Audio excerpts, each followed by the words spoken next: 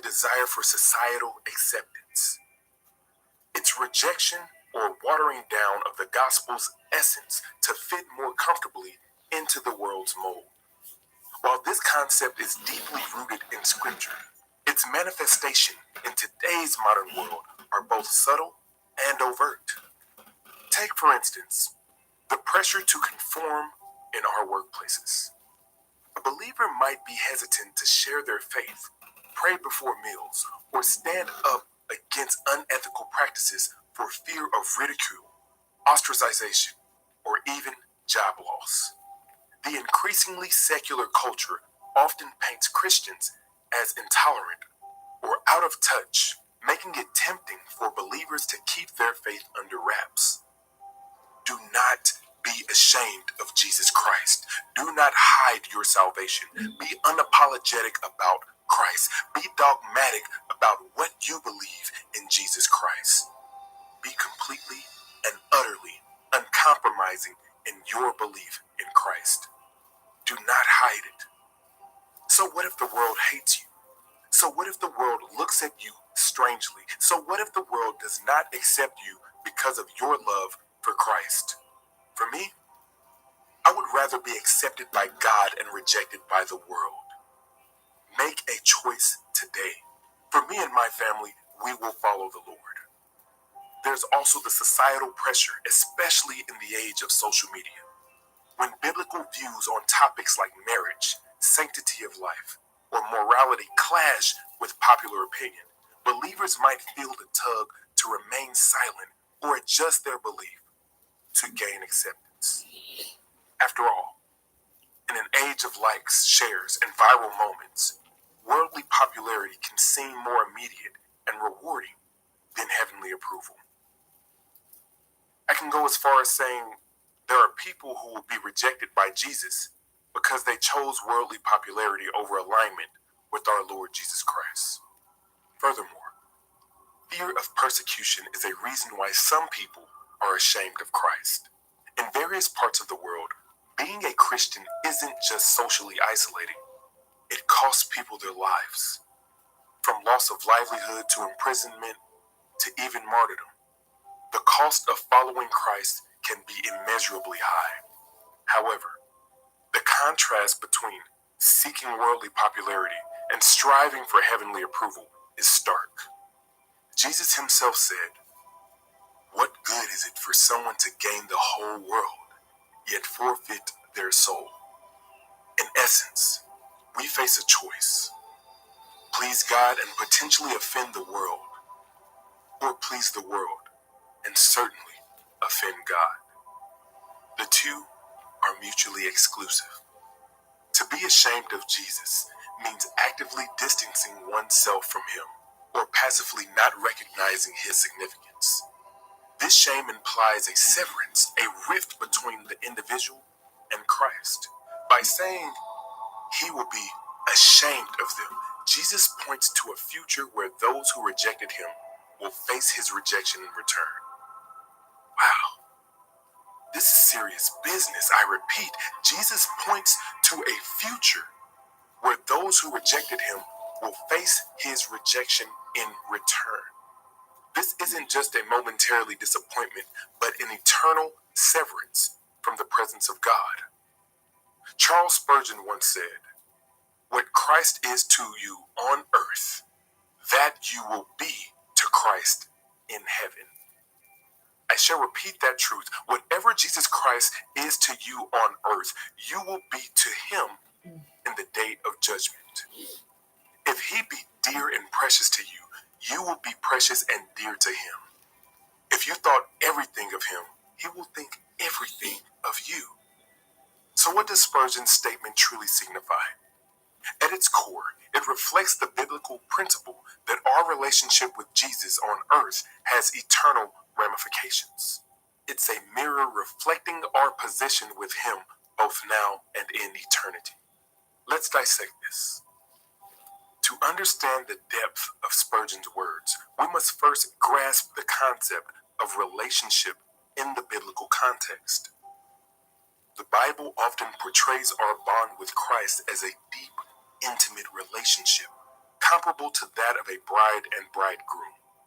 This depiction is not about emotions or feelings. It's about commitment, loyalty, and mutual love. When Spurgeon suggests what Christ is to you on earth, he challenges us to introspect on how central Christ is in our daily lives. Is he a fleeting thought or the core of our existence? Is he your very heartbeat or is he an afterthought? Is he your Lord that you openly and proudly exalt, or is he someone you hide? Is he merely a part of our routine, or is our life constructed around him? These are not questions of mere ritualistic faith, but of a genuine, heartfelt relationship. Transitioning to the latter part of his quote, Spurgeon paints a vivid picture of the day of judgment. The sobering reality is that our eternity is shaped by our earthly relationship with Christ. The difference between heaven and hell is Christ. Say what you want, argue all you want, however, on the day of judgment, the church you attend will not matter. The denomination you prescribe to will not matter. Whether you believe in pre-tribulation, mid-tribulation, or post-tribulation will not matter. What will matter is your relationship with Jesus Christ. If Jesus is dear and precious to you on earth, you will be precious and dear to him in heaven. If Jesus is cherished and valued by you here on earth, you will be cherished and valued by him in heaven. If Jesus is esteemed and treasured by you here on earth, you will be treasured and esteemed by him in heaven. If Jesus is acknowledged and loved by you here on earth, you will be loved and acknowledged by him in heaven. In today's world, with countless distractions, it's easy to regulate Jesus to the background. It's easy to hide your faith in order to fit in. Societal pressures, personal ambitions, and the relentless pursuit of worldly pleasures often take precedence. Yet, Spurgeon's words serve as a timely reminder that eternity is shaped by our present. If we treasure Christ now, he will treasure us in the hereafter. Spurgeon's profound statement is a clarion call to evaluate our relationship with Jesus. Are we lukewarm in our love, or do we genuinely cherish him? The gravity of these words prompts an examination for every believer. As we navigate through life, may our hearts echo the sentiment of the hymn writer when he penned, "My Jesus, I love thee. I know thou art mine. For thee, all the follies of sin I resign." The gravity of Christ's warning can't be understated. If one is rejected by Christ, the consequence is eternal separation in Hades. Our time on earth, fleeting as it is, pales in comparison to eternity. Yet our choices here determine our eternal destination. Many live under the illusion that their actions go unnoticed, that they can play both sides of the field. But God, in his omniscience, sees all. God wants people who will pick a side amid a generation often described as sinful, lawless, and easily swayed by the world's transient allure. Where will you stand? When society labels good as evil and vice versa, will you agree with the world, or will you stand firm in the truth of Christ? The New Testament consistently reaffirms that Jesus is the only way to the Father. In John 14, verse 6, Jesus states, "I am the way and the truth and the life. No one comes to the Father except through me." This statement is exclusive and unequivocal. In the midst of societal chaos, where good is frequently twisted to appear evil and vice versa, the call to stand unashamedly for Christ becomes even more crucial. And when the world increasingly veers towards darkness, rejecting the light because its deeds are evil, will you be a beacon of Christ's light? God is watching them, and God cares if you stand for him. In the midst of a generation that is sinful and lawless, will you stand for Christ? If in the midst of a generation that calls good evil and evil good, will you stand for Christ? If in the midst of a generation that loves pleasure more than God, will you stand for Christ? In the midst of a generation that loves darkness rather than light, will you stand for Christ? If in the midst of a generation where the God of this world has blinded the minds to the glorious light of the gospel, will you stand for Christ? 지금 일본의 결혼정보회사는 한국 남성 프리미엄 서비스로 대박이 났어요. 등록을 대기하고 있는 젊은 여성들이 500명이 넘습니다. 일본 여자들은 전부 한국 드라마를 보면서 한국 남자랑 결혼해서 탈출하자는 말이 일상이에요. 도쿄 시내 직장인 여성들 사이에서는 차라리 한국 시골에서 살아도 일본 도쿄보다 낫다가 유행어가 됐어요. 일본의 아파트는 난방도 제대로 안 되는 후진국 수준이라 매년 수천 명이 집에서 얼어 죽고 있습니다. 여기 한 일본 여성이 일본의 충격적인 실태를 전해왔는데요. 자세한 내용을 알아보도록 하겠습니다. 그 전에 잠깐 행운을 가져다주는 무료인 구독과 좋아요 버튼 한 번씩 눌러주세요. 그럼 오늘의 사연 시작하겠습니다. 안녕하세요. 저는 도쿄에서 온 24살 아리사입니다. 제가 오늘 이렇게 사연을 보내게 된 것은 지금 일본에서 일어나고 있는 무서운 현실을 꼭 알려드리고 싶어서입니다. 지난달 저희 회사의 나카무라 과장님이 아침에 출근을 하지 않으셨습니다. 경찰이 출동했을 때는 이미 늦었어요. 과장님은 집에서 돌아가신 채 발견되셨습니다. 바로 전날까지 제 옆자리에서 일하시던 분이었는데 집이 너무 추워서 심장마비로 돌아가셨다고 했어요. 이제 일본에서는 이런 일이 너무 흔해졌습니다. 전기세와 가스비가 너무 올랐기 때문에 대부분의 사람들이 난방을 제대로 하지 못하고 있어요. 저희 집도 한 달 전기세가 무려 35만 원이 나왔습니다. 월급으로는 감당이 안 되어서 이제는 이불을 3개씩 덮고 자야 해요. 특히 충격적인 것은 매년 약 2만 명의 사람들이 집안에서 추위 때문에 목숨을 잃는다는 사실입니다. 교통사고 사망자보다 많죠. 자다가 화장실 갈 때 방 안과 화장실의 심한 온도차 때문에 쓰러지시는 분들이 많고 밤새 추위를 견디지 못해 돌아가시는 분들도 너무 많아요. 저는 회사에서 월급 260만 원을 받고 있습니다. 하지만 집세가 120만 원, 관리비가 19만 원, 전기세와 가스비가 38만 원이 넘어가니 남는 게 없어요. 물가는 계속 오르는데 월급은 3년째 그대로입니다. 이제는 저녁에 편의점 도시락으로 끼니를 때우는 게 일상이 되었죠. 주변 친구들도 다들 비슷한 처지예요. 정규직으로 일하는 친구들도 월급이 너무 적어서 부모님과 살아야 하고 결혼은 꿈도 못 꾸고 있습니다. 어떤 친구는 생활비를 아끼려고 야간에 편의점 알바까지 하고 있어요. 이런 상황에서 지난달 큰 지진이 났습니다. 많은 사람들이 집을 잃었고 이제는 지진 보험료마저 너무 올라서 보험에도 들 수가 없어요. 후쿠시마 오염수 방류도 계속되고 있어서 더 이상 일본에서는 희망이 보이지 않습니다. 그러던 어느 날 우연히 인터넷에서 한국의 생활을 소개하는 영상을 보게 되었어요. 한국 사람들은 겨울에도 난방비 걱정 없이 따뜻하게 지내고 월급도 제때 오르고 야근 수당도 제대로 받는다고 했습니다. 처음에는 반신반의했지만 점점 더 알아볼수록 한국으로 가야겠다는 생각이 들었어요. 한국에 대해 알아보면 알아볼수록 더 큰 충격을 받았습니다. 우리 회사 동료 유키코 씨가 얼마 전 한국에서 취업한 친구와 화상 통화하는 것을 보게 되었어요. 그 친구는 서울의 일반 회사에서 일하는데 월급이 350만 원이라고 했습니다. 게다가 야근을 하면 수당을 따로 받고 주말에 출근하면 휴일 수당도 챙겨준다고 해요. 반면 저는 밤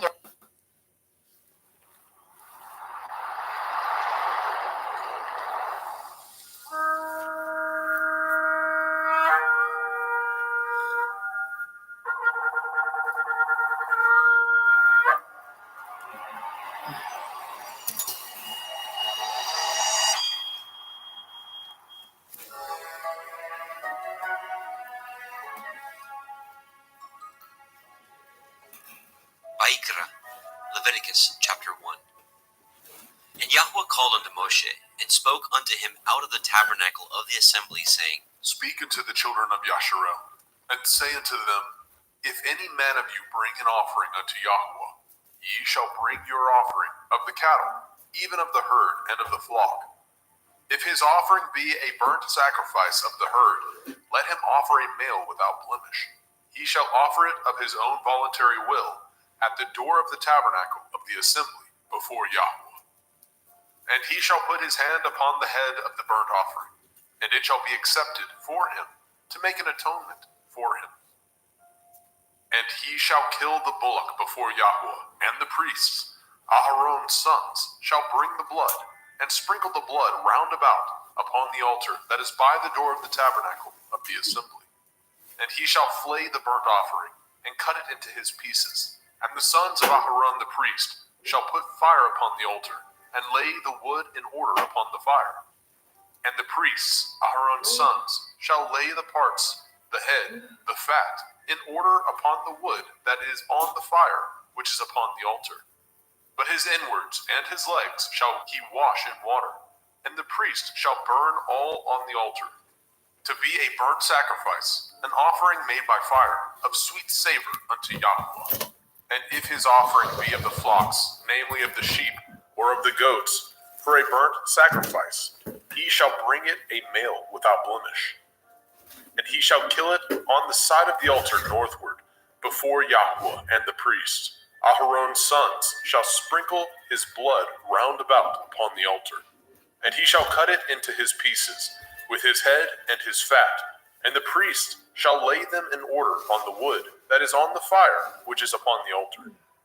But he shall wash the inwards of the legs with water, and the priest shall bring it all, and burn it upon the altar. It is a burnt sacrifice, an offering made by fire, of sweet savor unto Yahweh. And if the burnt sacrifice for his offering to Yahweh be of fowls, then he shall bring his offering of turtle doves, or of young pigeons. And the priest shall bring it unto the altar, and wring off his head, and burn it on the altar, and the blood thereof shall be wrung out at the side of the altar. And he shall pluck away his crop with his feathers, and cast it beside the altar on the east part, by the place of the ashes. And he shall cleave it with the wings thereof, but shall not divide it asunder. And the priest shall burn it upon the altar, upon the wood that is upon the fire. It is a burnt sacrifice, an offering made by fire, of sweet savor unto Yahweh. Vayikra, Leviticus chapter 2. And when any will offer a meat offering unto Yahweh, his offering shall be of fine flour, and he shall pour oil upon it, and put frankincense thereon. And he shall bring it to Aharon's sons, the priests, and he shall take thereout his handful of the flour thereof, and of the oil thereof, with all the frankincense thereof. And the priest shall burn the memorial of it upon the altar, to be an offering made by fire, of a sweet savor unto Yahweh. And the remnant of the meat offering shall be Aharon's and his sons. It is a thing most holy of the offerings of Yahweh made by fire. And if you bring an oblation of meat offering, baken in the oven, it shall be matzah cakes of fine flour, mingled with oil, or matzah wafers anointed with oil. And if your oblation be a meat offering, baken in a pan, it shall be of fine flour, unleavened, mingled with oil.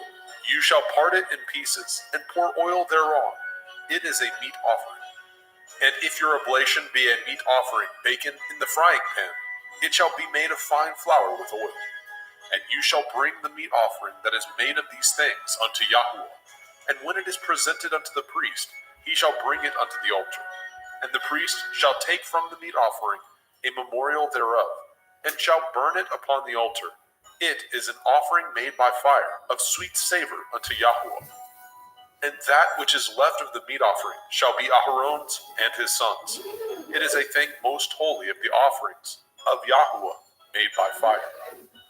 No meat offering which ye shall bring unto Yahweh shall be made with leaven, for ye shall burn no leaven, nor any honey, in any offering of Yahweh made by fire.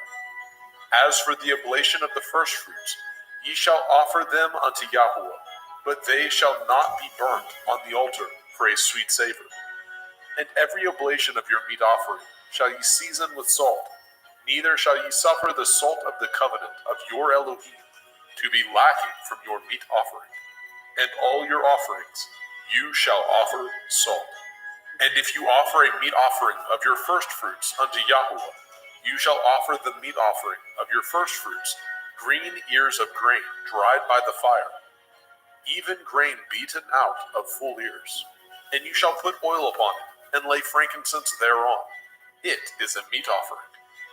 And the priest shall burn the memorial of it, part of the beaten grain thereof, and part of the oil thereof, with all the frankincense thereof.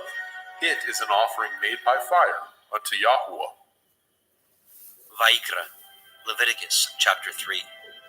And if his oblation be a sacrifice of peace offering, if he offer it of the herd, whether it be a male or a female, he shall offer it without blemish before Yahweh. And he shall lay his hand upon the head of his offering, and kill it at the door of the tabernacle of the assembly. And Aharon's sons, the priests, shall sprinkle the blood upon the altar round about. And he shall offer of the sacrifice of the peace offering an offering made by fire unto Yahweh, the fat that covers the inwards, and all the fat that is upon the inwards, and the two kidneys, and the fat that is on them, which is by the flanks, and the caul above the liver, with the kidneys, it shall he take away. And Aharon's sons shall burn it on the altar upon the burnt sacrifice, which is upon the wood that is on the fire. It is an offering made by fire, of sweet savor unto Yahweh. And if his offering for a sacrifice of peace offering unto Yahweh be of the flock, male or female, he shall offer it without blemish. If he offer a lamb for his offering, then shall he offer before Yahweh. And he shall lay his hand upon the head of his offering, and kill it before the tabernacle of the assembly. And Aharon's sons shall sprinkle the blood thereof round about upon the altar. And he shall offer of the sacrifice of the peace offering an offering made by fire unto Yahweh, the fat thereof, and the whole rump. It shall he take off hard by the backbone, and the fat that covers the inwards, and all the fat that is upon the inwards, and the two kidneys, and the fat that is upon them, which is by the flanks, and the caul above the liver, and the kidneys, it shall he take away. And the priest shall burn it upon the altar. It is the food of the offering made by fire unto Yahweh. And if his offering be a goat, then he shall offer it before Yahweh. And he shall lay his hand upon the head of it, and kill it before the tabernacle of the assembly. And the sons of Aharon shall sprinkle the blood thereof upon the altar round about. And he shall offer thereof his offering, even an offering made by fire unto Yahweh, the fat that covers the inwards, and all the fat that is upon the inwards, and the two kidneys, and the fat that is upon them, which is by the flanks, and the caul above the liver, with the kidneys, it shall he take away. And the priest shall burn them upon the altar. It is the food of the offering, made by fire for a sweet savor. All the fat is Yahweh's. It shall be a perpetual statute for your generations throughout all your dwellings, that ye eat neither fat nor blood. Vaikra, Leviticus chapter 4. And Yahweh spoke unto Moshe, saying, Speak unto the children of Yasharel, saying, If a soul shall sin through ignorance against any of the commandments of Yahweh concerning things which ought not to be done, and shall do against any of them, if the priest that is anointed do sin according to the sin of the people, then let him bring for his sin, which he has sinned, a young bullock, without blemish unto Yahweh, for a sin offering. And he shall bring the bullock unto the door of the tabernacle of the assembly before Yahweh, and shall lay his hands upon the bullock's head, and kill the bullock before Yahweh. And the priest that is anointed shall take of the bullock's blood, and bring it to the tabernacle of the assembly. And the priest shall dip his finger in the blood, and sprinkle of the blood 7 times before Yahweh, before the veil of the sanctuary.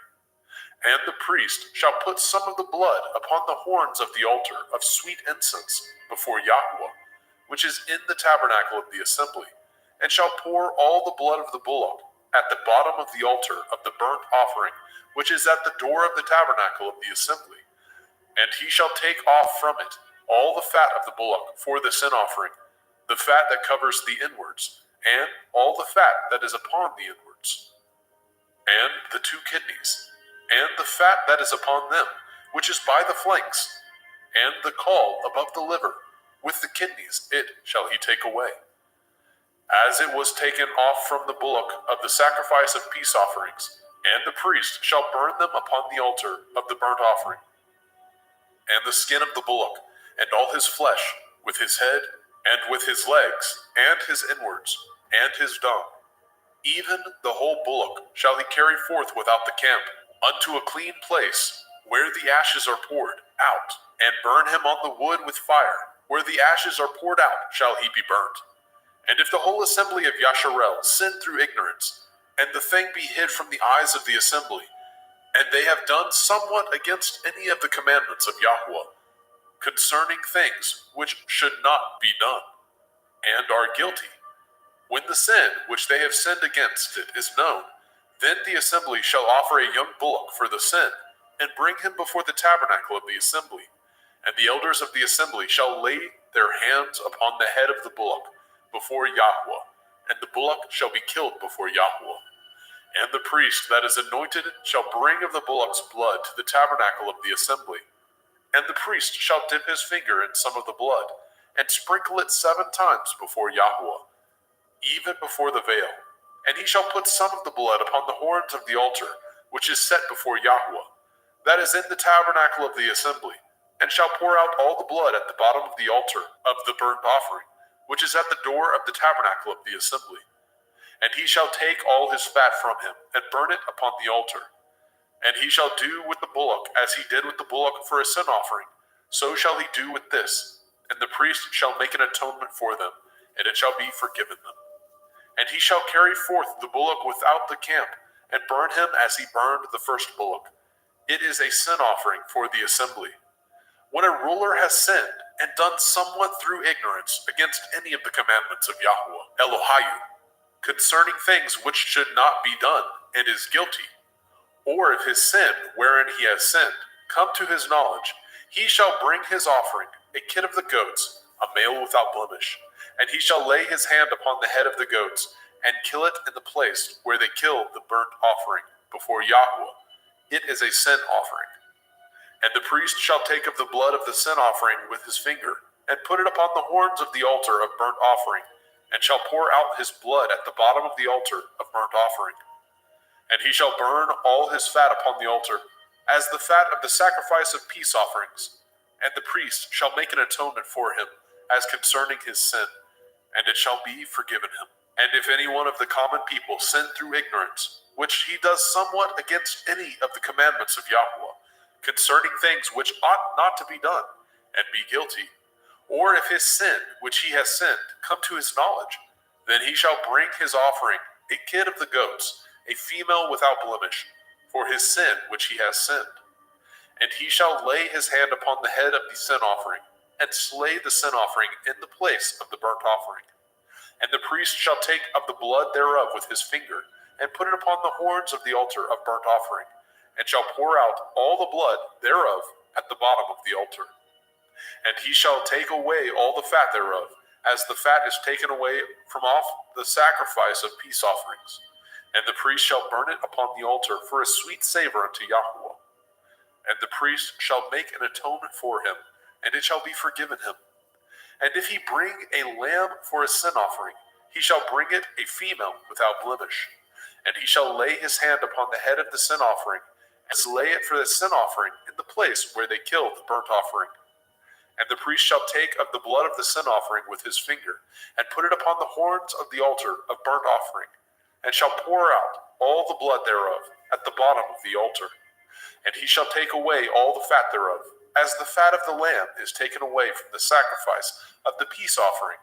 And the priest shall burn them upon the altar, according to the offering made by fire unto Yahweh.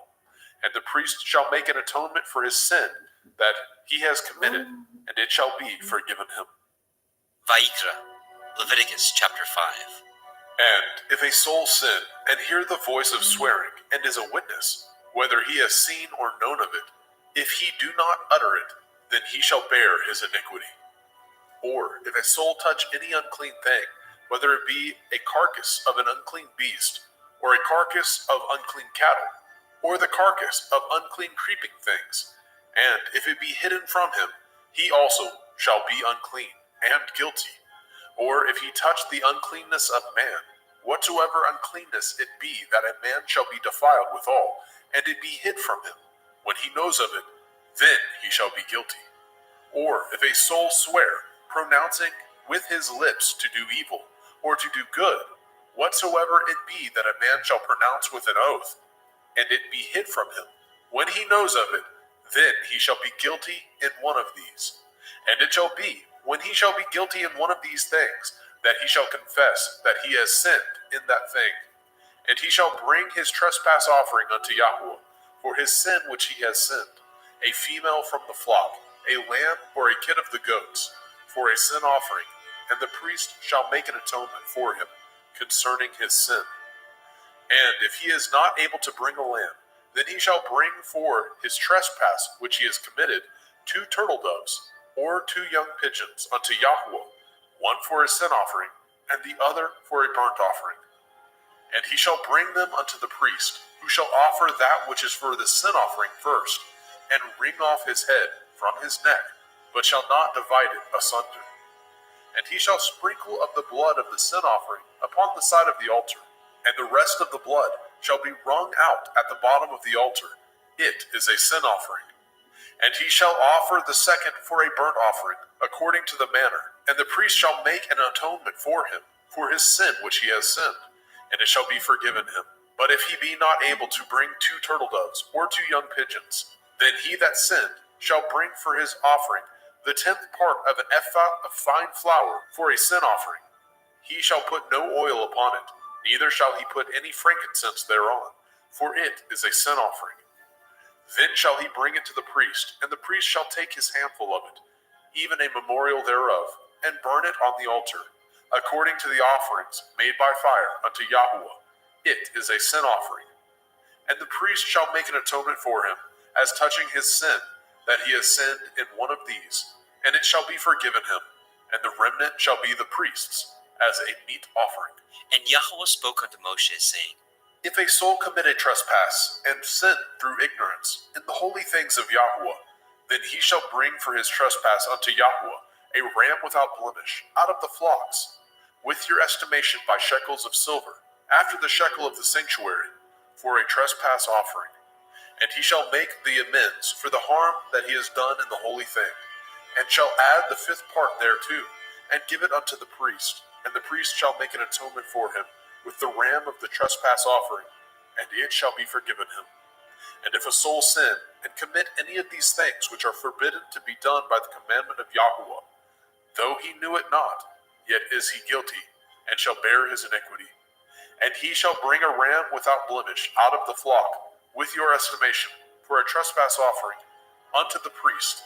And the priest shall make an atonement for him concerning his ignorance, wherein he erred, and knew it not, and it shall be forgiven him.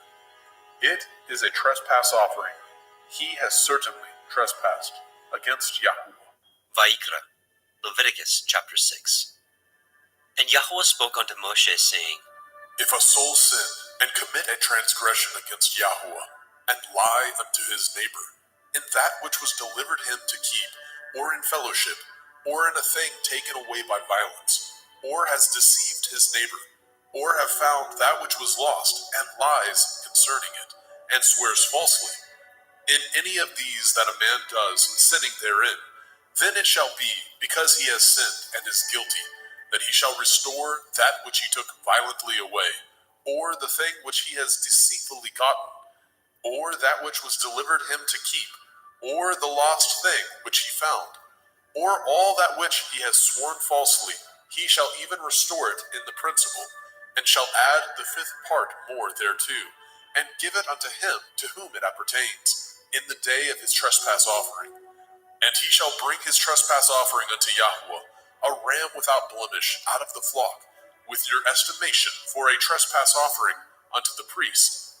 And the priest shall make an atonement for him before Yahweh, and it shall be forgiven him for anything of all that he has done in trespass therein. And Yahweh spoke unto Moshe, saying, Command Aaron and his sons, saying, This is the Torah of the burnt offering. It is the burnt offering because of the burning upon the altar all night unto the morning, and the fire of the altar shall be burning in it. And the priest shall put on his linen garment, and his linen breeches shall he put upon his flesh, and take up the ashes which the fire has consumed with the burnt offering on the altar, and he shall put them beside the altar. And he shall put off his garments, and put on other garments, and carry forth the ashes without the camp unto a clean place. And the fire upon the altar shall be burning in it. It shall not be put out. And the priest shall burn wood on it every morning, and lay the burnt offering in order upon it, and he shall burn thereon the fat of the peace offerings. The fire shall ever be burning upon the altar. It shall never go out. And this is the Torah of the meat offering. The sons of Aharon shall offer it before Yahweh, before the altar. And he shall take of it his handful of the flour of the meat offering, and of the oil thereof, and all the frankincense which is upon the meat offering, and shall burn it upon the altar for a sweet savor, even the memorial of it unto Yahweh. And the remainder thereof shall Aharon and his sons eat, with matzah, unleavened bread, shall it be eaten in the holy place, in the court of the tabernacle of the assembly, they shall eat it. It shall not be baken with leaven. I have given it unto them for their portion of my offering made by fire. It is most holy, as is the sin offering, and as the trespass offering. All the males among the children of Aharon shall eat of it. It shall be a statute forever in your generations, concerning the offerings of Yahweh made by fire. Everyone that touches them shall be holy. And Yahweh spoke unto Moshe, saying, This is the offering of Aharon and his sons, which they shall offer unto Yahweh in the day when he is anointed. The 10th part of an ephah of fine flour for a meat offering perpetual, half of it in the morning, and half thereof at night. In a pan it shall be made with oil, and when it is baken, you shall bring it in, and the baken pieces of the meat offering shall you offer for a sweet savor unto Yahweh. And the priest of his sons, that is anointed in his stead, shall offer it. It is a statute forever unto Yahweh. It shall be wholly burnt. For every meat offering for the priest shall be wholly burnt. It shall not be eaten. And Yahweh spoke unto Moshe, saying, Speak unto Aharon and to his sons, saying, This is the Torah of the sin offering. In the place where the burnt offering is killed, shall the sin offering be killed before Yahweh. It is most holy. The priest that offers it for sin shall eat it. In the holy place shall it be eaten, in the court of the tabernacle of the assembly. Whatsoever shall touch the flesh thereof shall be holy. And when there is sprinkled of the blood thereof upon any garment, you shall wash that whereon it was sprinkled in the holy place. But the earthen vessel wherein it was sodden shall be broken. And if it be sodden in a brazen pot, it shall be both scoured and rinsed in water. All the males among the priests shall eat thereof. It is most holy. And no sin offering, whereof any of the blood is brought into the tabernacle of the assembly, to reconcile withal in the holy place, shall be eaten. It shall be burnt in the fire. Vayikra, Leviticus chapter 7. Likewise, this is the Torah of the trespass offering. It is most holy. In the place where they kill the burnt offering, shall they kill the trespass offering, and the blood thereof shall he sprinkle round about upon the altar. And he shall offer it of all the fat thereof, the rump, the fat that covers the inwards, and the 2 kidneys, and the fat that is on them, which is by the flanks, and the caul that is above the liver. With the kidneys it shall he take away. And the priest shall burn them upon the altar for an offering made by fire unto Yahweh. It is a trespass offering. Every male among the priests shall eat thereof. It shall be eaten in the holy place. It is most holy. As the sin offering is, so is the trespass offering. There is one Torah for them. The priest that makes atonement therewith shall have it. And the priest that offers any man's burnt offering, even the priest shall have to himself the skin of the burnt offering which he has offered. And all the meat offering that is baken in the oven, and all that is dressed in the frying pan, and in the pan, shall be the priest's that offer it. And every meat offering mingled with oil. And dry shall all the sons of Aharon have, one as much as another. And this is the Torah of the sacrifice of peace offerings, which he shall offer unto Yahweh. If he offer it for thanksgiving, then he shall offer with the sacrifice of thanksgiving matzah, unleavened cakes, mingled with oil, and matzah wafers, anointed with oil, and cakes mingled with oil, of fine flour, fried. Besides the cakes, he shall offer for his offering hametz, leavened bread, with the sacrifice of thanksgiving of his peace offerings. And of it he shall offer one out of the whole oblation for a heave offering unto Yahweh, and it shall be the priest that sprinkles the blood of the peace offerings. And the flesh of the sacrifice of his peace offerings for thanksgiving shall be eaten the same day that it is offered. He shall not leave any of it until the morning. But if the sacrifice of his offering be a vow or a voluntary offering, it shall be eaten the same day that he offers his sacrifice. On the morrow also the remainder of it shall be eaten. But the remainder of the flesh of the sacrifice on the third day shall be burnt with fire. And if any of the flesh of the sacrifice of his peace offerings be eaten at all on the third day, it shall not be accepted, neither shall it be imputed unto him that offers it. It shall be an abomination, and the soul that eats of it shall bear his iniquity. And the flesh that touches any unclean thing shall not be eaten. It shall be burnt with fire. And as for the flesh, all that be clean shall eat thereof.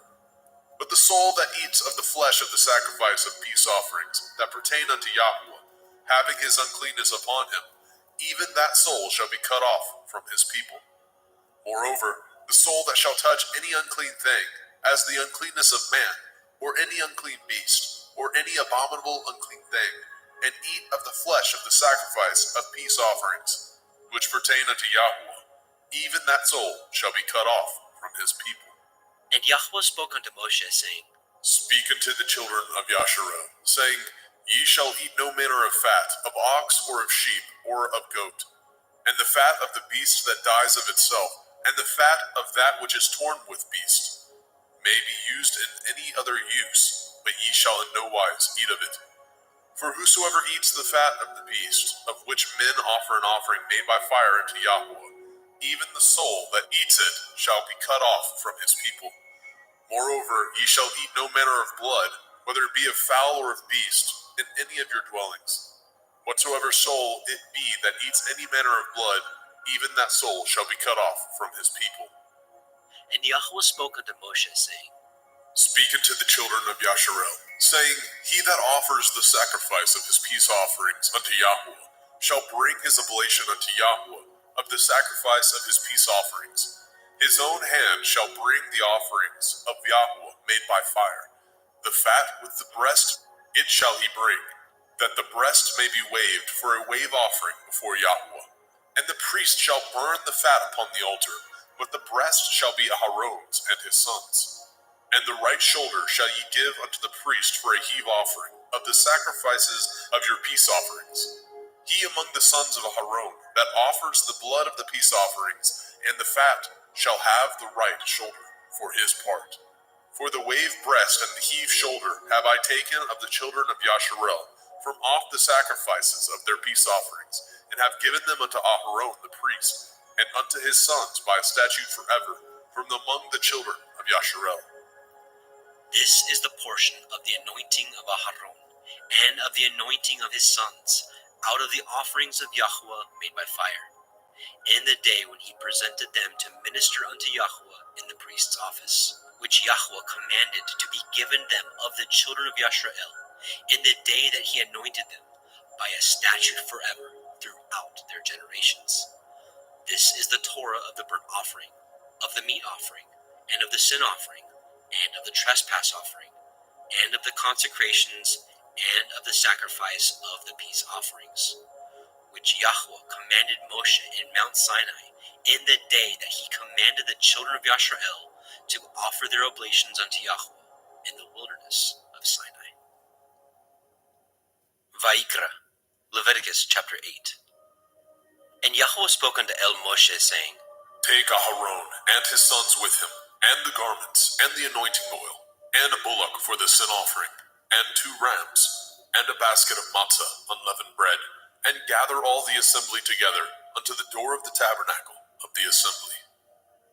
And Moshe did as Yahweh commanded him, and the assembly was gathered together unto the door of the tabernacle of the assembly. And Moshe said unto the assembly, This is the thing which Yahweh commanded to be done.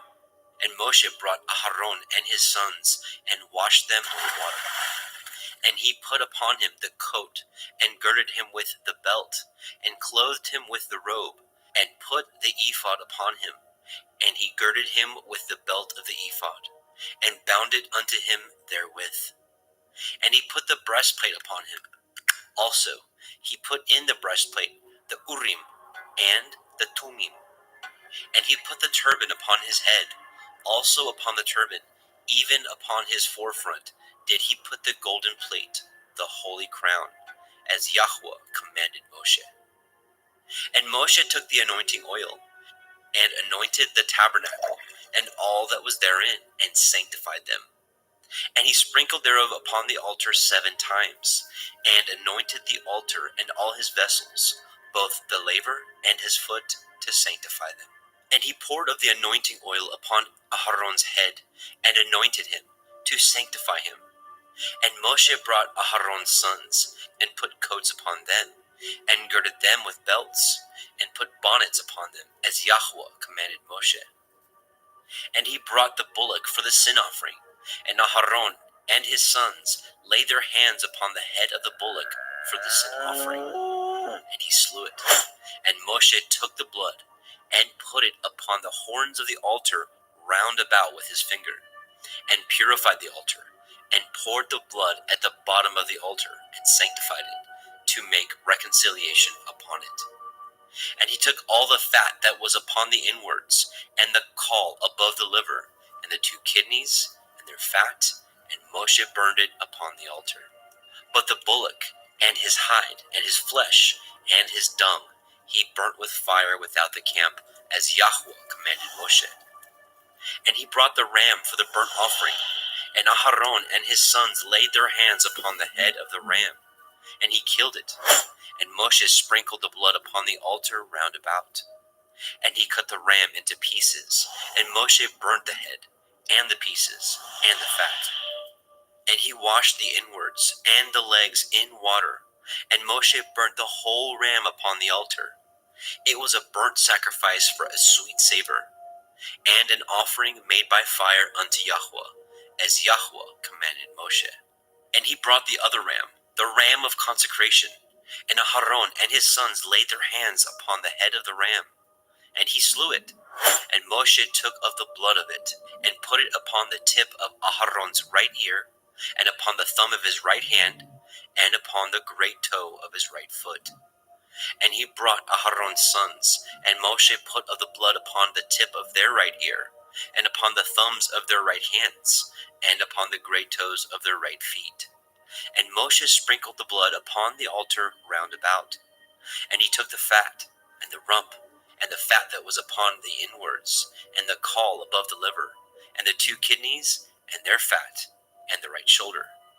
And out of the basket of matzah that was before Yahweh, he took 1 matzah cake, and a cake of oiled bread, and 1 wafer, and put them on the fat, and upon the right shoulder. And he put all upon Aharon's hands, and upon his sons' hands, and waved them for a wave offering before Yahweh. And Moshe took them from off their hands, and burnt them on the altar upon the burnt offering. They were consecrations for a sweet savor. It is an offering made by fire unto Yahweh. And Moshe took the breast, and waved it for a wave offering before Yahweh. For of the ram of consecration it was Moshe's part, as Yahweh commanded Moshe. And Moshe took of the anointing oil, and of the blood which was upon the altar, and sprinkled it upon Aharon, and his garments, and upon his sons, and upon his sons' garments with him, and sanctified Aharon, and his garments, and his sons' garments with him. And Moshe said unto Aharon and to his sons, Boil the flesh at the door of the tabernacle of the assembly, and there eat it, with the bread that is in the basket of consecrations, as I commanded, saying, Aharon and his sons shall eat it. And that which remains of the flesh and of the bread shall ye burn with fire. And ye shall not go out of the door of the tabernacle of the assembly in 7 days, until the days of your consecration be at an end. For 7 days shall he consecrate you. As he has done this day, so Yahweh has commanded to do, to make an atonement for you. Therefore shall ye abide at the door of the tabernacle of the assembly day and night 7 days, and guard the watch of Yahweh, that ye die not. For so I am commanded. So Aharon and his sons did all the things which Yahweh commanded by the hand of Moshe. Vaikra, Leviticus chapter 9. And it came to pass on the 8th day that Moshe called Aharon and his sons and the elders of Yisrael. And he said unto Aharon, Take a young calf for a sin offering, and a ram for a burnt offering, without blemish, and offer them before Yahweh. And unto the children of Yisrael you shall speak, saying, Take ye a kid of the goats for a sin offering, and a calf and a lamb, both of the first year, without blemish, for a burnt offering. Also a bullock and a ram for peace offerings, to sacrifice before Yahweh, and a meat offering mingled with oil. For today Yahweh will appear unto you. And they brought which Moshe commanded before the tabernacle of the assembly. And all the assembly drew near and stood before Yahweh. And Moshe said, This is the thing which Yahweh commanded that you should do, and the glory of Yahweh shall appear unto you. And Moshe said unto Aharon, Go unto the altar, and offer your sin offering, and your burnt offering, and make an atonement for yourself and for the people, and offer the offering of the people, and make an atonement for them, as Yahweh commanded. Aharon therefore went unto the altar, and slew the calf of the sin offering, which was for himself. And the sons of Aharon brought the blood unto him, and he dipped his finger in the blood, and put it upon the horns of the altar, and poured out the blood at the bottom of the altar. But the fat, and the kidneys, and the caul above the liver of the sin offering he burnt upon the altar, as Yahweh commanded Moshe. And the flesh and the hide he burnt with fire without the camp. And he slew the burnt offering, and Aharon's sons presented unto him the blood, which he sprinkled round about upon the altar. And they presented the burnt offering unto him, with the pieces thereof, and the head, and he burnt them upon the altar. And he did wash the inwards and the legs, and burnt them upon the burnt offering on the altar. And he brought the people's offering, and took the goat, which was the sin offering for the people, and slew it, and offered it for sin as the first. And he brought the burnt offering, and offered it according to the manner. And he brought the meat offering, and took a handful thereof, and burnt it upon the altar, beside the burnt sacrifice of the morning. He slew also the bullock and the ram for a sacrifice of peace offerings, which was for the people. And Aharon's sons presented unto him the blood, which he sprinkled upon the altar round about. And the fat of the bullock and of the ram, the rump, and that which covers the inwards, and the kidneys, and the caul above the liver, and they put the fat upon the breasts, and he burnt the fat upon the altar. And the breasts and the right shoulder Aharon waved for a wave offering before Yahweh, as Moshe commanded. And Aharon lifted up his hand toward the people, and blessed them, and came down from offering of the sin offering, and the burnt offering, and peace offerings. And Moshe and Aharon went into the tabernacle of the assembly, and came out, and blessed the people. And the glory of Yahweh appeared unto all the people. And there came a fire out from before Yahweh, and consumed upon the altar the burnt offering and the fat, which when all the people saw, they shouted and fell on their face. Vaikra, Leviticus chapter 10. And Nadab and Abihu, the sons of Aharon, took either of them his censer, and put fire therein, and put incense thereon, and offered strange fire before Yahweh, which he commanded them not. And there went out fire from Yahweh, and devoured them, and they died before Yahweh. Then Moshe said unto Aharon, This is that Yahweh spoke, saying, I will be sanctified in them that come nigh me, and before all the people I will be glorified. And Aharon held his peace. And Moshe called Mishael and Elishaphan, the sons of Uzziel, the uncle of Aharon, and said unto them, Come near, carry your brethren from before the sanctuary out of the camp. So they went near, and carried them in their coats out of the camp, as Moshe had said. And Moshe said unto Aharon, and unto Eleazar, and unto Ithamar his sons, Uncover not your heads, neither rend your clothes, lest ye die, and lest the wrath come upon all the people. But let your brethren, the whole house of Yashrael, bewail the burning which Yahweh has kindled. And ye shall not go out from the door of the tabernacle of the assembly, lest ye die. For the anointing oil of Yahweh is upon you. And they did according to the word of Moshe. And Yahweh spoke unto Aharon, saying, Do not drink wine, nor strong drink, you nor your sons with you, when ye go into the tabernacle of the assembly, lest ye die.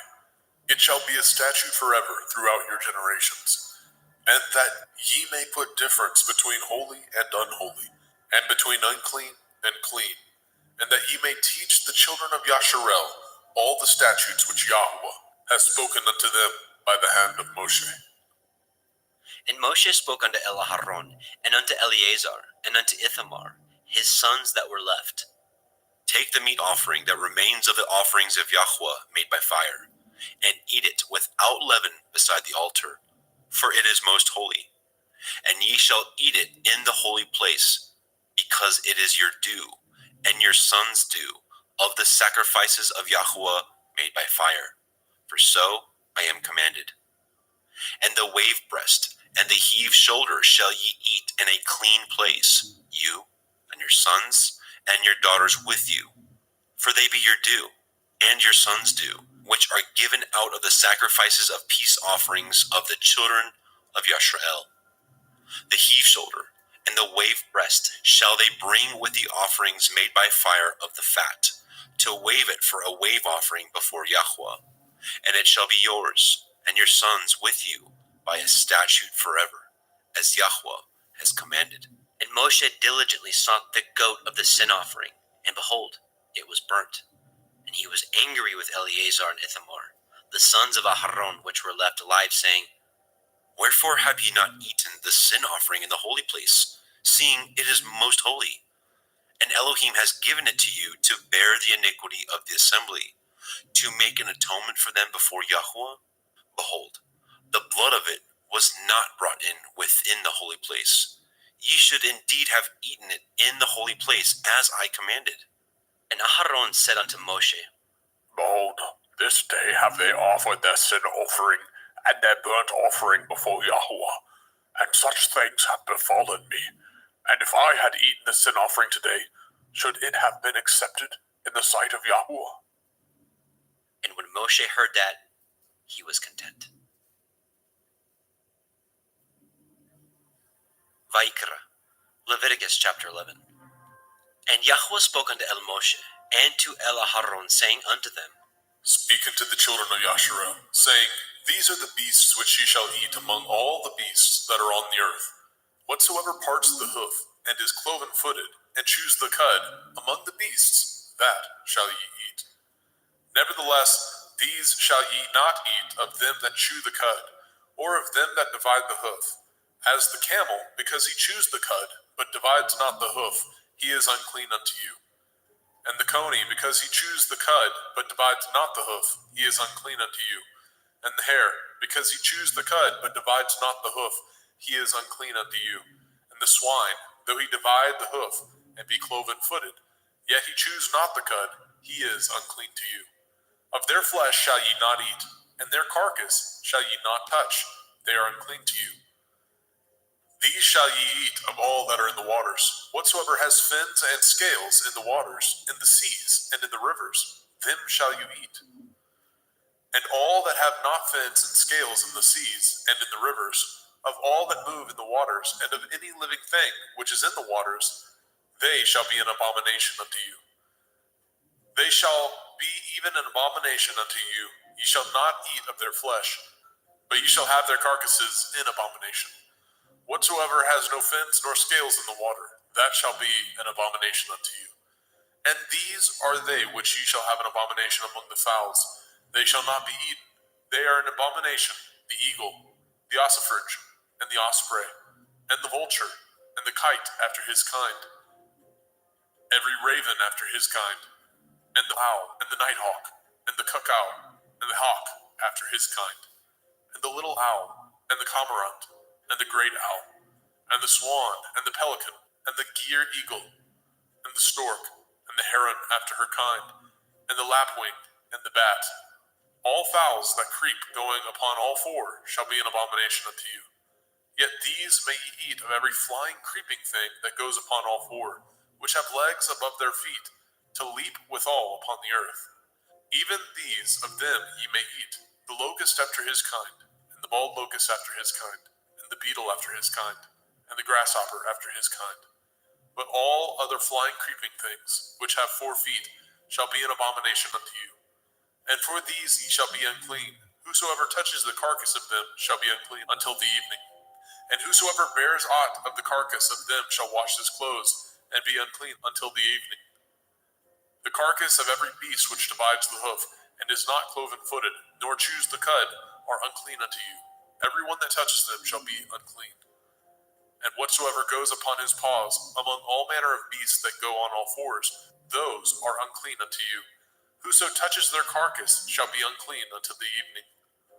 And he that bears the carcass of them shall wash his clothes, and be unclean unto the evening. They are unclean unto you. These also shall be unclean unto you. Among the creeping things that creep upon the earth, the weasel, the mouse, and the tortoise, after his kind, and the ferret, and the chameleon, and the lizard, and the snail, and the mole, these are unclean to you among all that creep. Whosoever touches them, when they be dead, shall be unclean until the evening. And upon whatsoever any of them, when they are dead, does fall, it shall be unclean, whether it be any vessel of wood, or raiment, or skin, or sack. Whatsoever vessel it be, wherein any work is done, it must be put into water, and it shall be unclean until the evening, so it shall be cleansed. And every earthen vessel, where into any of them that falls, whatsoever is in it shall be unclean, and ye shall break it. Of all meat which may be eaten, that on which such water comes shall be unclean, and all drink that may be drunk in every vessel shall be unclean. And everything whereupon any part of their carcass falls shall be unclean, whether it be oven or range for pots, they shall be broken down, for they are unclean, and shall be unclean unto you.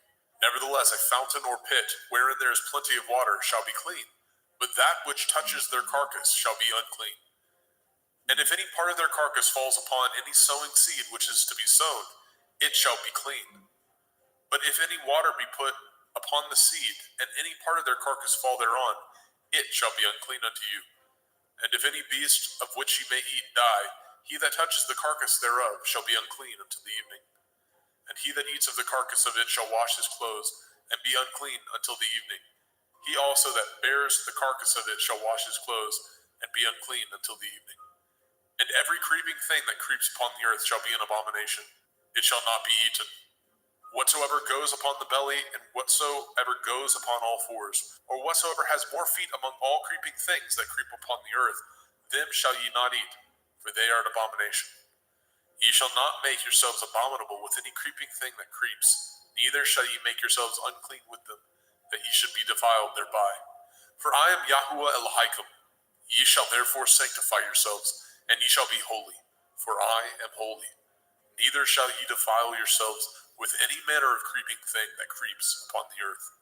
For I am Yahuwah, that brings you up out of the land of Mitzrayim, to be your Elohim. Ye shall therefore be holy, for I am holy. This is the Torah of the beasts, and of the fowl, and of every living creature that moves in the waters, and of every creature that creeps upon the earth, to make a difference between the unclean and the clean, and between the beast that may be eaten, and the beast that may not be eaten. Vaikra, Leviticus chapter 12. And Yahweh spoke unto Moshe, saying, Speak unto the children of Yasharel, saying, If a woman have conceived seed, and born a male child, then she shall be unclean 7 days. According to the days of the separation for her infirmity, shall she be unclean. And in the 8th day, the flesh of his foreskin shall be circumcised. And she shall then continue in the blood of her purifying 33 days. She shall touch no hallowed thing, nor come into the sanctuary, until the days of her purifying be fulfilled. But if she bear a female child, then she shall be unclean 2 weeks, as in her separation, and she shall continue in the blood of her purifying 66 days. And when the days of her purifying are fulfilled, for a son or for a daughter, she shall bring a lamb of the first year for a burnt offering, and a young pigeon or a turtle dove for a sin offering, unto the door of the tabernacle of the assembly, unto the priest, who shall offer it before Yahweh, and make an atonement for her, and she shall be cleansed from the issue of her blood. This is the Torah for her that has borne a male or a female. And if she be not able to bring a lamb, then she shall bring 2 turtle doves or 2 young pigeons, the one for the burnt offering, and the other for a sin offering. And the priest shall make an atonement for her, and she shall be clean. Vaikra, Leviticus chapter 13. And Yahweh spoke unto El Moshe and El Aharon, saying, When a man shall have in the skin of his flesh a rising, a scab, or a bright spot, and it be in the skin of his flesh, like the plague of leprosy, then he shall be brought unto El Aharon the priest, or unto one of his sons the priests. And the priest shall look on the plague in the skin of the flesh, and when the hair in the plague is turned white, and the plague in sight be deeper than the skin of his flesh, it is a plague of leprosy, and the priest shall look on him and pronounce him unclean. If the bright spot be white in the skin of his flesh, and in sight be not deeper than the skin, and the hair thereof be not turned white, then the priest shall shut up him that has the plague 7 days. And the priest shall look on him the 7th day, and behold, if the plague in his sight be at a stay, and the plague spread not in the skin, then the priest shall shut him up 7 days more. And the priest shall look on him again the 7th day, and behold, if the plague be somewhat dark, and the plague spread not in the skin, the priest shall pronounce him clean. It is but a scab, and he shall wash his clothes and be clean. But if the scab spread much abroad in the skin, after that he has been seen of the priest for his cleansing, he shall be seen of the priest again. And if the priest see that, behold, the scab spreads in the skin, then the priest shall pronounce him unclean. It is a leprosy. When the plague of leprosy is in a man, then he shall be brought unto the priest. And the priest shall see him, and behold, if the rising be white in the skin, and it have turned the hair white, and there be quick raw flesh in the rising, it is an old leprosy in the skin of his flesh, and the priest shall pronounce him unclean, and shall not shut him up, for he is unclean. And if a leprosy break out abroad in the skin, and the leprosy cover all the skin of him that has the plague from his head even to his foot, wheresoever the priest looks, then the priest shall consider, and behold, if the leprosy have covered all his flesh, he shall pronounce him clean that has the plague. It is all turned white, he is clean. But when raw flesh appears in him, he shall be unclean. And the priest shall see the raw flesh and pronounce him to be unclean, for the raw flesh is unclean. It is a leprosy. Or if the raw flesh turn again, and be changed unto white, he shall come unto the priest. And the priest shall see him, and behold, if the plague be turned unto white, then the priest shall pronounce him clean that has the plague. He is clean. The flesh also, in which even in the skin thereof was a boil, and is healed. And in the place of the boil, where there be a white rising, or a bright spot, white, and somewhat reddish, and it be showed to the priest. And if, when the priest sees it, behold, it be in sight lower than the skin, and the hair thereof be turned white, the priest shall pronounce him unclean. It is a plague of leprosy, broken out of the boil. But if the priest look on it, and behold, there be no white hairs therein, and if it be not lower than the skin, but be somewhat dark, then the priest shall shut him up 7 days. And if it spread much abroad in the skin, then the priest shall pronounce him unclean. It is a plague. But if the bright spot stay in his place and spread not, it is a burning boil, and the priest shall pronounce him clean. Or if there be any flesh in the skin whereof there is a hot burning, and the quick flesh that burns have a white bright spot, somewhat reddish or white, then the priest shall look upon it, and behold, if the hair in the bright spot be turned white, and it be in sight deeper than the skin, it is a leprosy broken out of the burning, wherefore the priest shall pronounce him unclean. It is the plague of leprosy. But if the priest look on it, and behold, there be no white hair in the bright spot, and it be no lower than the other skin, but be somewhat dark, then the priest shall shut him up 7 days. And the priest shall look upon him the 7th day, and if it be spread much abroad in the skin, then the priest shall pronounce him unclean. It is the plague of leprosy. And if the bright spot stay in his place, and spread not in the skin, but it be somewhat dark, it is a rising of the burning, and the priest shall pronounce him clean, for it is an inflammation of the burning. If a man or woman have a plague upon the head or the beard, then the priest shall see the plague, and behold, if it be in sight deeper than the skin, and there be in it a yellow thin hair, then the priest shall pronounce him unclean. It is a dry skull, even a leprosy upon the head or beard. And if the priest shall look on the plague of the skull, and behold, it be not in sight deeper than the skin, and that there is no black hair in it, then the priest shall shut up him that has the plague of the skull 7 days. And in the 7th day the priest shall look on the plague, and behold, if the skull spread not, and there be in it no yellow hair, and the skull be not in sight deeper than the skin, he shall be shaven, and the skull shall he not shave, and the priest shall shut him up that has the skull 7 days more. And in the 7th day the priest shall look on the skull, and behold, if the skull be not spread in the skin, nor be in sight deeper than the skin, then the priest shall pronounce him clean, and he shall wash his clothes and be clean. But if the skull spread much in the skin after his cleansing, then the priest shall look on him, and behold, if the skull be spread in the skin, the priest shall not seek for yellow hair, he is unclean. But if the skull be in his sight at his stay, and that there is a black hair grown up therein, the skull is healed, he is clean, and the priest shall pronounce him clean. If a man also or a woman have in the skin of their flesh bright spots, even white bright spots, then the priest shall look, and behold, if the bright spot in the skin of their flesh be darkish white, it is a freckled spot that grows in the skin, he is clean. And the man whose hair is fallen off his head, he is bald, yet is he clean. And he that has his hair fallen off from the part of his head towards his face, he is forehead bald, yet he is clean. And if there be in the bald head or bald forehead a white reddish sore, it is a leprosy sprung up in his bald head or his bald forehead. Then the priest shall look upon it, and behold, if the rising of the sore be white reddish in the bald head or in his bald forehead, as the leprosy appears in the skin of the flesh, he is a leprous man. He is unclean. The priest shall pronounce him utterly unclean. His plague is in his head.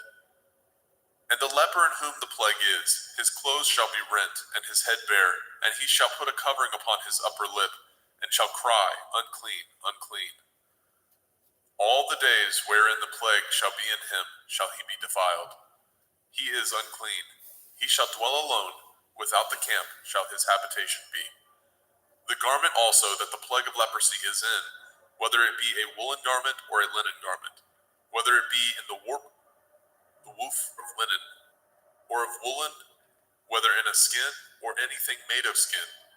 And if the plague be greenish or reddish in the garment or in the skin, either in the warp or in the woof or in anything of skin, it is a plague of leprosy, and shall be showed unto the priest. And the priest shall look upon the plague, and shut up it that has the plague 7 days. And he shall look on the plague on the 7th day.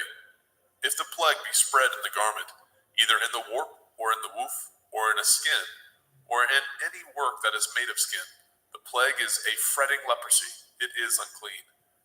He shall therefore burn that garment, whether warp or woof, in woolen or in linen, anything of skin wherein the plague is, for it is a fretting leprosy, it shall be burnt in the fire.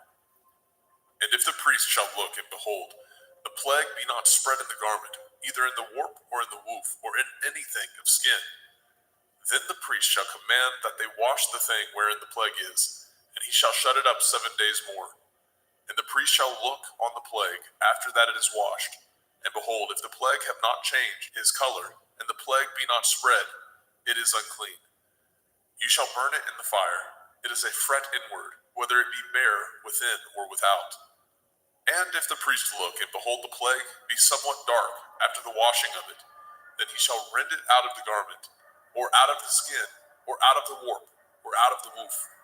And if it appear still in the garment, either in the warp or in the woof, or in anything of skin, it is a spreading plague. You shall burn that wherein the plague is with fire. And the garment, either warp or woof, or whatsoever thing of skin it be, which you shall wash, if the plague be departed from them, then it shall be washed the second time, and shall be clean. This is the Torah of the plague of leprosy, in a garment of woolen or linen, either in warp or woof, or in anything of skins, to pronounce it clean, or to pronounce it unclean. Vaikra, Leviticus chapter 14. And Yahweh spoke unto Moshe, saying, This shall be the Torah of the leper in the day of his cleansing. He shall be brought unto the priest, and the priest shall go forth out of the camp. And the priest shall look, and behold, if the plague of leprosy be healed in the leper, then shall the priest command to take for him that is to be cleansed 2 birds alive and clean, and cedar wood, and scarlet and hyssop. And the priest shall command that one of the birds be killed in an earthen vessel over running water. As for the living bird, he shall take it, and the cedar wood, and the scarlet, and the hyssop, and shall dip them, and the living bird in the blood of the bird that was killed over the running water. And he shall sprinkle upon him that is to be cleansed from the leprosy 7 times, and shall pronounce him clean, and shall let the living bird loose into the open field. And he that is to be cleansed shall wash his clothes, and shave off all his hair, and wash himself in water, that he may be clean. And after that he shall come into the camp, and shall tarry abroad out of his tent 7 days. But it shall be on the 7th day that he shall shave all his hair off his head, and his beard, and his eyebrows, even all his hair he shall shave off, and shall wash his clothes. Also shall he wash his flesh in water, and shall be clean. And on the 8th day he shall take 2 he-lambs without blemish, and 1 ewe lamb of the first year without blemish, and 3/10 deal of fine flour for a meat offering, mingled with oil, and 1 log of oil. And the priest that makes him clean shall present the man that is to be made clean, and those things before Yahweh at the door of the tabernacle of the assembly. And the priest shall take 1 he-lamb, and offer him for a trespass offering, and the log of oil, and wave them for a wave offering before Yahweh.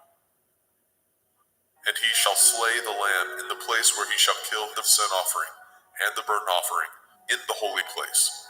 For as the sin offering is the priest's, so is the trespass offering. It is most holy. And the priest shall take some of the blood of the trespass offering, and the priest shall put it upon the tip of the right ear of him that is to be cleansed, and upon the thumb of his right hand, and upon the great toe of his right foot. And the priest shall take some of the log of oil, and pour it into the palm of his own left hand.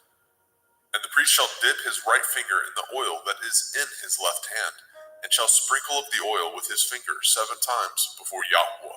And of the rest of the oil that is in his hand shall the priest put upon the tip of the right ear of him that is to be cleansed, and upon the thumb of his right hand, and upon the great toe of his right foot, upon the blood of the trespass offering. And the remnant of the oil that is in the priest's hand he shall pour upon the head of him that is to be cleansed, and the priest shall make an atonement for him before Yahweh. And the priest shall offer the sin offering, and make an atonement for him that is to be cleansed from his uncleanness, and afterwards he shall kill the burnt offering. And the priest shall offer the burnt offering and the meat offering upon the altar, and the priest shall make an atonement for him, and he shall be clean. And if he be poor, and cannot get so much, then he shall take 1 lamb for a trespass offering to be waved, to make an atonement for him, and 1/10 deal of fine flour mingled with oil for a meat offering, and a log of oil, and 2 turtle doves, or 2 young pigeons, such as he is able to get, one shall be a sin offering, and the other a burnt offering. And he shall bring them on the 8th day for his cleansing unto the priest, unto the door of the tabernacle of the assembly before Yahweh. And the priest shall take the lamb of the trespass offering, and the log of oil, and the priest shall wave them for a wave offering before Yahweh. And he shall kill the lamb of the trespass offering, and the priest shall take some of the blood of the trespass offering, and put it upon the tip of the right ear of him that is to be cleansed, and upon the thumb of his right hand, and upon the great toe of his right foot. And the priest shall pour of the oil into the palm of his own left hand. And the priest shall sprinkle with his right finger some of the oil that is in his left hand 7 times before Yahweh. And the priest shall put of that oil that is in his hand upon the tip of the right ear of him that is to be cleansed, and upon the thumb of his right hand, and upon the great toe of his right foot, upon the place of the blood of the trespass offering. And the rest of the oil that is in the priest's hand he shall put upon the head of him that is to be cleansed, to make an atonement for him before Yahweh. And he shall offer the one of the turtle doves, or of the young pigeons, such as he can get, even such as he is able to get, the one for a sin offering, and the other for a burnt offering, with the meat offering.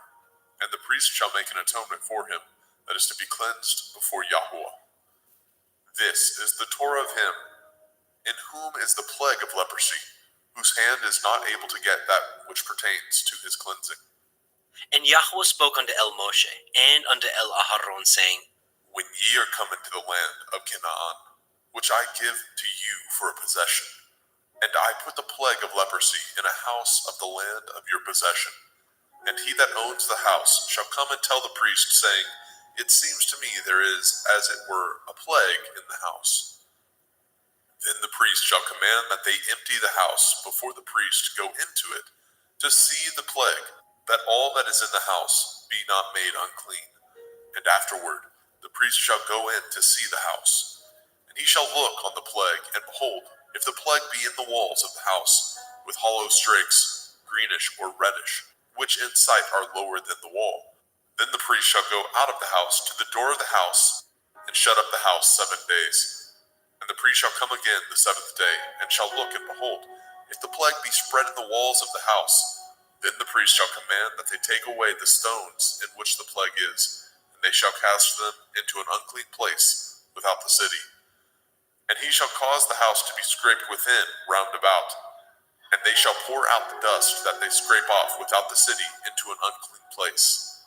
And they shall take other stones, and put them in the place of those stones, and he shall take other mortar, and shall plaster the house. And if the plague come again, and break out in the house, after that he has taken away the stones, and after he has scraped the house, and after it is plastered, then the priest shall come and look, and behold, if the plague be spread in the house, it is a fretting leprosy in the house, it is unclean. And he shall break down the house, the stones of it, and the timber thereof, and all the mortar of the house, and he shall carry them forth out of the city into an unclean place. Moreover, he that goes into the house all the while that it is shut up shall be unclean until the evening. And he that lies in the house shall wash his clothes, and he that eats in the house shall wash his clothes. And if the priest shall come in and look upon it, and behold, the plague has not spread in the house, after the house was plastered, then the priest shall pronounce the house clean, because the plague is healed. And he shall take to cleanse the house 2 birds, and cedar wood, and scarlet, and hyssop. And he shall kill the one of the birds in an earthen vessel over running water. And he shall take the cedar wood, and the hyssop, and the scarlet, and the living bird, and dip them in the blood of the slain bird, and in the running water, and sprinkle the house 7 times. And he shall cleanse the house with the blood of the bird, and with the running water, and with the living bird, and with the cedar wood, and with the hyssop, and with the scarlet. But he shall let go of the living bird out of the city into the open field, and make an atonement for the house, and it shall be clean. This is the Torah for all manner of plague, of leprosy and scald, and for the leprosy of a garment and of a house, and for a rising, and for a scab, and for a bright spot, to teach when it is unclean, and when it is clean. This is the Torah of leprosy. Vayikra, Leviticus chapter 15. And Yahweh spoke unto El Moshe and to El Aharon, saying, Speak unto the children of Yasharel, and say unto them, when any man has a running issue out of his flesh, because of his issue he is unclean. And this shall be his uncleanness in his issue, whether his flesh run with his issue, or his flesh be stopped from his issue. It is his uncleanness. Every bed whereon he lies that has the issue is unclean, and everything whereon he sits shall be unclean. And whosoever touches his bed shall wash his clothes, and bathe himself in water, and be unclean until the evening. And he that sits on anything whereon he sat that has the issue shall wash his clothes, and bathe himself in water, and be unclean until the evening. And he that touches the flesh of him that has the issue shall wash his clothes, and bathe himself in water, and be unclean until the evening. And if he that has the issue spit upon him that is clean, then he shall wash his clothes, and bathe himself in water, and be unclean until the evening. And what saddle soever he rides upon that has the issue shall be unclean. And whosoever touches anything that was under him shall be unclean until the evening. And he that bears any of those things shall wash his clothes, and bathe himself in water, and be unclean until the evening. And whomsoever he touches that has the issue, and has not rinsed his hands in water, he shall wash his clothes, and bathe himself in water, and be unclean until the evening. And the vessel of earth that he touches, which has the issue, shall be broken, and every vessel of wood shall be rinsed in water.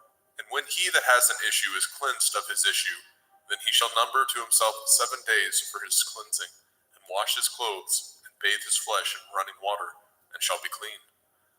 And on the 8th day he shall take to him 2 turtle doves or 2 young pigeons, and come before Yahweh unto the door of the tabernacle of the assembly, and give them unto the priest. And the priest shall offer them, the one for a sin offering, and the other for a burnt offering. And the priest shall make an atonement for him before Yahweh for his issue. And if any man's seed of copulation go out from him, then he shall wash all his flesh in water, and be unclean until the evening. And every garment and every skin whereon is the seed of copulation shall be washed with water, and be unclean until the evening. The woman also with whom the man shall lie with seed of copulation, they shall both bathe themselves in water, and be unclean until the evening. And if a woman have an issue, and her issue in her flesh be blood, she shall be put apart 7 days, and whosoever touches her shall be unclean until the evening. And everything that she lies upon in her separation shall be unclean. Everything also that she sits upon shall be unclean. And whosoever touches her bed shall wash his clothes, and bathe himself in water, and be unclean until the evening. And whosoever touches anything that she sat upon shall wash his clothes, and bathe himself in water, and be unclean until the evening. And if it be on her bed, or on anything whereon she sits, when he touches it, he shall be unclean until the evening. And if any man lie with her at all, and her flower be upon him, he shall be unclean 7 days, and all the bed whereon he lies shall be unclean. And if a woman have an issue of her blood many days out of the time of her separation, or if it run beyond the time of her separation, all the days of the issue of her uncleanness shall be as the days of her separation. She shall be unclean. Every bed whereon she lies, all the days of her issue shall be unto her as the bed of her separation, and whatsoever she sits upon shall be unclean, as the uncleanness of her separation. And whosoever touches those things shall be unclean, and shall wash his clothes, and bathe himself in water, and be unclean until the evening. But if she be cleansed of her issue, then she shall number to herself 7 days, and after that she shall be clean. And on the 8th day she shall take unto her 2 turtle doves, or 2 young pigeons, and bring them unto the priest to the door of the tabernacle of the assembly. And the priest shall offer the one for a sin offering, and the other for a burnt offering. And the priest shall make an atonement for her before Yahweh for the issue of her uncleanness. Thus shall ye separate the children of Yasharel from their uncleanness, that they die not in their uncleanness, when they defile my tabernacle that is among them. This is the Torah of him that has an issue, and of him whose seed goes from him, and is defiled therewith, and of her that is sick of her flowers, and of him that has an issue, of the man and of the woman, and of him that lies with her that is unclean. Vayikra, Leviticus chapter 16. And Yahweh spoke unto Moshe after the death of the 2 sons of Aharon, when they offered before Yahweh and died. And Yahweh said unto El Moshe, Speak unto El Aharon your brother, that he come not at all times into the holy place within the veil before the mercy seat, which is upon the ark, that he die not. For I will appear in the cloud upon the mercy seat. Thus shall Aharon come into the holy place, with a young bullock for a sin offering, and a ram for a burnt offering.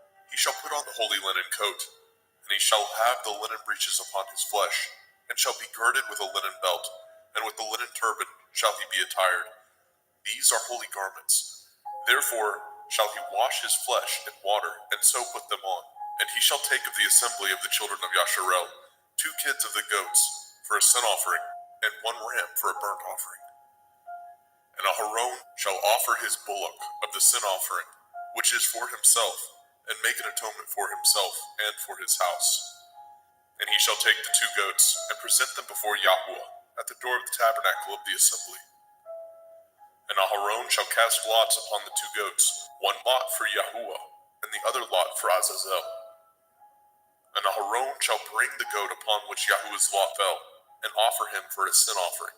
But the goat on which the lot fell to be for Azazel shall be presented alive before Yahuwah, to make an atonement with him, and to let him go for Azazel into the wilderness.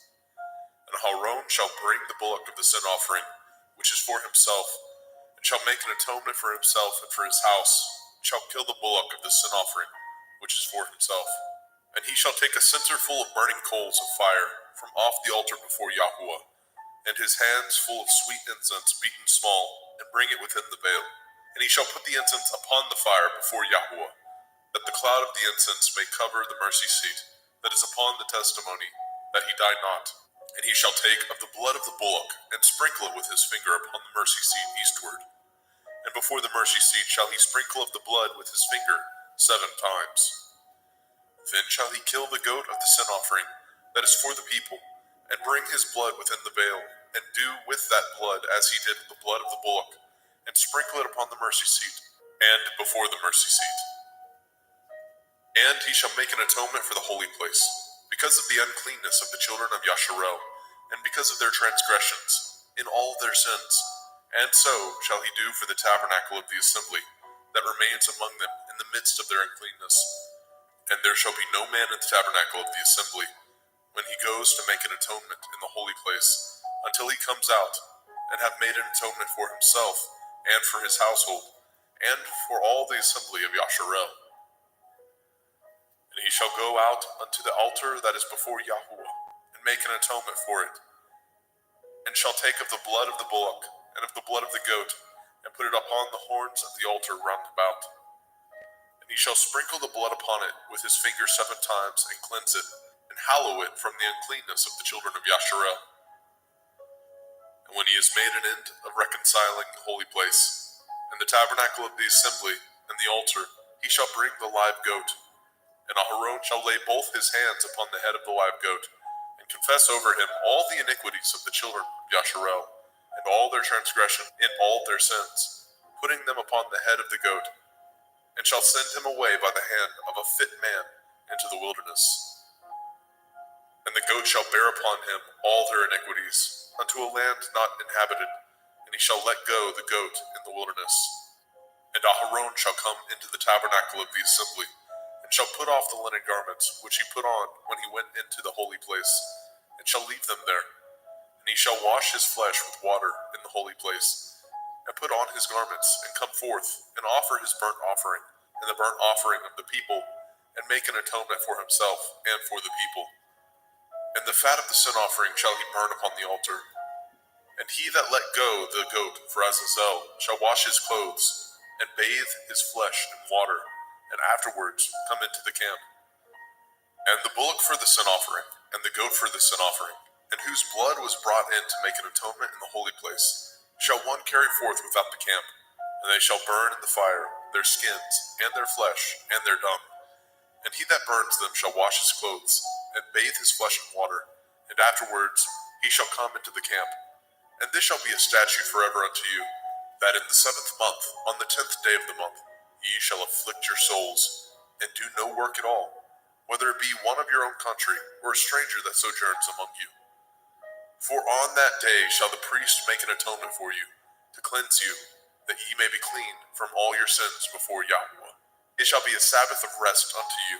Ye shall afflict your souls by a statute forever. And the priest, whom he shall anoint, and whom he shall consecrate to minister in the priest's office in his father's stead, shall make the atonement, and shall put on the linen clothes, even the holy garments. And he shall make an atonement for the holy sanctuary, and he shall make an atonement for the tabernacle of the assembly, and for the altar, and he shall make an atonement for the priests, and for all the people of the assembly. And this shall be an everlasting statute unto you, to make an atonement for the children of Yasharel for all their sins once a year. And he did as Yahweh commanded Moshe.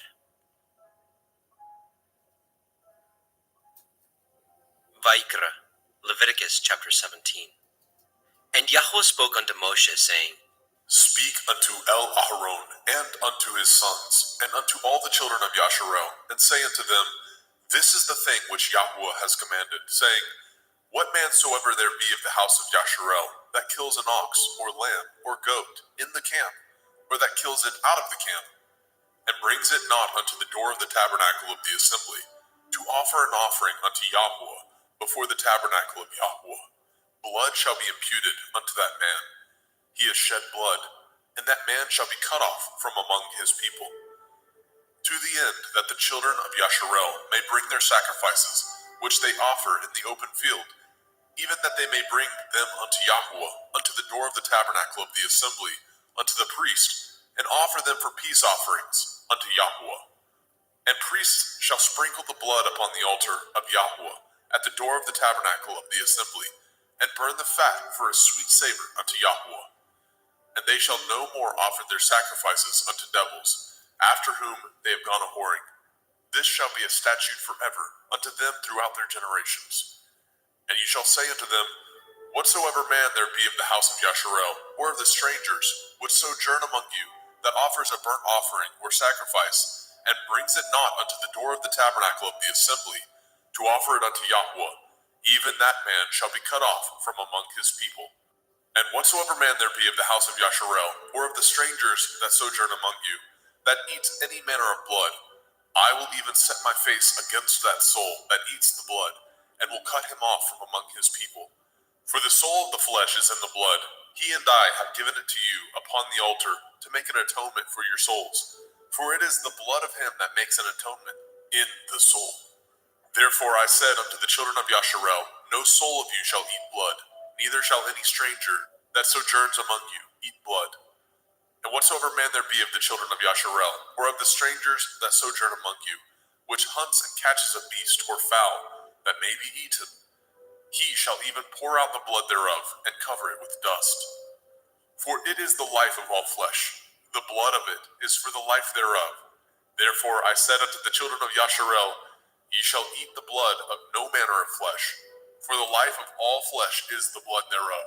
Whosoever eats it shall be cut off. And every soul that eats that which died of itself, or that which was torn with beasts, whether it be one of your own country or a stranger, he shall both wash his clothes and bathe himself in water, and be unclean until the evening. Then shall he be clean. But if he wash them not, nor bathe his flesh, then he shall bear his iniquity.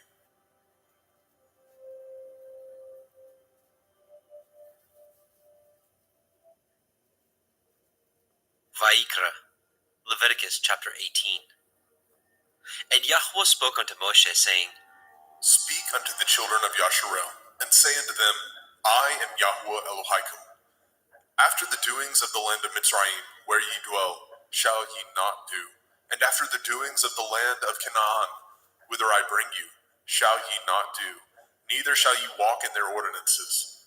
Ye shall do my judgments, and guard my ordinances, to walk therein. I am Yahuwah Elohim. Ye shall therefore guard my statutes and my judgments, which if a man do, he shall live in them. I am Yahuwah. None of you shall approach to any that is near of kin to him, to uncover their nakedness. I am Yahuwah. The nakedness of your father, or the nakedness of your mother, shall you not uncover. She is your mother. You shall not uncover her nakedness. The nakedness of your father's woman shall you not uncover. it is your father's nakedness. The nakedness of your sister, the daughter of your father, the daughter of your mother, whether she be born at home or born abroad, even their nakedness you shall not uncover. The nakedness of your son's daughter, or of your daughter's daughter, even their nakedness you shall not uncover, for theirs is your own nakedness.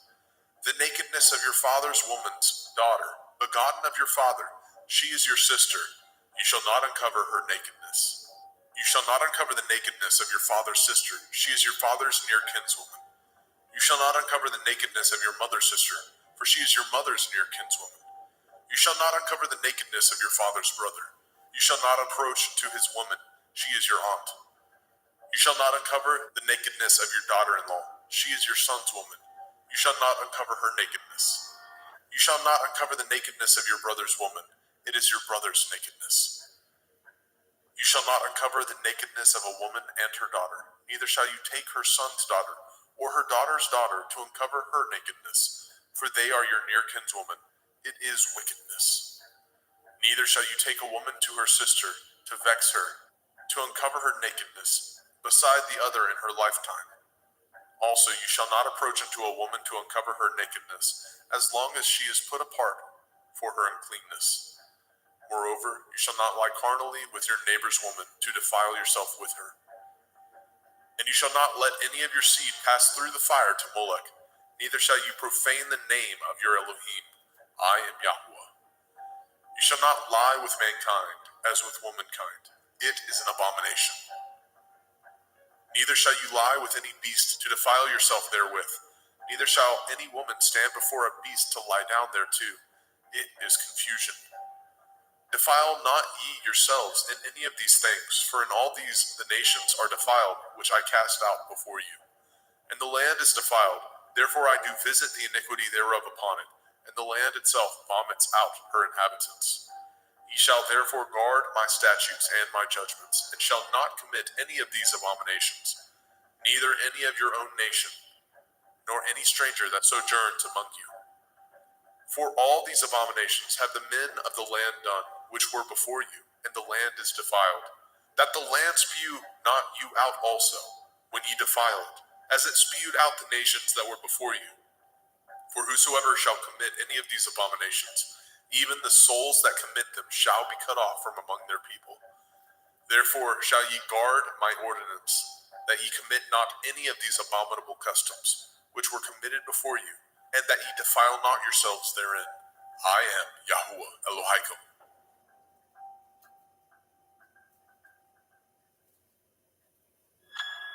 Vaikra, Leviticus chapter 19. And Yahweh spoke unto Moshe, saying, Speak unto all the assembly of the children of Yasharel, and say unto them, Ye shall be holy, for I, Yahuwah Elohaikum, am holy. Ye shall fear every man his mother and his father, and guard my Shabbathot. I am Yahuwah Elohaikum. Turn ye not unto idols, nor make to yourselves molten Elohim. I am Yahuwah Elohaikum. And if ye offer a sacrifice of peace offerings unto Yahuwah, ye shall offer it at your own will. It shall be eaten the same day ye offer it, and on the morrow. And if aught remain unto the third day, it shall be burnt in the fire. And if it be eaten at all on the third day, it is abominable. It shall not be accepted. Therefore everyone that eats it shall bear his iniquity, because he has profaned the hallowed thing of Yahuwah, and that soul shall be cut off from among his people.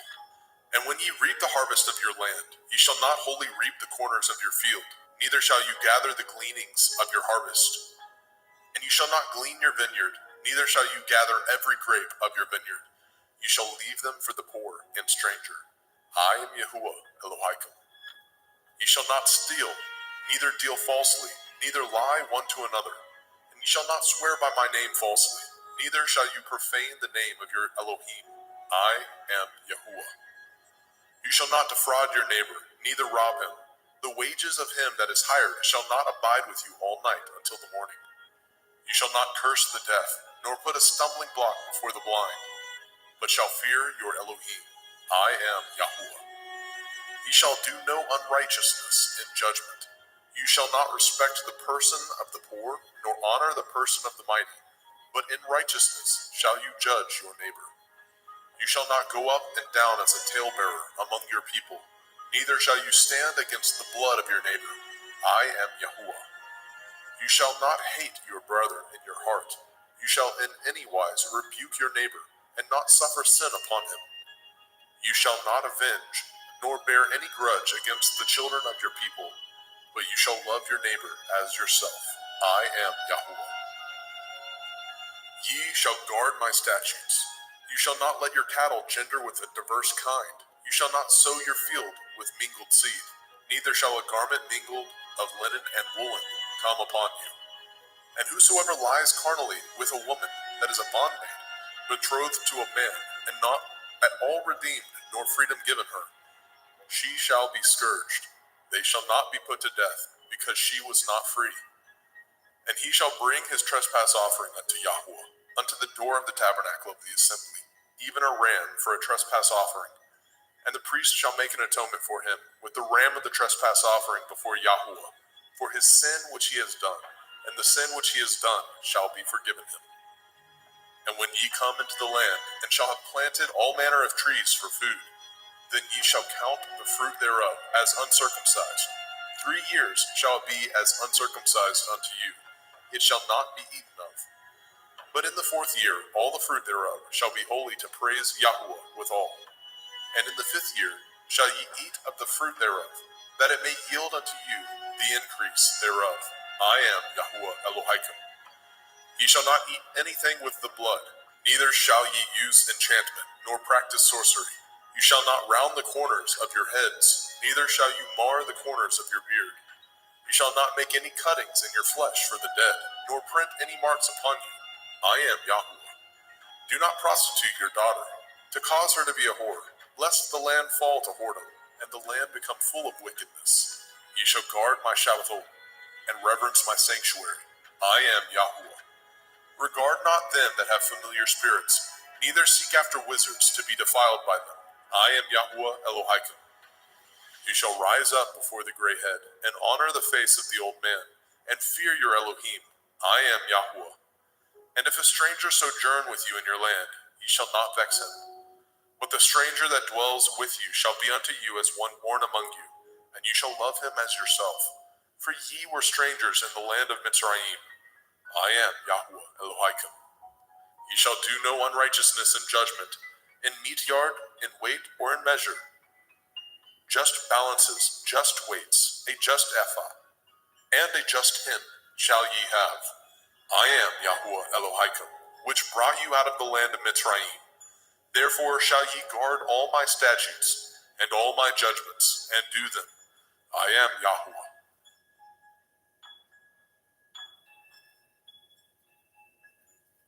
Vaikra, Leviticus chapter 20. And Yahuwah spoke unto Moshe, saying, Again you shall say to the children of Yasharel, whosoever he be of the children of Yasharel, or of the strangers that sojourn in Yasharel, that gives any of his seed unto Molech, he shall surely be put to death. The people of the land shall stone him with stones. And I will set my face against that man, and I will cut him off from among his people, because he has given of his seed unto Molech, to defile my sanctuary, and to profane my holy name. And if the people of the land do any ways hide their eyes from the man, when he gives of his seed unto Molech, and kill him not, then I will set my face against that man, and against his family, and will cut him off, and all that go a-whoring after him, to commit whoredom with Molech, from among their people. And the soul that turns after such as have familiar spirits, and after wizards, to go a-whoring after them, I will even set my face against that soul, and will cut him off from among his people. Sanctify yourselves, therefore, and be ye holy, for I am Yahuwah Elohim, and ye shall guard my statutes, and do them. I am Yahuwah Mekodishkim. For everyone that curses his father or his mother shall surely be put to death. He has cursed his father or his mother, his blood shall be upon him. And the man that breaks wedlock with another man's woman, even he that breaks wedlock with his neighbor's woman, the man and the woman that breaks wedlock shall surely be put to death. And the man that lies with his father's woman has uncovered his father's nakedness. both of them shall surely be put to death. Their blood shall be upon them. And if a man lie with his daughter-in-law, both of them shall surely be put to death. They have wrought confusion. Their blood shall be upon them. If a man also lie with mankind, as he lies with a woman, both of them have committed an abomination. They shall surely be put to death. Their blood shall be upon them. And if a man take a woman and her mother, it is wickedness. They shall be burnt with fire, both he and they, that there be no wickedness among you. And if a man lie with a beast, he shall surely be put to death, and ye shall slay the beast. And if a woman approach unto any beast and lie down thereto, you shall kill the woman and the beast. They shall surely be put to death. Their blood shall be upon them.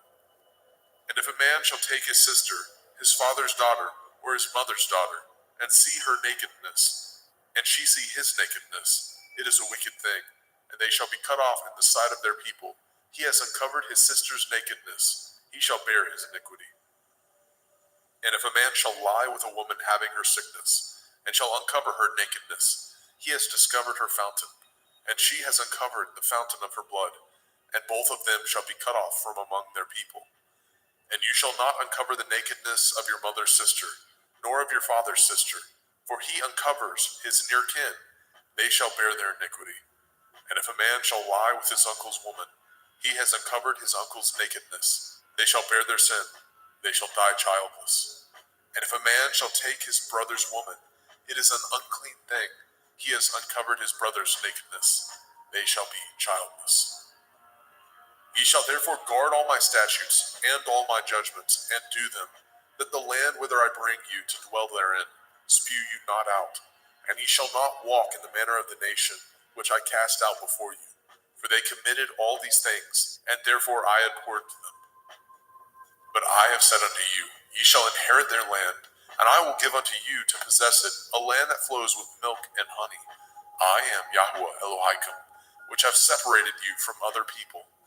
Ye shall therefore put difference between clean beasts and unclean, and between unclean fowls and clean. And ye shall not make your souls abominable by beast, or by fowl, or by any manner of living thing that creeps on the ground, which I have separated from you as unclean. And ye shall be holy unto me, for I, Yahweh, am holy, and have severed you from other people, that ye should be mine. A man also, or a woman that has a familiar spirit, or that is a wizard, shall surely be put to death. They shall stone them with stones. Their blood shall be upon them. Vayikra, Leviticus chapter 21. And Yahweh said unto Moshe, Speak unto the priests, the sons of Aharon, and say unto them, There shall none be defiled for the dead among his people, but for his kin that is near unto him, that is, for his mother, and for his father, and for his son, and for his daughter, and for his brother, and for his sister a virgin, that is nigh unto him, which has had no man, for her may he be defiled. But he shall not defile himself, being a chief among his people, to profane himself. They shall not make baldness upon their head, neither shall they shave off the corners of their beard, nor make any cuttings in their flesh. They shall be holy unto their Elohim, and not profane the name of their Elohim. For the offerings of Yahweh made by fire, and the bread of their Elohim they do offer. Therefore they shall be holy. They shall not take a woman that is a whore, or profane, neither shall they take a woman put away from her man, for he is holy unto his Elohim. You shall sanctify him therefore, for he offers the bread of your Elohim. He shall be holy unto you, for I, Yahweh, which sanctify you, am holy. And the daughter of any priest, if she profane herself by playing the whore, she profanes her father, she shall be burnt with fire. And he that is high priest among his brethren, upon whose head the anointing oil was poured, and that is consecrated to put on the garments, shall not uncover his head, nor rend his clothes. Neither shall he go in to any dead body, nor defile himself for his father, or for his mother. Neither shall he go out of the sanctuary, nor profane the sanctuary of his Elohim, for the crown of the anointing oil of his Elohim is upon him. I am Yahweh. And he shall take a woman in her virginity, a widow or a divorced woman, or profane, or a harlot, these shall he not take, but he shall take a virgin of his own people to be his woman. Neither shall he profane his seed among his people, for I, Yahweh, do sanctify him. And Yahweh spoke unto Moshe, saying, Speak unto El-Aharon, saying, Whosoever he be of your seed in their generations, that has any blemish, let him not approach to offer the bread of his Elohim. For whosoever man he be that has a blemish, he shall not approach, a blind man or a lame, or he that has a flat nose, or anything superfluous, or a man that is broken-footed, or broken-handed, or crook-backed, or a dwarf, or that has a blemish in his eye, or be scurvy, or scabbed, or has his stones broken. No man that has a blemish of the seed of Aharon the priest shall come nigh to offer the offerings of Yahweh, made by fire. He has a blemish. He shall not come nigh to offer the bread of his Elohim. He shall not eat the bread of his Elohim, both of the most holy and of the holy. Only he shall not go in unto the veil, nor come nigh unto the altar, because he has a blemish, that he profane not my sanctuaries, for I, Yahweh, do sanctify them. And Moshe told it unto El-Aharon, and to his sons, and to all the children of Yashrael. Vayikra, Leviticus chapter 22. And Yahweh spoke unto Moshe, saying, Speak unto El-Aharon and to his sons, that they separate themselves from the holy things of the children of Yasharel, and that they profane not my holy name in those things, which they hallow unto me. I am Yahweh. Say unto them, Whosoever he be of all your seed among your generations, that goes unto the holy things, which the children of Yasharel hallow unto Yahweh, having his uncleanness upon him, that soul shall be cut off from my presence. I am Yahweh. What man soever of the seed of Aharon is a leper, or has a running issue, he shall not eat of the holy things until he be clean. And whoso touches anything that is unclean by the dead, or a man whose seed goes from him, or whosoever touches any creeping thing whereby he may be made unclean, or a man of whom he may take uncleanness, whatsoever uncleanness he has, the soul which has touched any such thing shall be unclean until evening, and shall not eat of the holy things, unless he wash his flesh with water. And when the sun is down, he shall be clean, and shall afterward eat of the holy things, because it is his food. That which dies of itself, or is torn with beasts, he shall not eat, to defile himself therewith. I am Yahweh. They shall therefore guard my ordinance, lest they bear sin for it, and die therefore. If they profane it, I, Yahweh, do sanctify them. There shall no stranger eat of the holy thing. A sojourner of the priest, or a hired servant, shall not eat of the holy thing.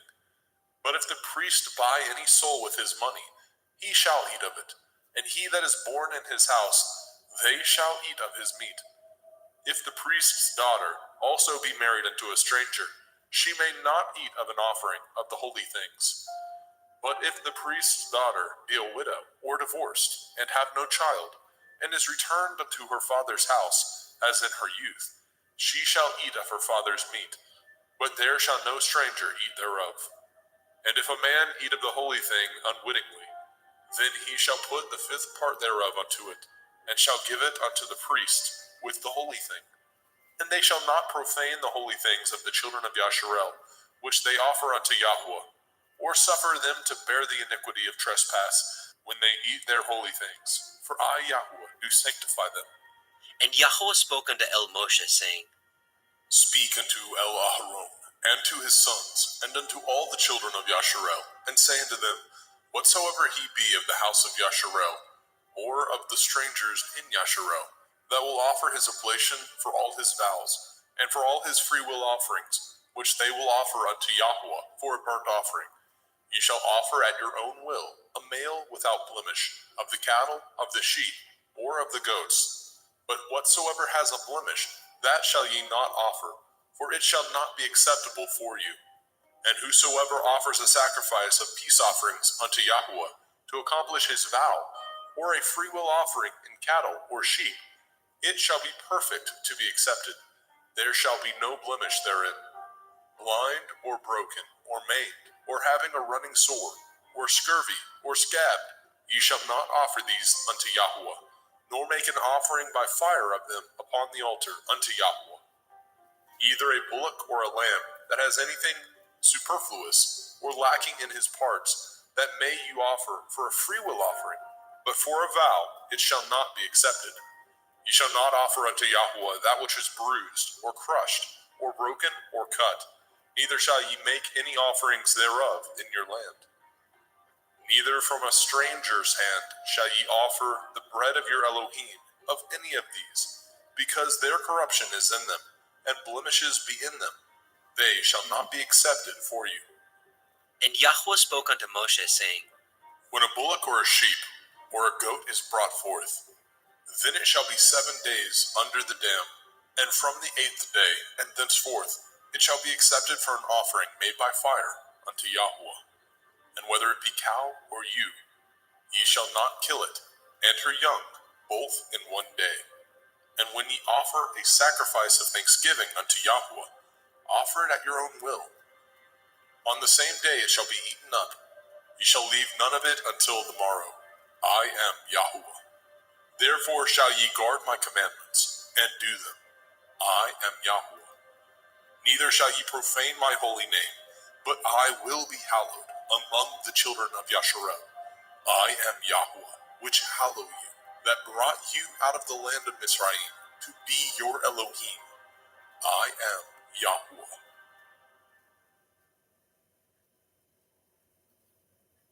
Vayikra, Leviticus chapter 23. And Yahweh spoke unto Moshe, saying, Speak unto the children of Yasharel, and say unto them concerning the feasts of Yahweh, which ye shall proclaim to be holy assemblies. Even these are my feasts. 6 days shall work be done, but the 7th day is the Sabbath of rest, a holy assembly. Ye shall do no work therein. It is the Sabbath of Yahweh in all your dwellings. These are the feasts of Yahweh, even holy assemblies, which ye shall proclaim in their appointed times. In the 14th day of the 1st month, at evening, is Yahweh's Pesach. And on the 15th day of the same month is the feast of Matzah unto Yahweh. 7 days ye must eat matzah, unleavened bread. In the 1st day ye shall have a holy assembly. Ye shall do no servile work therein, but ye shall offer an offering made by fire unto Yahweh 7 days. In the 7th day is a holy assembly. Ye shall do no servile work therein.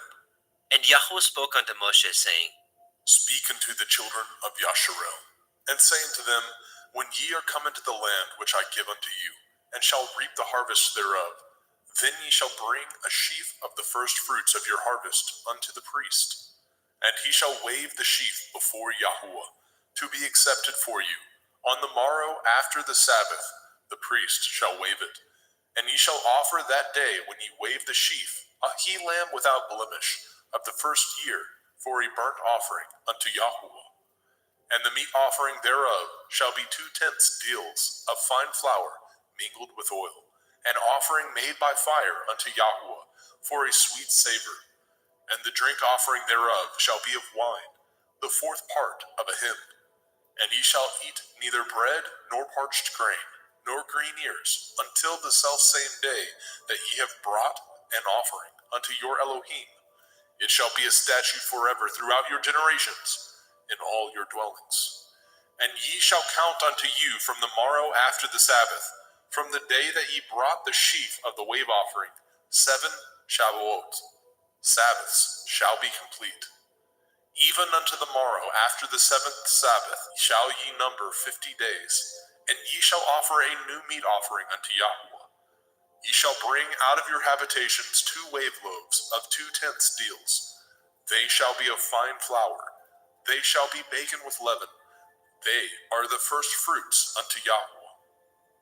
And ye shall offer with the bread 7 lambs, without blemish of the first year, and 1 bullock, and 2 rams. They shall be for a burnt offering unto Yahuwah, with their meat offering and their drink offerings, even an offering made by fire of sweet savor unto Yahuwah.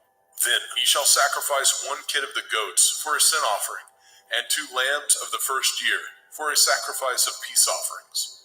And the priest shall wave them with the bread of the first fruits for a wave offering before Yahuwah. With the 2 lambs, they shall be holy to Yahuwah for the priest. And ye shall proclaim on the selfsame day, that it may be a holy assembly unto you. Ye shall do no servile work therein. It shall be a statute forever in your dwellings throughout your generations. And when ye reap the harvest of your land, you shall not make clean riddance of the corners of your field when you reap. Neither shall you gather any gleanings of your harvest. You shall leave them unto the poor, and to the stranger. I am Yahuwah Elohim.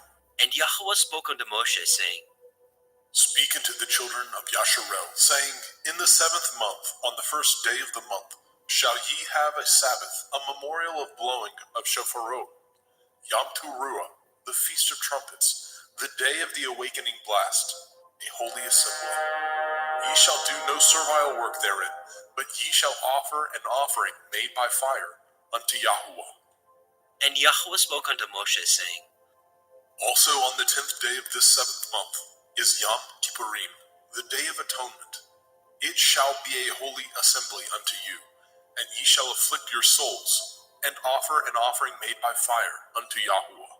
And ye shall do no work in that same day, for it is Yom Kippurim, to make an atonement for you before Yahuwah Elohim. For whatsoever soul it be that shall not be afflicted in that same day, he shall be cut off from among his people. And whatsoever soul it be that does any work in that same day, the same soul will I destroy from among his people. Ye shall do no manner of work. It shall be a statute forever throughout your generations, in all your dwellings. It shall be unto you a Sabbath of rest, and ye shall afflict your souls in the 9th day of the month at evening. From evening unto evening shall ye celebrate your Sabbath. And Yahuwah spoke unto Moshe, saying, Speak unto the children of Yasharel, saying, The 15th day of this 7th month shall be the feast of Sukkot, tabernacles, for 7 days unto Yahuwah. On the first day shall be a holy assembly. Ye shall do no servile work therein. 7 days ye shall offer an offering made by fire unto Yahuwah. On the 8th day shall be a holy assembly unto you, and ye shall offer an offering made by fire unto Yahuwah. It is a solemn assembly, and ye shall do no servile work therein.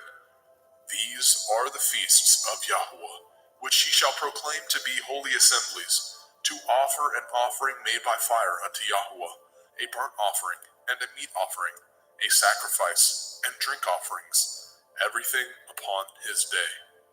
Besides the Shavuot, Sabbaths of Yahuwah, and beside your gifts, and beside all your vows, and beside all your freewill offerings, which ye give unto Yahuwah. Also in the 15th day of the 7th month, when ye have gathered in the fruit of the land, ye shall keep a feast unto Yahuwah 7 days. On the first day shall be a Sabbath, and on the 8th day shall be a Sabbath. And ye shall take you on the first day the boughs of goodly trees, branches of palm trees, and the boughs of thick trees, and willows of the brook. And ye shall rejoice before Yahuwah Elohim 7 days. And ye shall keep it a feast unto Yahuwah 7 days in the year. It shall be a statute forever in your generations. Ye shall celebrate it in the 7th month. Ye shall dwell in sukkahs, booths, 7 days. All that are Yasharel born shall dwell in sukkahs. That your generations may know that I made the children of Yasharel to dwell in sukkahs, when I brought them out of the land of Mitzrayim. I am Yahuwah Elohim. And Moshe declared unto the children of Yasharel the feasts of Yahuwah.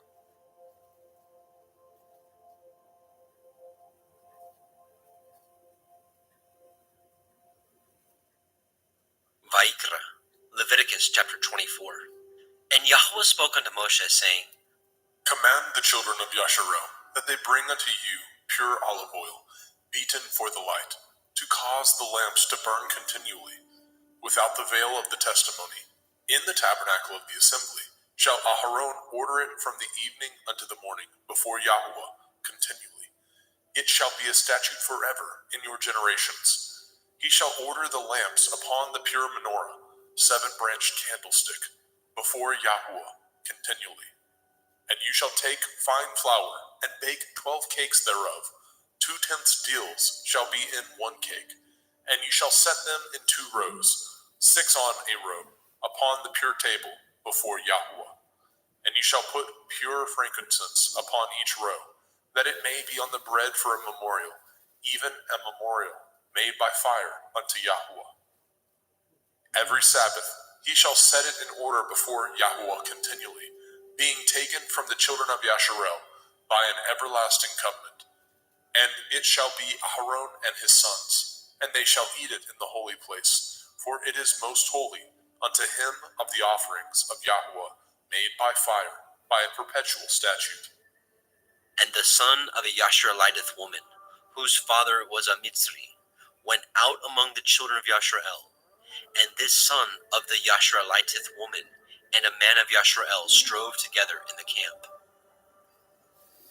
And the Yashareliteth woman's son blasphemed the name of Yahweh, and cursed. And they brought him unto Moshe, and his mother's name was Shelomith, the daughter of Divri, of the tribe of Dan. And they put him in ward, that the mind of Yahweh might be showed them. And Yahweh spoke unto Moshe, saying, Bring forth him that has cursed without the camp, and let all that heard him lay their hands upon his head, and let all the assembly stone him. And you shall speak unto the children of Yasharel, saying, Whosoever curses his Elohim shall bear his sin.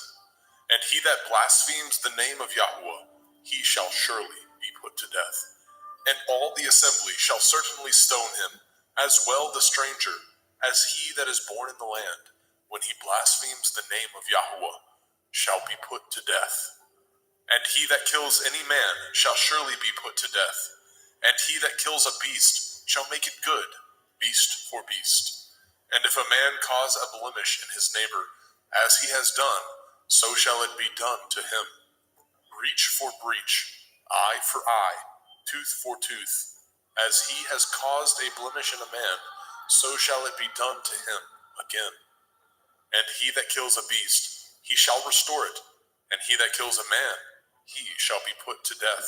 Ye shall have one manner of law, as well for the stranger, as for one of your own country. For I am Yahweh Elohaikum. And Moshe spoke to the children of Yasharel, that they should bring forth him that had cursed out of the camp, and stone him with stones. And the children of Yasharel did as Yahweh commanded Moshe.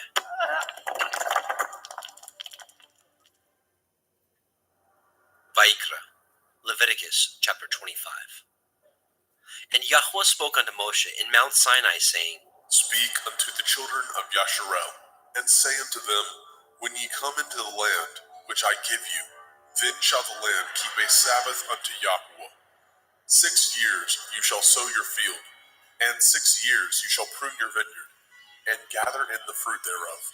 But in the 7th year shall be a Sabbath of rest unto the land, a Sabbath for Yahweh. You shall neither sow your field, nor prune your vineyard. That which grows of its own accord of your harvest you shall not reap, neither gather the grapes of your vine undressed, for it is a year of rest unto the land. And the Sabbath of the land shall be food for you and for your servant, and for your maid, and for your hired servant, and for your stranger that sojourns with you, and for your cattle, and for the beasts that are in your land, shall all the increase thereof be meat. And you shall number 7 Shabbathot, Sabbaths of years unto you, 7 times 7 years, and the space of the 7 Shabbathot of years shall be unto you 49 years. Then shall you cause the shofar of the Jubilee to sound on the 10th day of the 7th month, in Yom Kippurim, the Day of Atonement, shall ye make the shofar sound throughout all your land. And ye shall hallow the 50th year, and proclaim liberty throughout all the land unto all the inhabitants thereof. It shall be a jubilee unto you, and ye shall return every man unto his possession, and ye shall return every man unto his family. A jubilee shall that 50th year be unto you. Ye shall not sow, neither reap that which grows of itself in it, nor gather the grapes in it of your vine undressed. For it is the jubilee, it shall be holy unto you. Ye shall eat the increase thereof out of the field. In the year of this jubilee, ye shall return every man unto his possession. And if ye sell aught unto your neighbor, or buy aught of your neighbor's hand, ye shall not oppress one another. According to the number of years after the jubilee, you shall buy of your neighbor, and according unto the number of years of the fruits, he shall sell unto you. According to the multitude of years, you shall increase the price thereof, and according to the fewness of years, you shall diminish the price of it. For according to the number of the years of the fruits, he sells unto you. Ye shall not therefore oppress one another, but you shall fear your Elohim, for I am Yahuwah Elohaikum. Wherefore ye shall do my statutes, and guard my judgments, and do them, and ye shall dwell in the land in safety. And the land shall yield her fruit, and ye shall eat your fill, and dwell therein in safety. And if ye say, what shall we eat the 7th year? Behold, we shall not sow, nor gather in our increase. Then I will command my blessing upon you in the 6th year, and it shall bring forth fruit for 3 years. And ye shall sow the 8th year, and eat yet of old fruit until the 9th year. Until her fruits come in, ye shall eat of the old store. The land shall not be sold forever, for the land is mine, and ye are strangers and sojourners with me. And in all the land of your possession ye shall grant a redemption for the land. If your brother be waxen poor, and has sold away some of his possession, and if any of his kin come to redeem it, then shall he redeem that which his brother sold. And if the man have not to redeem it, and himself be able to redeem it, then let him count the years of the sale thereof, and restore the overplus unto the man whom he sold it, that he may return unto his possession. But if he be not able to restore it to him, then that which is sold shall remain in the hand of him that has bought it until the year of Jubilee. And in the Jubilee it shall go out, and he shall return unto his possession. And if a man sell a dwelling house in a walled city, then he may redeem it within a whole year after it is sold. Within a full year may he redeem it. And if it be not redeemed within the space of a full year, then the house that is in the walled city shall be established forever to him, that brought it throughout his generations. It shall not go out in the Jubilee. But the houses of the villages which have no wall round about them shall be counted as the fields of the country. They may be redeemed, and they shall go out in the Jubilee. Notwithstanding, the cities of the Leviim, of the houses of the cities of their possession, may the Leviim redeem at any time. And if a man purchases of the Leviim, then the house that was sold, and the city of his possession, shall go out in the year of Jubilee. For the houses of the cities of the Leviim are their possession, among the children of Yasharel. But the field of the suburbs of their cities may not be sold, for it is their perpetual possession. And if your brother be waxen poor, and fallen in decay with you, then you shall relieve him, yea, though he be a stranger or a sojourner, that he may live with you. Take no usury of him, or increase, but fear your Elohim, that your brother may live with you. You shall not give him your money upon usury, nor lend him your victuals for increase. I am Yahuwah Elohaikum, which brought you forth out of the land of Mitzrayim, to give you the land of Canaan, and to be your Elohim. And if your brother that dwells by you be waxen poor, and be sold unto you, you shall not compel him to serve as a bondservant, but as a hired servant, and as a sojourner. He shall be with you, and shall serve you unto the year of Jubilee. And then shall he depart from you, both he and his children with him, and shall return unto his own family, and unto the possession of his fathers shall he return. For they are my servants, which I brought forth out of the land of Mitzrayim. They shall not be sold as bondmen. You shall not rule over him with rigor, but shall fear your Elohim. Both your bondmen and your bondmaids, which you shall have, shall be of the heathen that are round about you. Of them shall ye buy bondmen and bondmaids. Moreover, of the children of the strangers that do sojourn among you, of them shall ye buy, and of their families that are with you, which they begat in your land, and they shall be your possession. And ye shall take them as an inheritance for your children after you, to inherit them for a possession. They shall be your bondmen forever. But over your brethren, the children of Yasharel, you shall not rule one over another with rigor. And if a sojourner or a stranger wax rich by you, and your brother that dwells by him wax poor, and sell himself unto the stranger or sojourner by you, or to the stock of the stranger's family, after that he is sold, he may be redeemed again. One of his brethren may redeem him. Either his uncle or his uncle's son may redeem him, or any that is nigh of kin unto him of his family may redeem him, or if he be able, he may redeem himself. And he shall reckon with him that bought him from the year that he was sold unto him, unto the year of Jubilee. And the price of his sale shall be according to the number of years, according to the time of a hired servant shall it be with him. If there be yet many years behind, according unto them he shall give again the price of his redemption, out of the money that he was bought for. And if there remain but few years unto the year of Jubilee, then he shall count with him, and according unto his years shall he give him again the price of his redemption. And as a yearly hired servant shall be with him, and the other shall not rule with rigor over him in your sight. And if he be not redeemed in these years, then he shall go out in the year of Jubilee, both he and his children with him. For unto me the children of Yasharel are servants. They are my servants, whom I brought forth out of the land of Mitzrayim. I am Yahuwah Elohim. Vaikra, Leviticus chapter 26. Ye shall make you no idols, nor graven image, neither rear you up a standing image, neither shall ye set up any image of stone in your land, to bow down unto it. For I am Yahuwah Elohim. Ye shall guard my Sabbaths, and reverence my sanctuary. I am Yahuwah. If ye walk in my statutes, and guard my commandments, and do them, then I will give you rain in due season, and the land shall yield her increase, and the trees of the field shall yield their fruit. And your threshing shall reach unto the vintage, and the vintage shall reach unto the sowing time. And ye shall eat your bread to the full, and dwell in your land safely. And I will give peace in the land, lying down with nothing to fear, and the Sabbath of life, though evil be part of the land.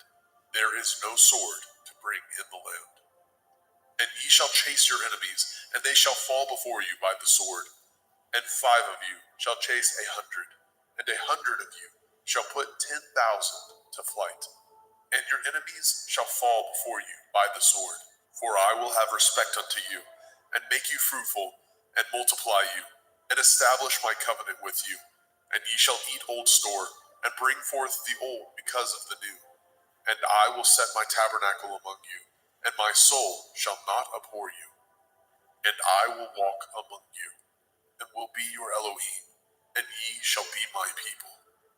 I am Yahuwah Elohim, which brought you forth out of the land of Mitzrayim, that ye should not be their bondmen.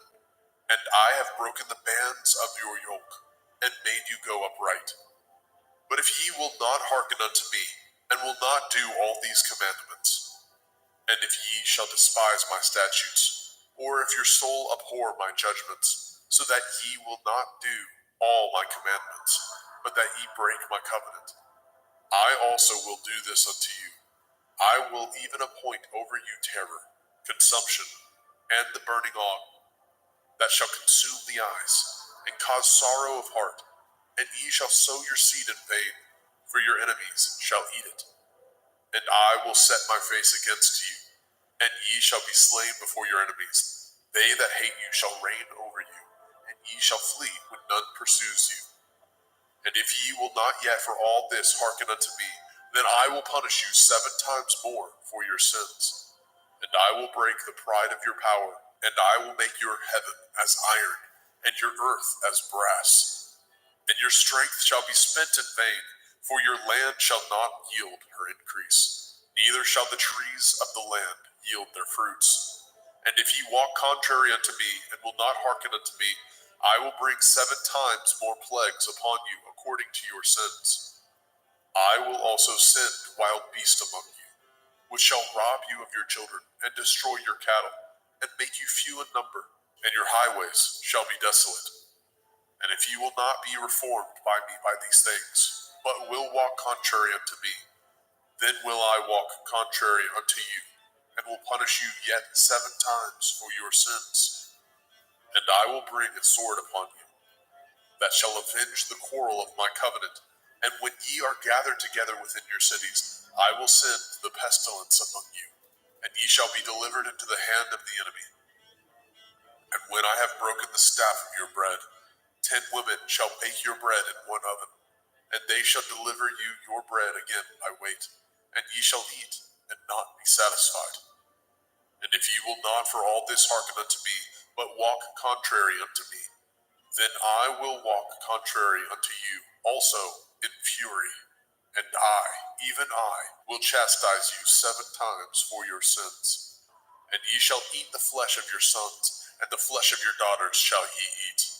And I will destroy your high places, and cut down your images, and cast your carcasses upon the carcasses of your idols, and my soul shall abhor you. And I will make your cities waste, and bring your sanctuaries unto desolation. And I will not smell the savor of your sweet odors. And I will bring the land unto desolation, and your enemies which dwell therein shall be astonished at it. And I will scatter you among the heathen, and will draw out my sword after you. And your land shall be desolate, and your cities waste. Then shall the land enjoy her Shabbathot, as long as it lies desolate, and ye be in your enemy's land. Even then shall the land rest, and enjoy her Shabbathot. As long as it lies desolate, it shall rest, because it did not rest in your Shabbathot, when ye dwelt upon it. And upon them that are left alive of you, I will send a faintness into their hearts, in the land of their enemies, and the sound of a shaken leaf shall chase them, and they shall flee as fleeing from a sword, and they shall fall when none pursues. And they shall fall one upon another, as it were before a sword, when none pursues, and ye have no power to stand before your enemies. And ye shall perish among the heathen, and the land of your enemies shall eat you up. And they that are left of you shall pine away in their iniquity, in your enemies' lands, and also in the iniquities of their fathers shall they pine away with them. If they shall confess their iniquity, and the iniquity of their fathers, with their transgressions which they transgressed against me, and that also they have walked contrary unto me, and that I also have walked contrary unto them, and have brought them into the land of their enemies, if then their uncircumcised heart be humbled, and they then accept of the punishment of their iniquity, then I will remember my covenant with Yaakov, and also my covenant with Yitzhak, and also my covenant with Abraham will I remember, and I will remember the land. The land also shall be left of them, and shall enjoy her Shabbathot, while she lies desolate without them. And they shall accept of the punishment of their iniquity, because they despised my judgments, and because their soul abhorred my statutes. And yet, for all that, when they be in the land of their enemies, I will not cast them away, neither will I abhor them, to destroy them utterly, and to break my covenant with them. For I am Yahweh Elohim. But I will for their sakes remember the covenant of their ancestors, whom I brought forth out of the land of Mitzrayim, in the sight of the heathen, that I might be their Elohim. I am Yahweh.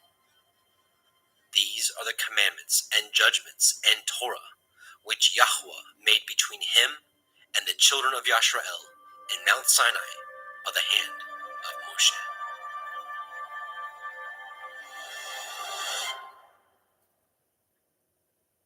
Vaikra, Leviticus chapter 27.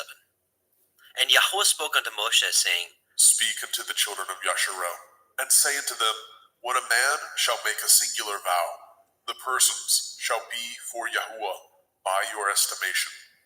And your estimation shall be of the male from 20 years old, even unto 60 years old. Even your estimation shall be 50 shekels of silver, after the shekel of the sanctuary. And if it be a female, then your estimation shall be 30 shekels. And if it be from 5 years old, even unto 20 years old, then your estimation shall be of the male 20 shekels, and for the female 10 shekels. And if it be from a month old, even unto 5 years old, then your estimation shall be of the male 5 shekels of silver, and for the female your estimation shall be 3 shekels of silver. And if it be from 60 years old and above, if it be a male, then your estimation shall be 15 shekels, and for the female 10 shekels.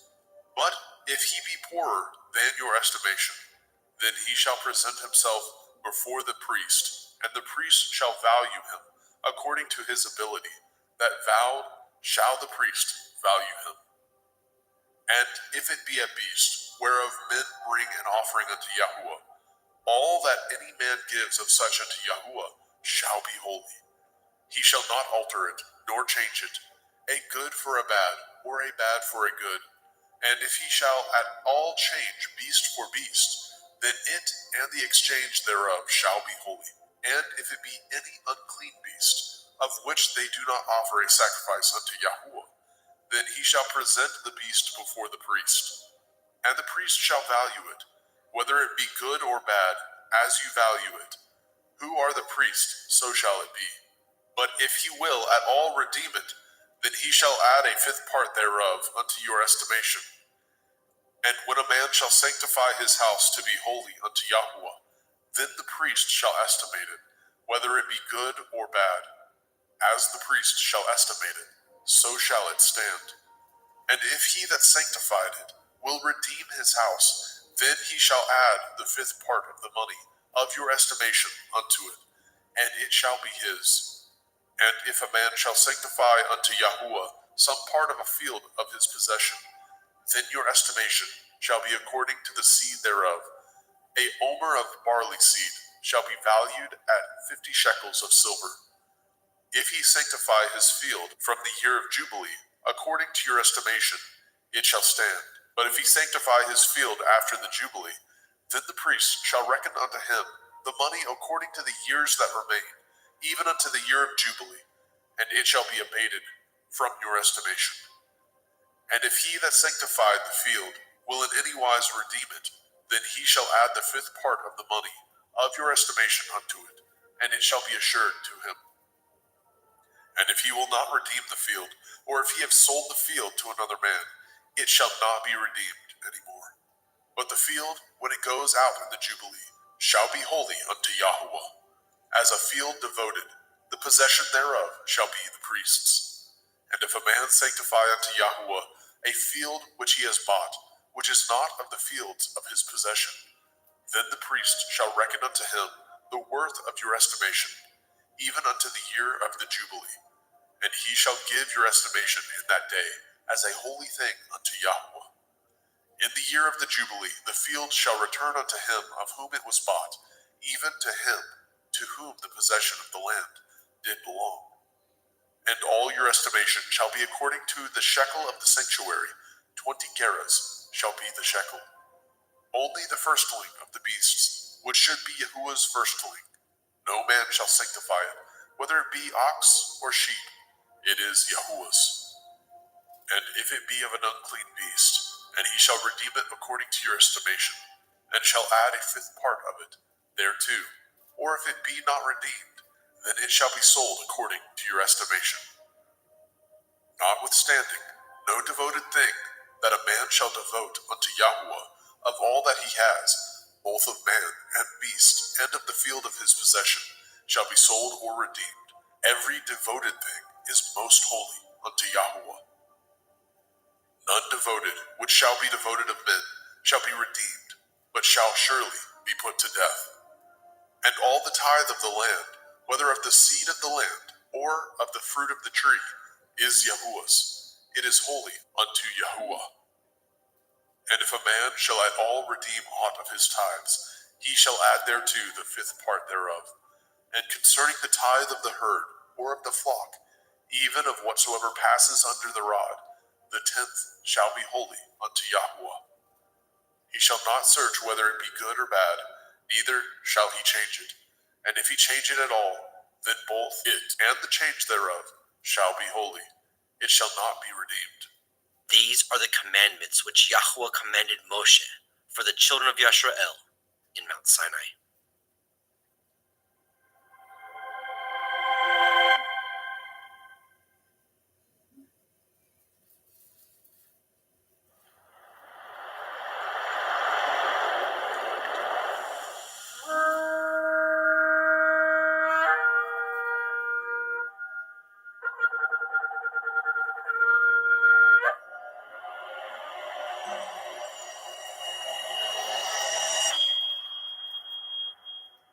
The Book of Shemot, Exodus, chapter 1. Now these are the names of the children of Yisrael, which came into Mitzrayim. Every man and his household came with Jacob: Reuben, Shimon, Levi, Yehudah, Issachar, Zebulun, and Benjamin, Dan, Naphtali, Gad, and Asher. And all the souls that came out of the loins of Jacob were 70 souls, for Joseph was in Mitzrayim already.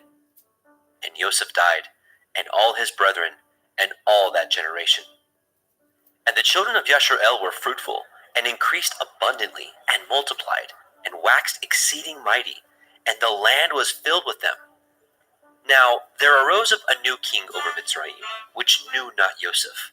And he said unto his people, Behold, the people of the children of Yasharel are more and mightier than we. Come on, let us deal wisely with them, lest they multiply, and it come to pass, that when there falls out any war, they join also unto our enemies, and fight against us, and so get them up out of the land. Therefore they did set over them taskmasters, to afflict them with their burdens. And they built for Pharaoh treasure cities, Pithom and Ramesses. But the more they afflicted them, the more they multiplied and grew, and they were grieved because of the children of Yisrael. And the Mitzrayim made the children of Yisrael to serve with rigor, and they made their lives bitter with hard bondage, in mortar, and in brick, and in all manner of service in the field. All their service, wherein they made them to serve, was with rigor. And the king of Mitzrayim spoke to the Ivri midwives, of which the name of the one was Shiphrah, and the name of the other Puah. And he said, When ye do the office of a midwife to the Ivrith woman, and see them upon the stools, if it be a son, then ye shall kill him. But if it be a daughter, then she shall live. But the midwives feared Elohim, and did not as the king of Mitzrayim commanded them, but saved the men children alive.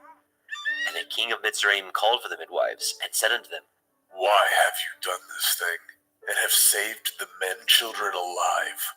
And the midwives said unto Pharaoh, Because the Ivrith women are not as the Mitzrith women, for they are lively, and are delivered ere the midwives come in unto them. Therefore Elohim dealt well with the midwives, and the people multiplied, and waxed very mighty. And it came to pass, because the midwives feared Elohim, that he made them houses. And Pharaoh charged all his people, saying, Every son that is born ye shall cast into the river, and every daughter ye shall save alive. Shemot, Exodus, chapter 2. And there went a man of the house of Levi, and took to be his woman a daughter of Levi. And the woman conceived, and bore a son. And when she saw him that he was a goodly child, she hid him 3 months. And when she could no longer hide him, she took for him an ark of bulrushes, and daubed it with slime and with pitch, and put the child therein, and she laid it in the reeds by the river's brink. And his sister stood afar off, to wit what would be done to him. And The daughter of Pharaoh came down to wash herself at the river, and her maidens walked along by the river's side. And when she saw the ark among the reeds, she sent her maid to fetch it. And when she had opened it, she saw the child, and behold, the babe wept. And she had compassion on him, and said, This is one of the Ephraim children. Then said his sister to Pharaoh's daughter, Shall I go and call to you a nurse of the Ephraim woman, that she may nurse the child for you? And Pharaoh's daughter said to her, Go. And the maid went, and called the child's mother. And Pharaoh's daughter said unto her, Take this child away and nurse it for me, and I will give you your wages. And the woman took the child, and nursed it. And the child grew, and she brought him unto Pharaoh's daughter, and became her son. And she called his name Moshe. And she said, Because I drew him out of the water. And it came to pass in those days, when Moshe was grown, that he went out unto his brethren, and looked on their burdens. And he spied a Mitzri smiting an Ephraim, one of his brethren. And he looked this way, and that way. And when he saw that there was no man, he slew the Mitzri, and hid him in the sand. And when he went out the second day, behold, 2 men of the Ephraim strove together. And he said to him that did the wrong, Wherefore do you smite your fellow? And he said, Who made you a prince and a judge over us? Intend you to kill me as you killed the Mitzri? And Moshe feared and said, Surely this thing is known. Now when Pharaoh heard this thing, he sought to slay Moshe. But Moshe fled from the face of Pharaoh, and dwelt in the land of Midian, and he sat down by a well. Now the priest of Midian had 7 daughters, and they came and drew water, and filled the troughs to water their father's flock. And the shepherds came and drove them away. But Moshe stood up and helped them, and watered their flock. And when they came to Reuel their father, he said, How is it that ye are come so soon today? And they said, A Mitzri delivered us out of the hand of the shepherds, and also drew water enough for us, and watered the flock. And he said unto his daughters, And where is he? Why is it that ye have left the man? Call him that he may eat bread. And Moshe was content to dwell with the man. And he gave Moshe Zipporah his daughter, and she bore to him a son. And he called his name Gershom, for he said, I have been a stranger in a strange land. And it came to pass in the process of time that the king of Mitzrayim died. And the children of Yasharel sighed by reason of the bondage, and they cried. And their cry came up unto Elohim by reason of the bondage. And Elohim heard their groaning. And Elohim remembered his covenant with Abraham, with Yitzchak, and with Yaakov. And Elohim looked upon the children of Yasharel, and Elohim had respect unto them.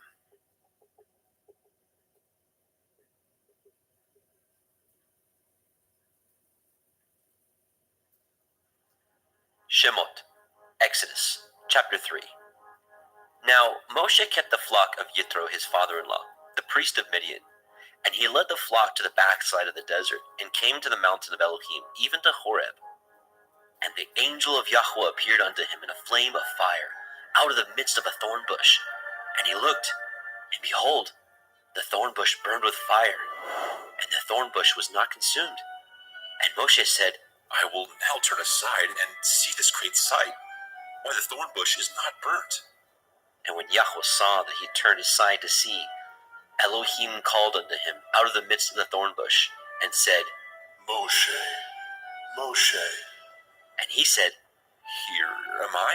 And he said, draw not nigh hither.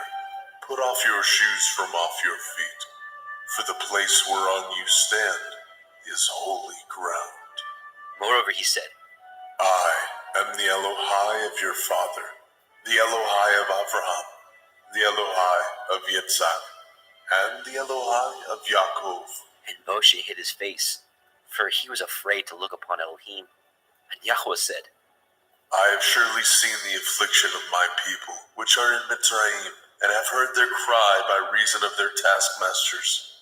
For I know their sorrows, and I am come down to deliver them out of the hand of the Mitzrayim, and to bring them up out of that land unto a good land, and a large, unto a land flowing with milk and honey, unto the place of the Canaanim, and the Hittim, and the Amorim, and the Perizim, and the Hivim, and the Yevusim. Now therefore, behold, the cry of the children of Yasharel is come unto me, and I have also seen the oppression wherewith the Mitzrayim oppress them. Come now therefore, I will send you unto Pharaoh, that you may bring forth my people, the children of Yasharel, out of Mitzrayim. And Moshe said unto Elohim, Who am I that I should go unto Pharaoh, and that I should bring forth the children of Yasharel out of Mitzrayim? And he said, Certainly I will be with you, and this shall be a sign unto you that I have sent you. When you have brought forth the people out of Mitzrayim, ye shall serve Elohim upon this mountain. And Moshe said unto Elohim, Behold, when I come unto the children of Yasharel, and say unto them, The Elohai of your fathers has sent me unto you, and they shall say unto me, What is his name? What shall I say unto them? And Elohim said unto El Moshe, Ahaya Asher Ahaya, I am that I am.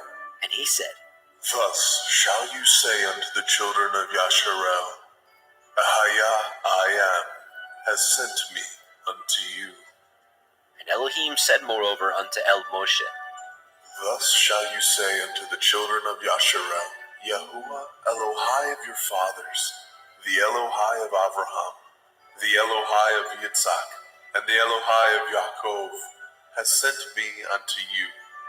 This is my name forever, and this is my mention unto all generations.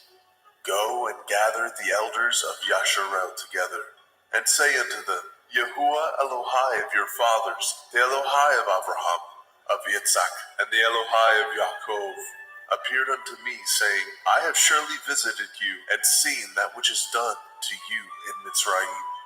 And I have said, I will bring you up out of the affliction of Mitzrayim, unto the land of the Canaanite, and the Hittim, and the Amorim, and the Perizim, and the Hivim, and the Yevusim, unto a land flowing with milk and honey, and they shall hearken to your voice.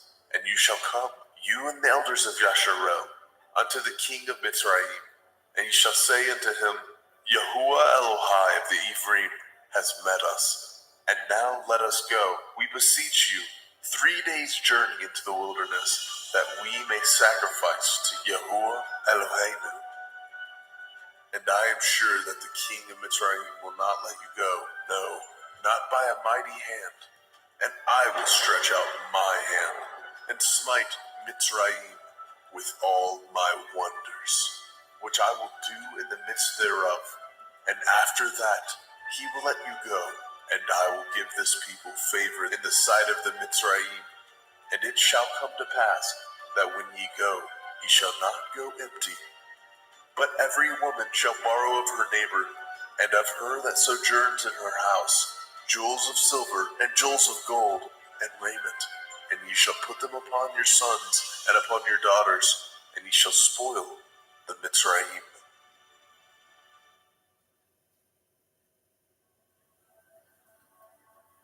Shemot, Exodus, chapter 4. And Moshe answered and said, But, behold, they will not believe me, nor hearken unto my voice, for they will say, Yahweh has not appeared unto you. And Yahweh said unto him, What is that in your hand? And he said, A rod? And he said, Cast it on the ground. And he cast it on the ground, and it became a serpent. And Moshe fled from before it. And Yahweh said unto Moshe, Put forth your hand, and take it by the tail, and he put forth his hand, and caught it, and it became a rod in his hand. that they may believe that Yahuwah Elohai of their fathers, the Elohai of Abraham, the Elohai of Yitzhak, and the Elohai of Yaakov, has appeared unto you. And Yahweh said furthermore unto him, Put now your hand into your bosom. And he put his hand into his bosom, and when he took it out, behold, his hand was leprous as snow. And he said, Put your hand into your bosom again. And he put his hand into his bosom again, and plucked it out of his bosom, and behold, it was turned again as his other flesh. And it shall come to pass, if they will not believe you, neither hearken to the voice of the first sign, that they will believe the voice of the latter sign. And it shall come to pass, if they will not believe also these two signs, neither hearken unto your voice, that you shall take of the water of the river, and pour it upon the dry land, and the water which you take out of the river shall become blood upon the dry land. And Moshe said unto Yahweh, O my Adonai, I am not eloquent, neither heretofore, nor since you have spoken unto your servant, but I am slow of speech and of a slow tongue. And Yahweh said unto him, Who has made man's mouth, or who makes the dumb, or deaf, or the seeing, or the blind? Have not I, Yahweh? Now therefore go, and I will be with your mouth, and teach you what you shall say. And he said, O my Adonai, send, I pray you, by the hand of whom you will send. And the anger of Yahweh was kindled against Moshe, and he said, Is not Aharon the Levii your brother? I know that he can speak well, and also, behold, he comes forth to meet you. And when he sees you, he will be glad in his heart.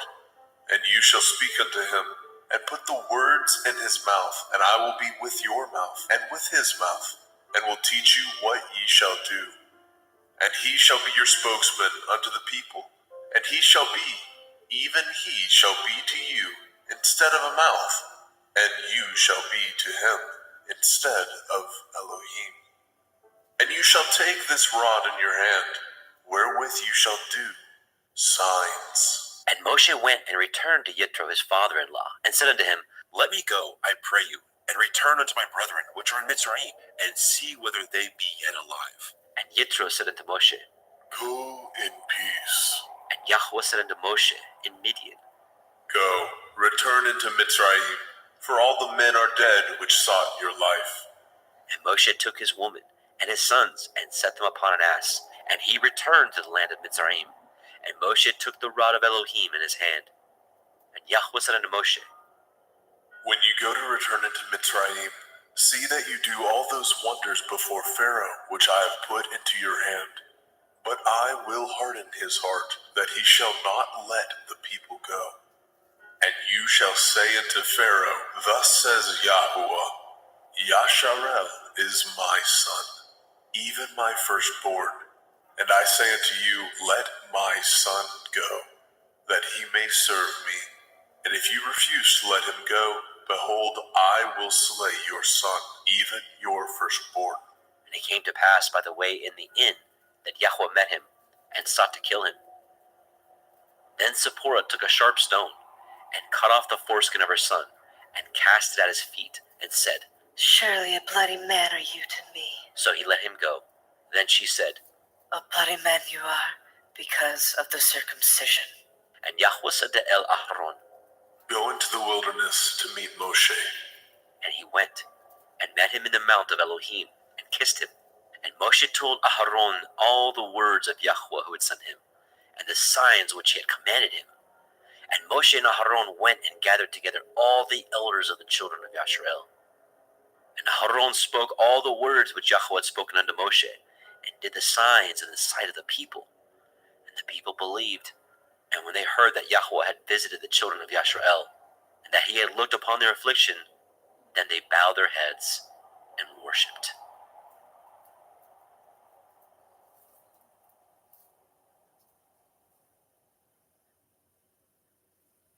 Shemot, Exodus, chapter 5. And afterward, Moshe and Aharon went in, and told Pharaoh, Thus says Yahweh Elohai of Yasharel, Let my people go, that they may hold a feast unto me in the wilderness. And Pharaoh said, Who is Yahweh that I should obey his voice to let Yasharel go? I know not Yahweh, neither will I let Yasharel go. And they said, The Elohai of the Ephraim has met with us. Let us go, we pray you, 3 days' journey into the desert, and sacrifice unto Yahweh Elohim, lest he fall upon us with pestilence, or with a sword. And the king of Mitzrayim said unto them, Wherefore do ye, Moshe and Aaron, let the people from their works get you unto your burdens. And Pharaoh said, Behold, the people of the land now are many, and ye make them rest from their burdens. And Pharaoh commanded the same day the taskmasters of the people and their officers, saying, Ye shall no more give the people straw to make brick, as heretofore. Let them go and gather straw for themselves. And the tale of the bricks which they did make heretofore, ye shall lay upon them. Ye shall not diminish aught thereof, for they be idle. Therefore they cry, saying, Let us go and sacrifice to our Elohim. Let their more work be laid upon the men, that they may labor therein, and let them not regard vain words. And the taskmasters of the people went out, and their officers, and they spoke to the people, saying, Thus says Pharaoh, I will not give you straw. Go ye, get you straw where you can find it. Yet not aught of your work shall be diminished. So the people were scattered abroad throughout all the land of Mitzrayim, to gather stubble instead of straw. And the taskmasters hasted them, saying, Fulfill your works, your daily tasks, as when there was straw. And the officers of the children of Yasharel, which Pharaoh's taskmasters had set over them, were beaten, and demanded, Wherefore have ye not fulfilled your task in making brick both yesterday and today, as heretofore? Then the officers of the children of Yasharel came and cried unto Pharaoh, saying, Wherefore do you thus with your servants? There is no straw given unto your servants, and they say to us, Make brick, and behold, your servants are beaten. But the fault is in your own people. But he said, Ye are idle, ye are idle. Therefore ye say, Let us go and do sacrifice to Yahweh.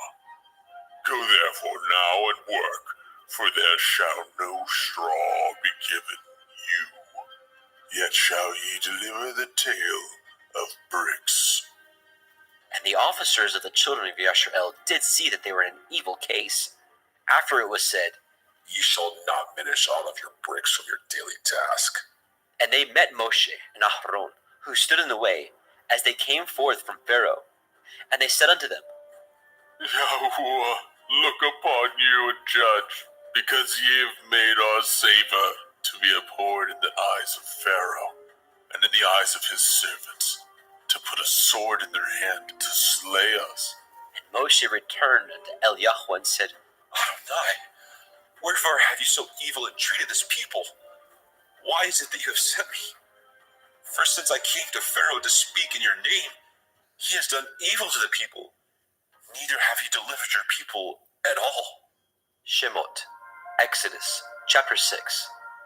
Then Yahweh said unto Moshe, Now shall you see what I will do to Pharaoh, for with a strong hand shall he let them go, and with a strong hand shall he drive them out of his land. And Elohim spoke unto Moshe, and said unto him, I am Yahuwah, and I appeared unto El Abraham, unto El Yitzhak, and unto El Yaakov, by El Shaddai.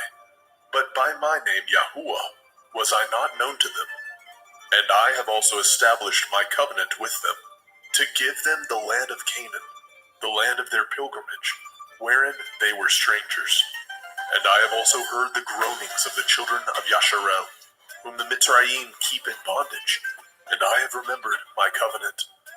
Wherefore say unto the children of Yasharel, I am Yahuwah, and I will bring you out from under the burdens of the Mitzrayim, and I will rid you out of their bondage, and I will redeem you with a stretched out arm, and with great judgments. And I will take you to me for a people, and I will be to you Elohim, and ye shall know that I am Yahuwah Elohim, which brings you out from under the burdens of the Mitzrayim. And I will bring you into the land, concerning the which I did swear to give it to Abraham, to Yitzhak, and to Yaakov, and I will give it to you for a heritage. I am Yahuwah. And Moshe spoke so unto the children of Yasharel, but they hearkened not unto Moshe, for anguish of the Ruach, and for cruel bondage. And Yahweh spoke unto Moshe, saying, Go in, speak unto Pharaoh, king of Mitzrayim, that he let the children of Yasharel go out of his land.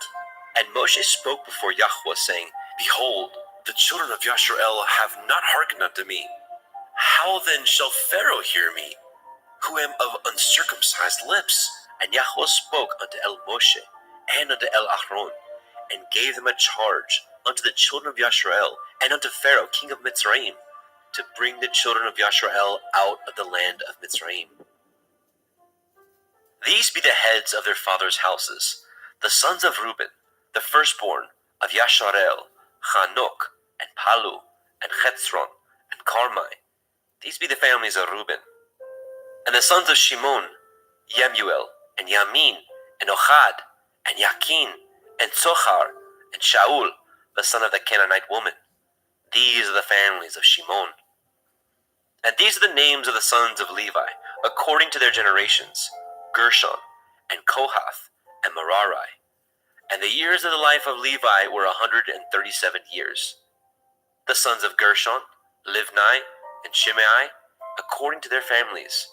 And the sons of Kohath, Amram, and Yitzchar, and Hebron, and Uziel. And the years of the life of Kohath were 133 years. And the sons of Merari, Machli, and Mushi. These are the families of Levi, according to their generations. And Amram took Jochebed, his father's sister, to be his woman, and she bore him Ahron and Moshe. And the years of the life of Amram were 137 years. And the sons of Yitzchar, Korach, and Nepheg, and Zikrai. And the sons of Uziel, Mishael, and Elishaphan, and Chitrai. And Ahron took him Elisheba, daughter of Aminadab, sister of Nachshon, to be his woman. And she bore him Nadab, and Abihu, and Eleazar, and Ithamar. And the sons of Korach, Asir, Elkanah, Avisaph. These are the families of the Korchai. And Eleazar, Ahron's son, took him one of the daughters of Putiel to be his woman, and she bore him Phinehas. These are the heads of the fathers of the Leviim, according to their families. These are that Ahron and Moshe, to whom Yahweh said, bring out the children of Yashrael from the land of Mitzrayim, according to their families. These are they which spoke to Pharaoh, king of Mitzrayim, to bring out the children of Yashrael from Mitzrayim. These are that Moshe and Ahron. And it came to pass on the day when Yahweh spoke unto Moshe in the land of Mitzrayim, that Yahweh spoke unto Moshe, saying, I am Yahuwah. Speak you unto Pharaoh king of Mitzrayim all that I say unto you. And Moshe said before Yahweh, behold, I am of uncircumcised lips. How shall Pharaoh hearken unto me? Shemot, Exodus, chapter 7. And Yahweh said unto Moshe, See, I have made you an Elohim to Pharaoh, and Aharon your brother shall be your prophet. You shall speak all that I command you, and Aharon your brother shall speak unto Pharaoh, that he send the children of Yasharel out of his land. And I will harden Pharaoh's heart, and multiply my signs, and my wonders in the land of Mitzrayim. But Pharaoh shall not hearken unto you, that I may lay my hand upon Mitzrayim, and bring forth my armies, and my people, the children of Yasharel, out of the land of Mitzrayim, by great judgments. And the Mitzrayim shall know that I am Yahuwah, when I stretch forth my hand upon the Mitzrayim, and bring out the children of Yasharel from among them. And Moshe and Ahron did as Yahweh commanded them. So did they. And Moshe was 80 years old, and Ahron 83 years old, when they spoke unto Pharaoh. And Yahweh spoke unto El Moshe, and unto El Ahron, saying, When Pharaoh shall speak unto you, saying, Show a miracle for you, then you shall say unto El Aharon, Take your rod, and cast it before Pharaoh, and it shall become a serpent. And Moshe and Ahron went in unto Pharaoh, and they did so, as Yahweh had commanded. And Ahron cast down his rod before Pharaoh, and before his servants, and it became a serpent. Then Pharaoh also called the wise men and the sorcerers, now the magicians of Mitzrayim. They also did in like manner with their enchantments, for they cast down every man his rod, and they became serpents. But Aharon's rod swallowed up their rods, and he hardened Pharaoh's heart, that he hearkened not unto them, as Yahweh had said. And Yahweh said unto Moshe, Pharaoh's heart is hardened. He refuses to let the people go. Get you unto Pharaoh in the morning. Lo, he goes out unto the water. You shall stand by the river's brink, against he come.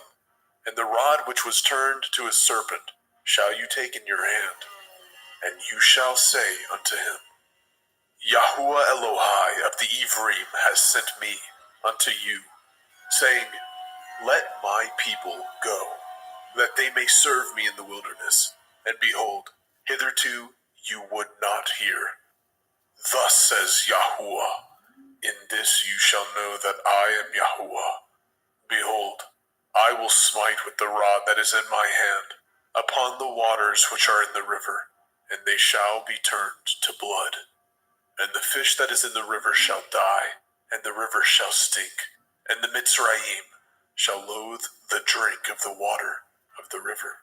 And Yahweh said unto Moshe, Say unto Aaron, Take your rod, and stretch out your hand upon the waters of Mitzrayim, upon their streams, upon their rivers, and upon their ponds, and upon all their pools of water, that they may become blood, and that there may be blood throughout all the land of Mitzrayim, both in vessels of wood and in vessels of stone. And Moshe and Aaron did so, as Yahweh commanded. And he lifted up the rod, and smote the waters that were in the river, in the sight of Pharaoh, and in the sight of his servants. And all the waters that were in the river were turned to blood. And the fish that was in the river died. And the river stank. And the Mitzrayim could not drink of the water of the river, and there was blood throughout all the land of Mitzrayim. And the magicians of Mitzrayim did so with their enchantments, and Pharaoh's heart was hardened, neither did he hearken unto them, as Yahweh had said. And Pharaoh turned and went into his house, neither did he set his heart to this also. And all the Mitzrayim dug round about the river for water to drink, for they could not drink of the water of the river. And 7 days were fulfilled after that Yahweh had smitten the river.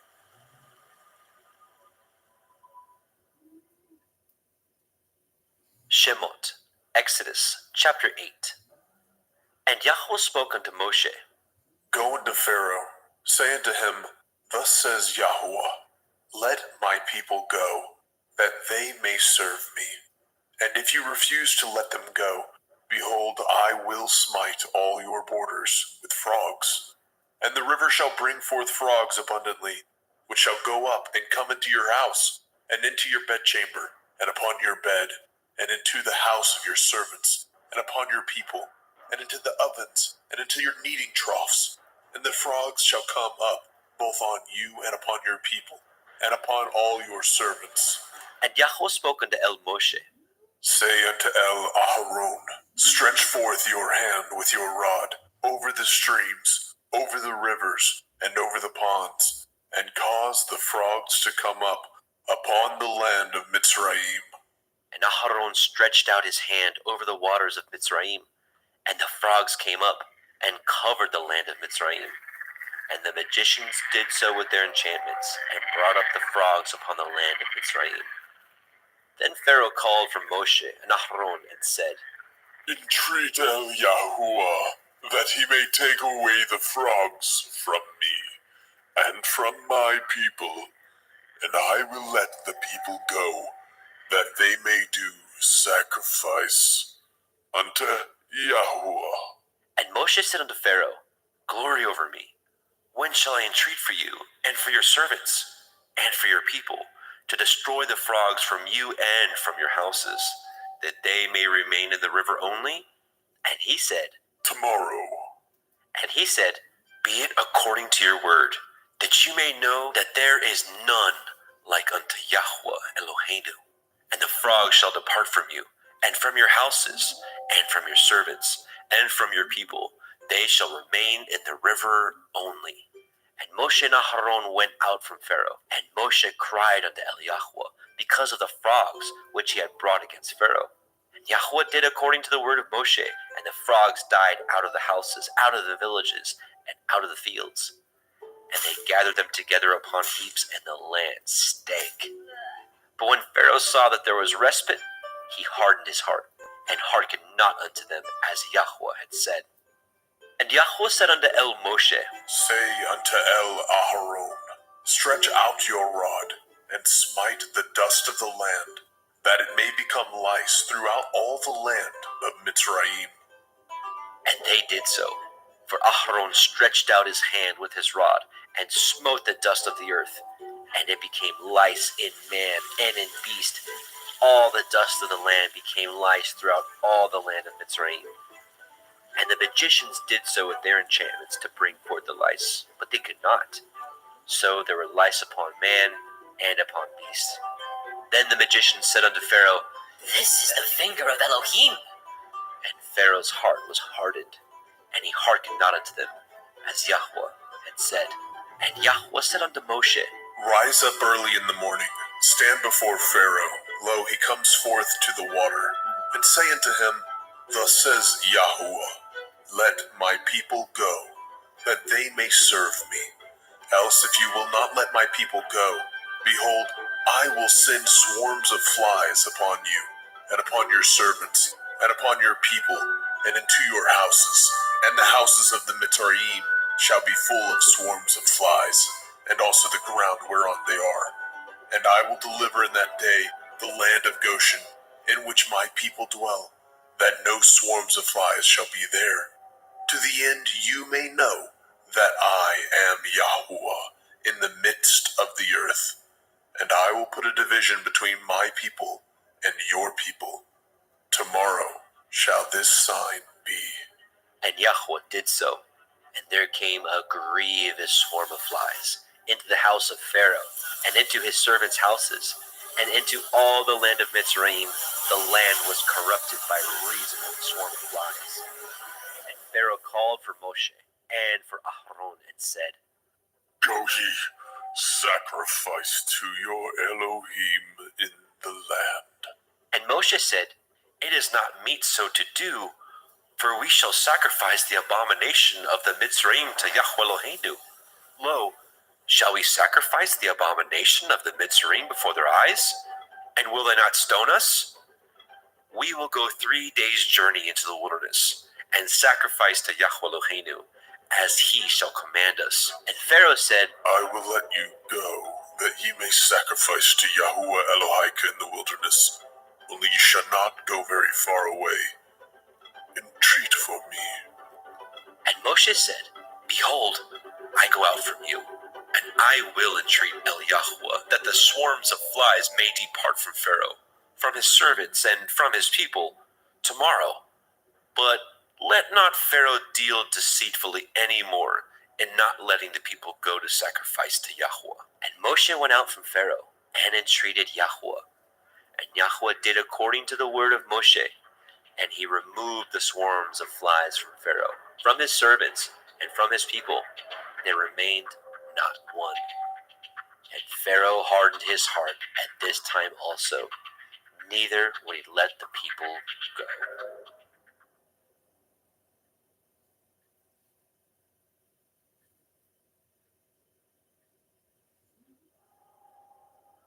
Shemot, Exodus chapter 9.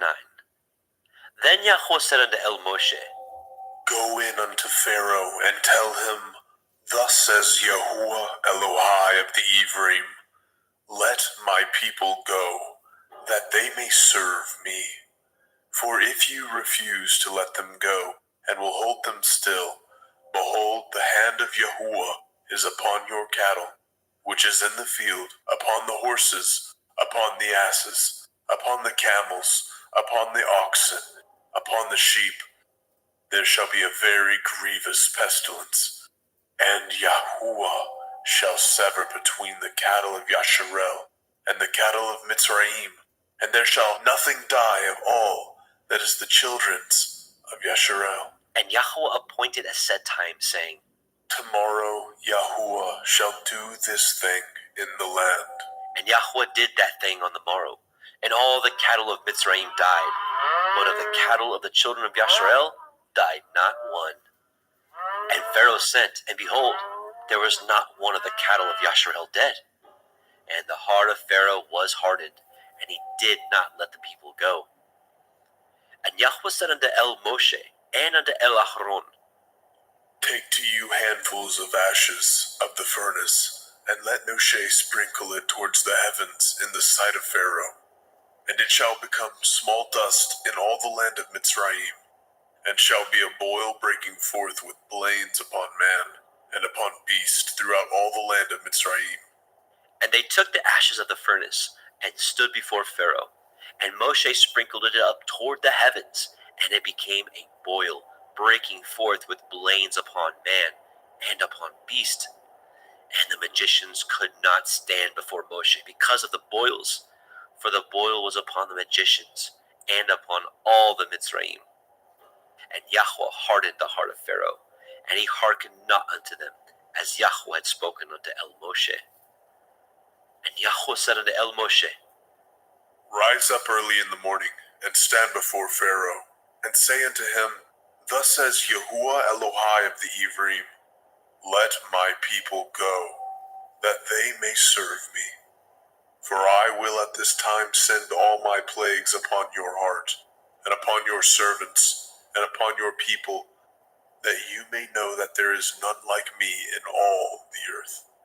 For now I will stretch out my hand, that I may smite you and your people with pestilence, and you shall be cut off from the earth. And in very deed for this cause have I raised you up, for to show in you my power, that my name may be declared throughout all the earth. As yet exalt you yourself against my people, that you will not let them go? Behold, tomorrow about this time I will cause it to rain a very grievous hail, such as has not been in Mitzrayim since the foundation thereof even until now.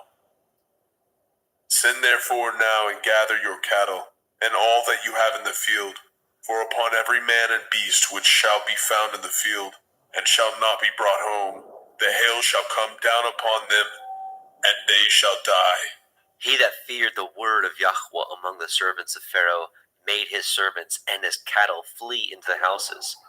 And he that regarded not the word of Yahweh left his servants and his cattle in the field. And Yahweh said unto El Moshe, Stretch forth your hand towards the heavens, that there may be hail in all the land of Mitzrayim, upon man and upon beast, and upon every herb of the field, throughout the land of Mitzrayim. And Moshe stretched forth his rod toward the heavens, and Yahweh sent thunder and hail, and the fire ran along upon the ground, and Yahweh rained hail upon the land of Mitzrayim. So there was hail, and fire mingled with the hail, very grievous, such as there was none like it in all the land of Mitzrayim, since it became a nation. And the hail smote throughout all the land of Mitzrayim, all that was in the field, both man and beast, and the hail smote every herb of the field, and broke every tree of the field. Only in the land of Goshen, where the children of Yasharel were, was there no hail. And Pharaoh sent and called for Moshe and Aharon, and said unto them, I have sinned this time. Yahuwah is righteous, and I and my people are wicked. Entreat Yahuwah, for it is enough that there be no more mighty thunderings and hail, for I will let you go. Ye shall stay no longer. And Moshe said unto him, As soon as I am gone out of the city, I will spread abroad my hands unto El Yahweh, and the thunder shall cease, neither shall there be any more hail, that you may know how that the earth is Yahweh's. But as for you and your servants, I know that you will not fear Yahweh Elohim. And the flax and the barley was smitten, for the barley was in the ear, and the flax was bold. But the wheat and the rye were not smitten, for they were not grown up. And Moshe went out of the city from Pharaoh, and spread abroad his hands unto El Yahweh, and the thunders and the hail ceased, and the rain was not poured upon the earth. And when Pharaoh saw that the rain and the hail and the thunders were ceased, he sinned yet more, and hardened his heart, he and his servants. And the heart of Pharaoh was hardened, neither would he let the children of Yasharel go, as Yahweh had spoken by Moshe. Shemot, Exodus, chapter 10. And Yahweh said unto Moshe, Go in unto Pharaoh, for I have hardened his heart, and the heart of his servants, that I might show these my signs before him, and that you may tell in the ears of your son, and of your son's son, what things I have wrought in Mitzrayim, and my signs which I have done among them, that ye may know how that I am Yahuwah. And Moshe and Aharon came in unto Pharaoh, and said unto him, Thus says Yahweh Elohai of the Ephraim, How long will you refuse to humble yourselves before me? Let my people go, that they may serve me. Else, if you refuse to let my people go, behold, tomorrow I will bring the locusts into your coast, and they shall cover the face of the earth, that one cannot be able to see the earth, and they shall eat the remnant of that which is escaped, which remains unto you from the hail, and shall eat every tree which grows for you out of the field. And they shall fill your houses, and the houses of all your servants, and the houses of all the Mitzrayim, which neither your fathers nor your fathers' fathers have seen, since the day that they were upon the earth unto this day. And he turned himself and went out from Pharaoh. And Pharaoh's servants said unto him, How long shall this man be a snare unto us? Let the men go, that they may serve Yahweh Elohim. Know you not that Mitzrayim is destroyed? And Moshe and Aharon were brought again unto Pharaoh. And he said unto them, Go, serve Yahuwah Elohim. But who are they that shall go? And Moshe said, We will go with our young and with our old, with our sons and with our daughters, with our flocks and with our herds. We will go, for we must hold a feast unto Yahweh. And he said unto them, Let Yahuwah be so with you, as I will let you go, and your little ones. Look to it, for evil is before you. Not so. Go now, ye that are men, and serve Yahuwah, for that ye did desire. And they were driven out from Pharaoh's presence. And Yahweh said unto Moshe, Stretch out your hand over the land of Mitzrayim for the locusts, that they may come up upon the land of Mitzrayim, and eat every herb of the land, even all that the hail has left. And Moshe stretched forth his rod over the land of Mitzrayim. And Yahweh brought an east wind upon the land all that day and all that night. And when it was morning, the east wind brought the locusts. And the locusts went up over all the land of Mitzrayim, and rested in all the coast of Mitzrayim. Very grievous were they. Before them there were no such locusts as they, neither after them shall be such. For they covered the face of the whole earth, so that the land was darkened, and they did eat every herb of the land, and all the fruit of the trees which the hail had left, and there remained not any green thing in the trees, or in the herbs of the field, through all the land of Mitzrayim. Then Pharaoh called for Moshe and Aharon in haste, and he said, I have sinned against Yahuwah Elohim, and against you.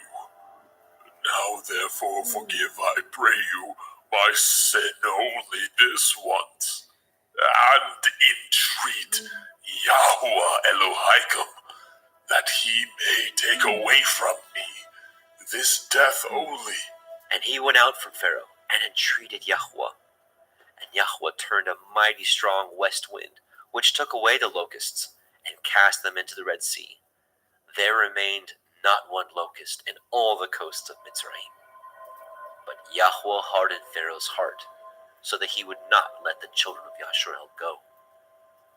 And Yahweh said unto Moshe, Stretch out your hand towards the heavens, that there may be darkness over the land of Mitzrayim, even darkness which may be felt. And Moshe stretched forth his hand toward the heavens, And there was a thick darkness in all the land of Mitzrayim 3 days. They saw not one another, neither rose any from his place for 3 days. But all the children of Yashrael had light in their dwellings. And Pharaoh called unto Moshe and said, Go ye, serve Yahuwah. Only let your flocks and your herds be stayed. Let your little ones also go with you. And Moshe said, You must give us also sacrifices and burnt offerings, that we may sacrifice unto Yahweh Eloheinu. Our cattle also shall go with us. There shall not a hoof be left behind. For thereof must we take to serve Yahweh Eloheinu. And we know not with what we must serve Yahweh until we come thither. But Yahweh hardened Pharaoh's heart, and he would not let them go. And Pharaoh said unto him, Get you from me. Take heed to yourself. See my face no more. For in that day you see my face, you shall die. And Moshe said, You have spoken well. I will see your face again no more.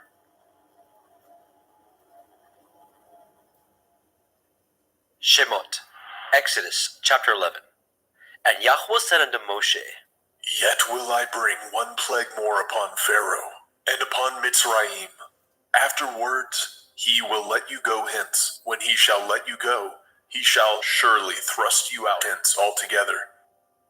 Speak now in the ears of the people, and let every man borrow of his neighbor, and every woman of her neighbor, jewels of silver and jewels of gold. And Yahweh gave the people favor in the sight of the Mitzrayim.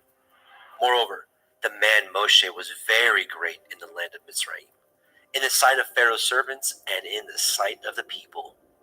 And Moshe said, Thus says Yahweh, about midnight will I go out into the midst of Mitzrayim, and all the firstborn in the land of Mitzrayim shall die, from the firstborn of Pharaoh that sits upon his throne, even unto the firstborn of the maidservant that is behind the mill, and all the firstborn of beasts. And there shall be a great cry throughout all the land of Mitzrayim, such as there was none like it, nor shall be like it any more.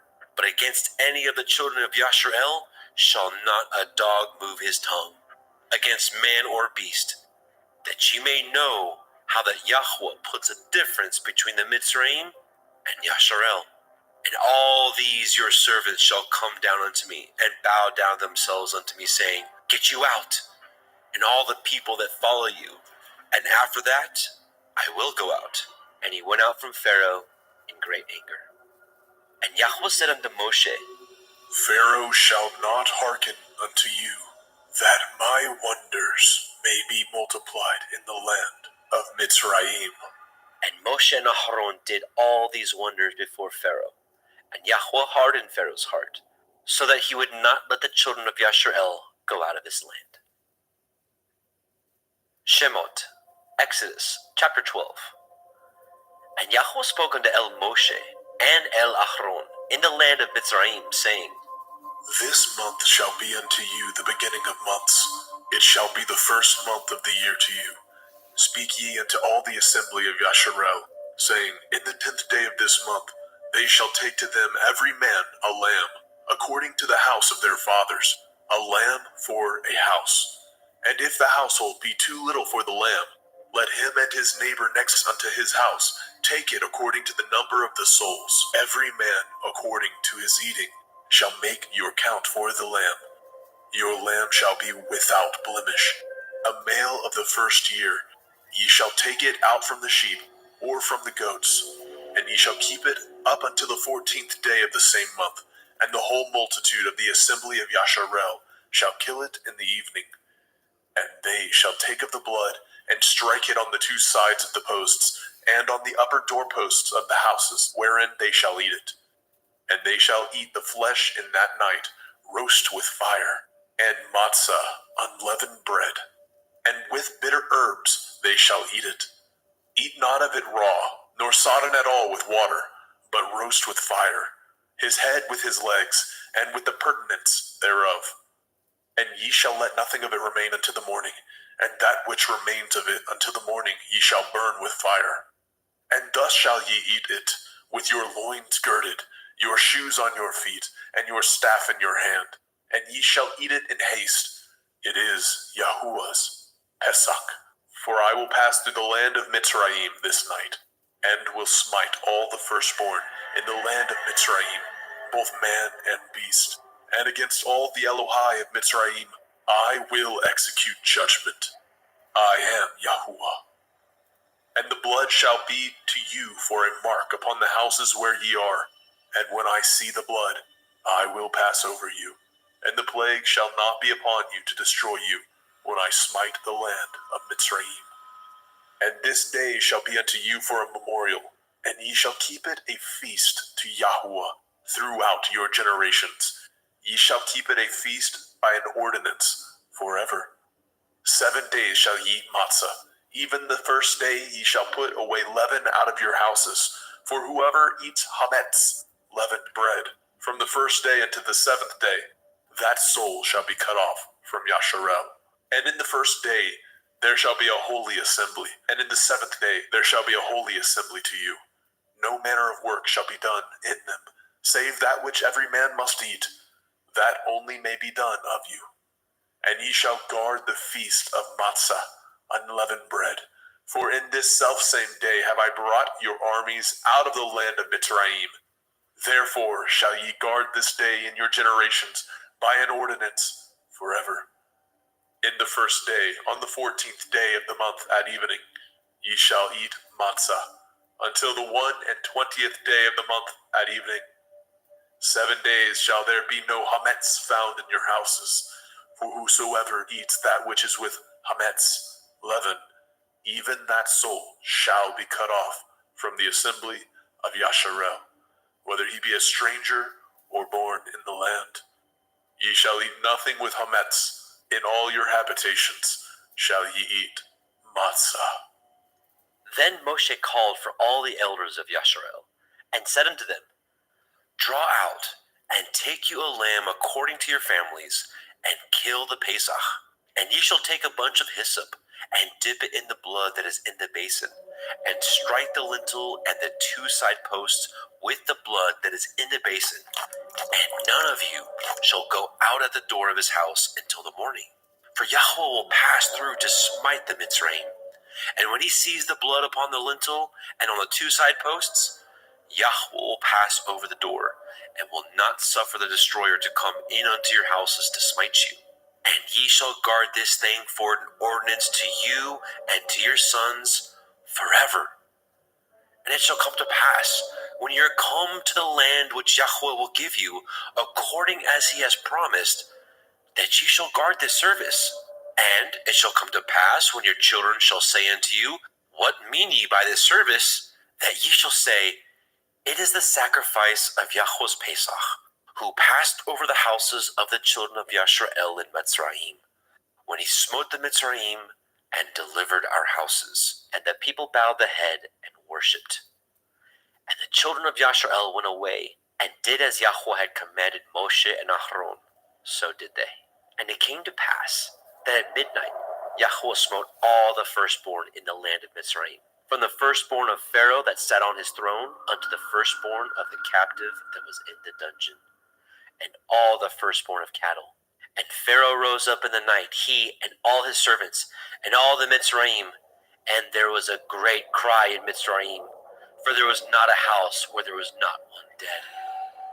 And he called for Moshe and Aharon by night, and said, Rise up, and get ye forth from among my people, both ye and the children of Yasharel, and go, serve Yahweh, as ye have said, and take your flocks and your herds, as ye have said, and be gone, and bless me also.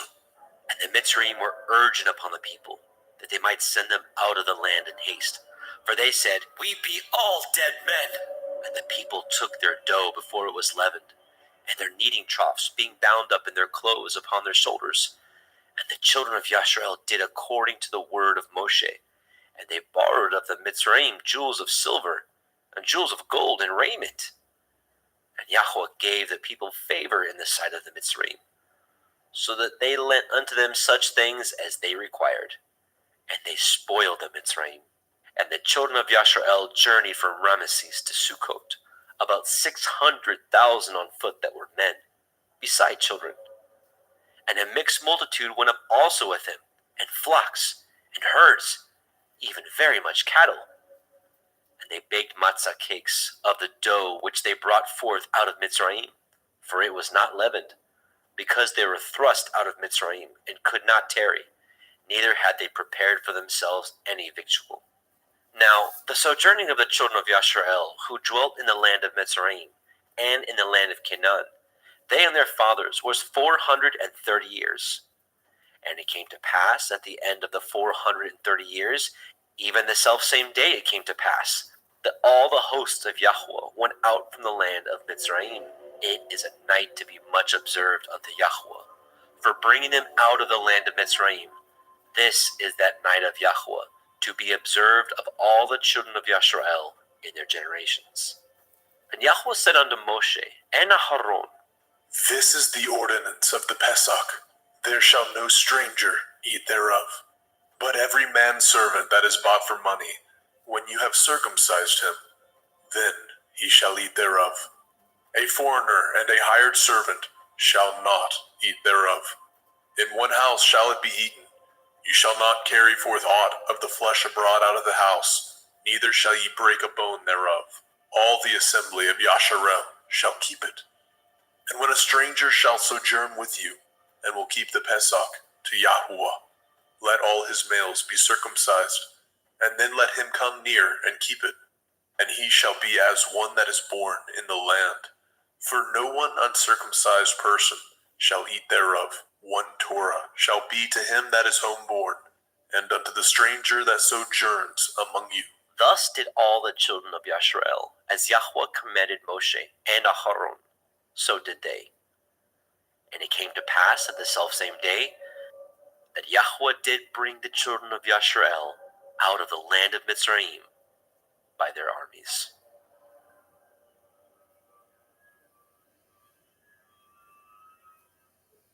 Shemot, Exodus chapter 13. And Yahweh spoke unto Moshe, saying, Sanctify unto me all the firstborn, whatsoever opens the womb among the children of Yasharel, both of man and of beast, it is mine. And Moshe said unto the people, Remember this day, in which you came out from Mitzrayim, out of the house of bondage, for by strength of hand Yahweh brought you out from this place. There shall no chametz be eaten. This day came ye out in the month Aviv. And it shall be, when Yahweh shall bring you into the land of the Canaanim, and the Hittim, and the Amorim, and the Chivim, and the Yebusim, which he swore unto your fathers to give you, a land flowing with milk and honey, that you shall keep this service in this month. 7 days you shall eat matzah, and in the 7th day shall be a feast unto Yahweh. Matzah shall be eaten 7 days, and there shall no chametz be seen with you, neither shall there be leaven seen with you in all your quarters. And ye shall show your son in that day, saying, This is done because of that which Yahweh did unto me, when I came forth out of Mitzrayim. And it shall be for a sign unto you upon your hand, and for a memorial between your eyes, that Yahweh's Torah may be in your mouth. For with a strong hand has Yahweh brought you out of Mitzrayim. You shall therefore guard this ordinance in his appointed time from year to year. And it shall be, when Yahweh shall bring you into the land of the Canaanim, as he swore unto you and to your fathers, and shall give it you, that you shall set apart unto Yahweh all that open the womb, and every firstling that comes of a beast which you have. The males shall be Yahweh's. And every firstling of an ass you shall redeem with a lamb, and if you will not redeem it, then you shall break his neck. And all the firstborn of man among your children shall you redeem. And it shall be, when your son asks you in time to come, saying, What is this? That you shall say unto him, By strength of hand Yahweh brought us out from Mitzrayim, from the house of bondage. And it came to pass, when Pharaoh would hardly let us go, that Yahweh slew all the firstborn in the land of Mitzrayim, both of the firstborn of man and the firstborn of beast. Therefore I sacrifice to Yahweh all that opens the womb, being males, but all the firstborn of my children I redeem. And it shall be for a mark upon your hand, and for frontlets between your eyes. For by strength of hand Yahweh brought us forth out of Mitzrayim. As when Pharaoh had let the people go, the Elohim led them not through the way of the land of the Palestine, though that was near. For Elohim said, Lest perchance the people repent when they see war, and they return to Mitzrayim. but Elohim led the people about through the way of the wilderness of the Red Sea. And the children of Yasharel went up harnessed out of the land of Mitzrayim. And Moshe took the bones of Joseph with him, for he had straitly sworn the children of Yasharel, saying, Elohim will surely visit you, and you will carry up my bones away hence with you.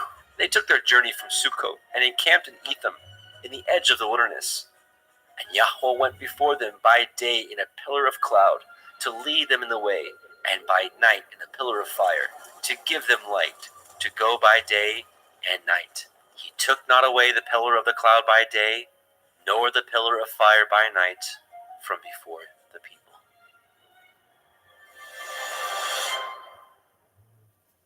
Shemot, Exodus chapter 14.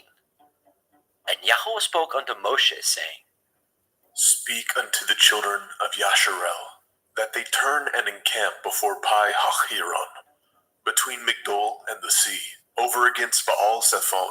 Before it shall ye encamp by the sea. For Pharaoh will say of the children of Yasharel, They are entangled in the land, the wilderness has shut them in. And I will harden Pharaoh's heart, that he shall follow after them, and I will be honored upon Pharaoh, and upon all his host, that the Mitzrayim may know that I am Yahweh. And they did so. And it was told the king of Mitzrayim that the people fled, and the heart of Pharaoh and his servants was turned against the people. And they said, Why have we done this, that we have let Yasharel go from serving us? And he made ready his chariot, and took his people with him.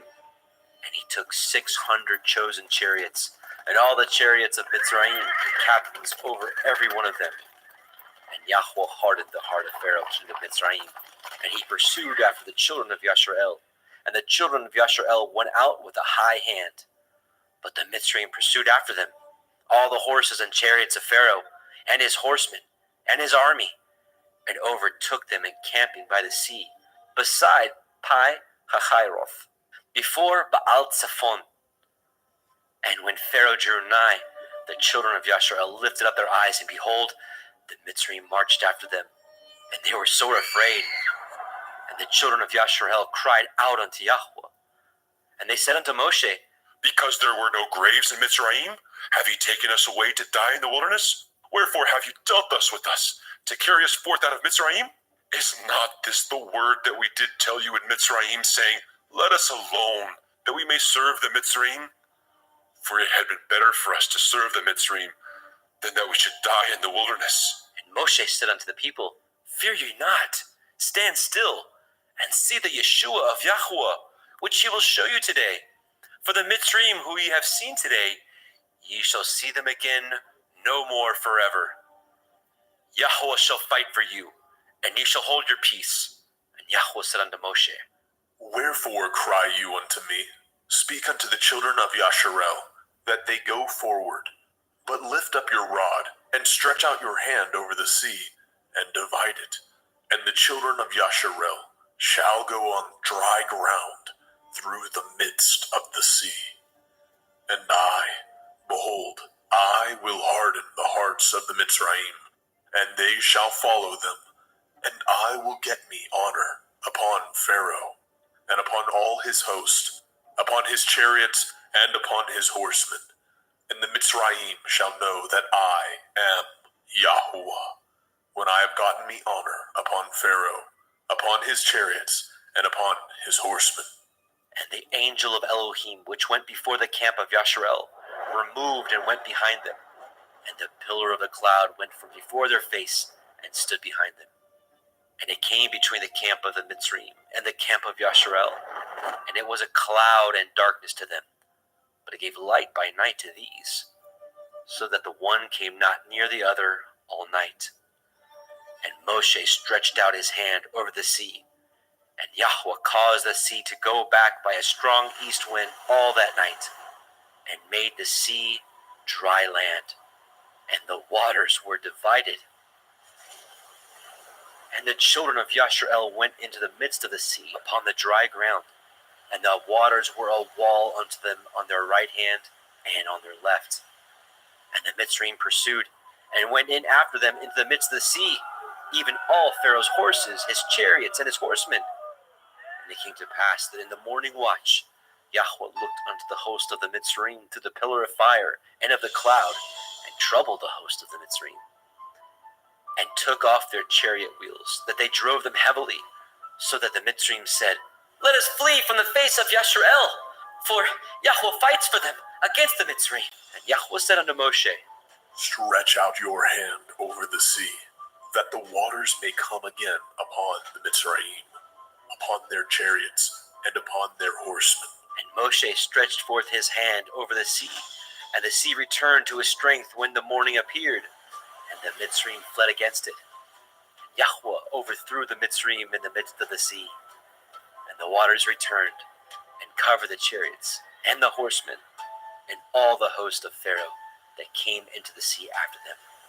There remained not so much as one of them. But the children of Yasharel walked upon dry land in the midst of the sea, and the waters were a wall unto them on their right hand and on their left. Thus Yahweh saved Yasharel that day out of the hand of the Mitzrayim. And Yasharel saw the Mitzrayim dead upon the seashore. And Yasharel saw that great work which Yahweh did upon the Mitzrayim. And the people feared Yahweh, and believed Yahweh, and his servant Moshe.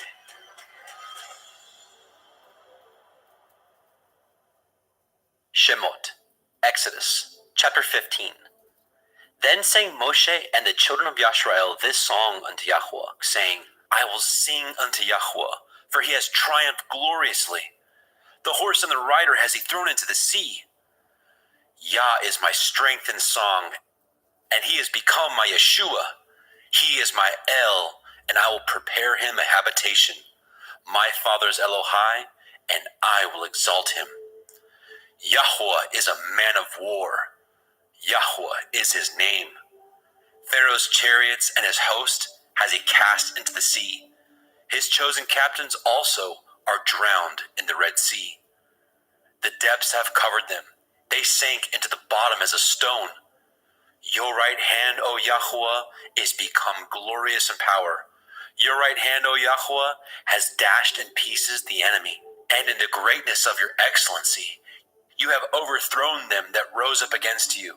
You sent forth your wrath, which consumed them as stubble. And with the blast of your nostrils, the waters were gathered together. The flood stood upright as a heap, and the depths were congealed in the heart of the sea. The enemy said, I will pursue, I will overtake, I will divide the spoil. My lust shall be satisfied upon them. I will draw my sword, my hand shall destroy them. You blew with your ruach, the sea covered them. They sank as lead in the mighty waters. Who is like unto you, O Yahweh, among the Elohim?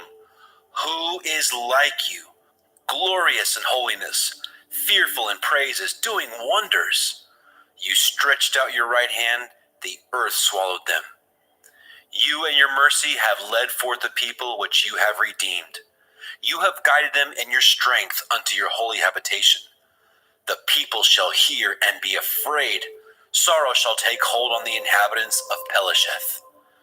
Then the dukes of Edom shall be amazed, the mighty men of Moab, trembling shall take hold upon them. All the inhabitants of Canaan shall melt away. Fear and dread shall fall upon them by the greatness of your arm. They shall be as still as a stone, till your people pass over, O Yahweh, till the people pass over which you have purchased. You shall bring them in and plant them in the mountain of your inheritance, in the place, O Yahweh, which you have made for you to dwell in the sanctuary, O Adonai, which your hands have established. Yahweh shall reign forever and ever. For the horse of Pharaoh went in with his chariots and with his horsemen into the sea, and Yahweh brought again the waters of the sea upon them. But the children of Yasharel went on dry land in the midst of the sea. And Miriam, the prophetess, the sister of Aharon, took a timbrel in her hand, and all the women went out after her with timbrels and dances. And Miriam answered them, Sing ye to Yahweh, for he has triumphed gloriously. The horse and his rider has he thrown into the sea.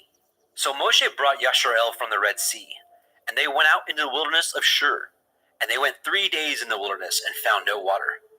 And when they came to Marah, they could not drink of the waters of Marah, for they were bitter. Therefore, the name of it was called Marah. And the people murmured against Moshe, saying, What shall we drink? And he cried unto El Yahweh. And Yahweh showed him a tree, which, when he had cast into the waters were made sweet. There he made for them a statute and an ordinance, and there he proved them, and said, If you will diligently hearken to the voice of Yahweh Elohim, and will do that which is right in his sight, and will give ear to his commandments, and guard all his statutes, I will put none of these diseases upon you, which I have brought upon the Mitzrayim, for I am Yahweh Ropheka. And they came to Elim, where there were 12 wells of water, and 70 palm trees, and they encamped there by the waters.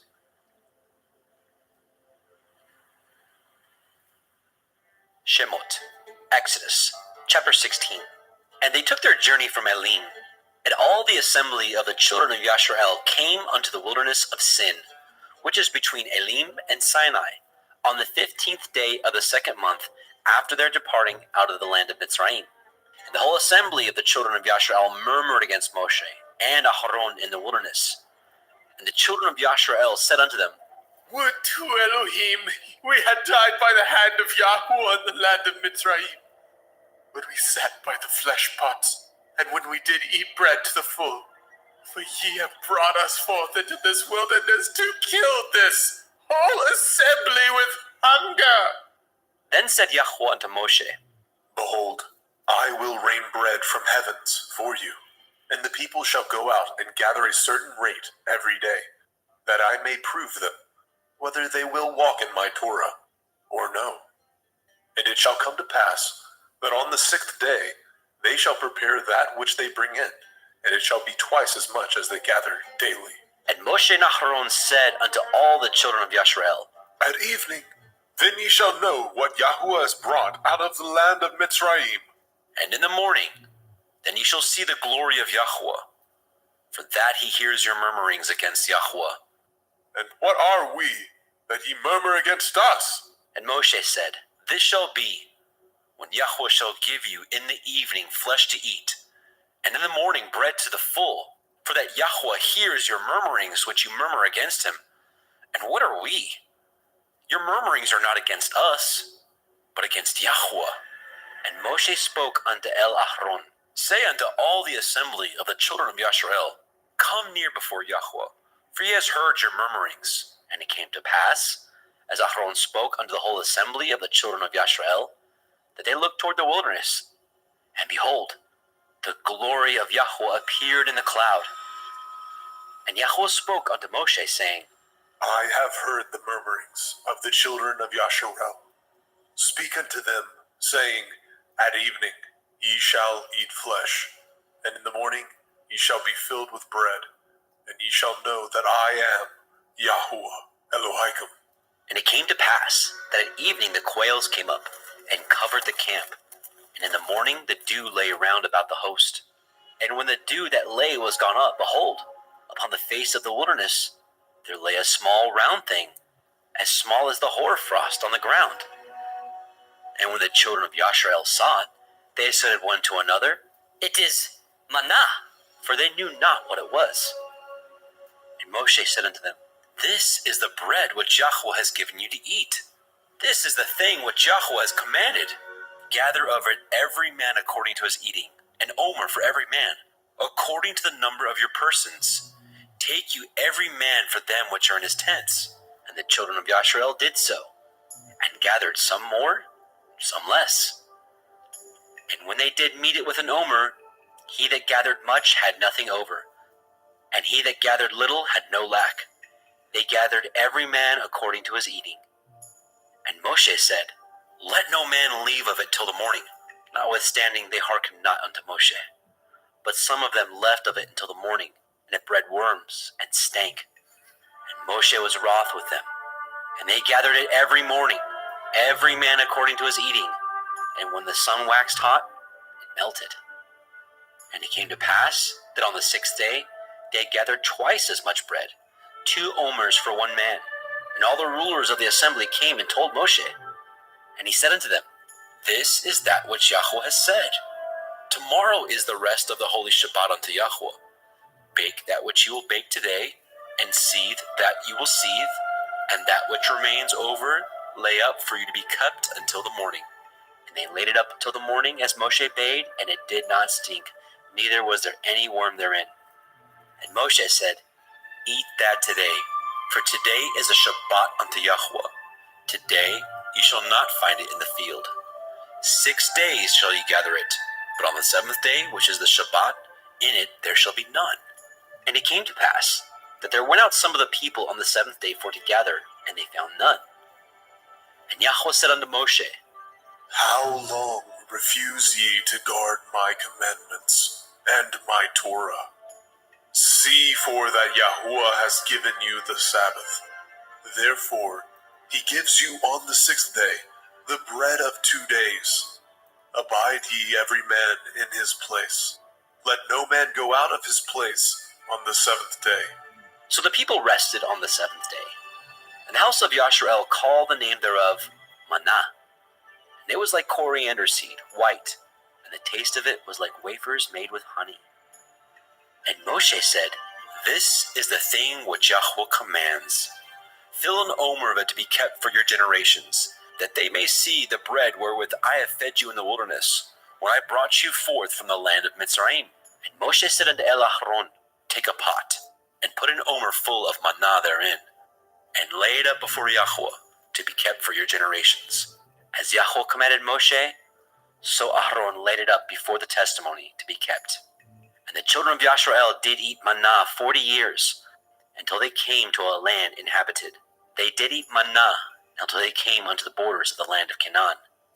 Now, an omer is a 10th part of an ephah. Shemot, Exodus, chapter 17. And all the assembly of the children of Yasharel journeyed from the wilderness of Sin, after their journeys, according to the commandment of Yahweh, and pitched in Rephidim, and there was no water for the people to drink. Wherefore the people did chide with Moshe, and said, Give us water, that we may drink. And Moshe said unto them, Why chide ye with me? Wherefore do ye tempt Yahweh? The people thirsted there for water. And the people murmured against Moshe, and said, Wherefore is it that you brought us up out of Mitzrayim, to kill us and our children and our cattle with thirst? And Moshe cried unto Yahweh, saying, What shall I do unto this people? They be almost ready to stone me. And Yahweh said unto Moshe, Go on before the people, and take with you the elders of Yasharel, and your rod, wherewith you smote the river, take in your hand, and go. Behold, I will stand before you there upon the rock in Horeb, and you shall smite the rock, and there shall come water out of it, that people may drink. And Moshe did so in the sight of the elders of Yasharel.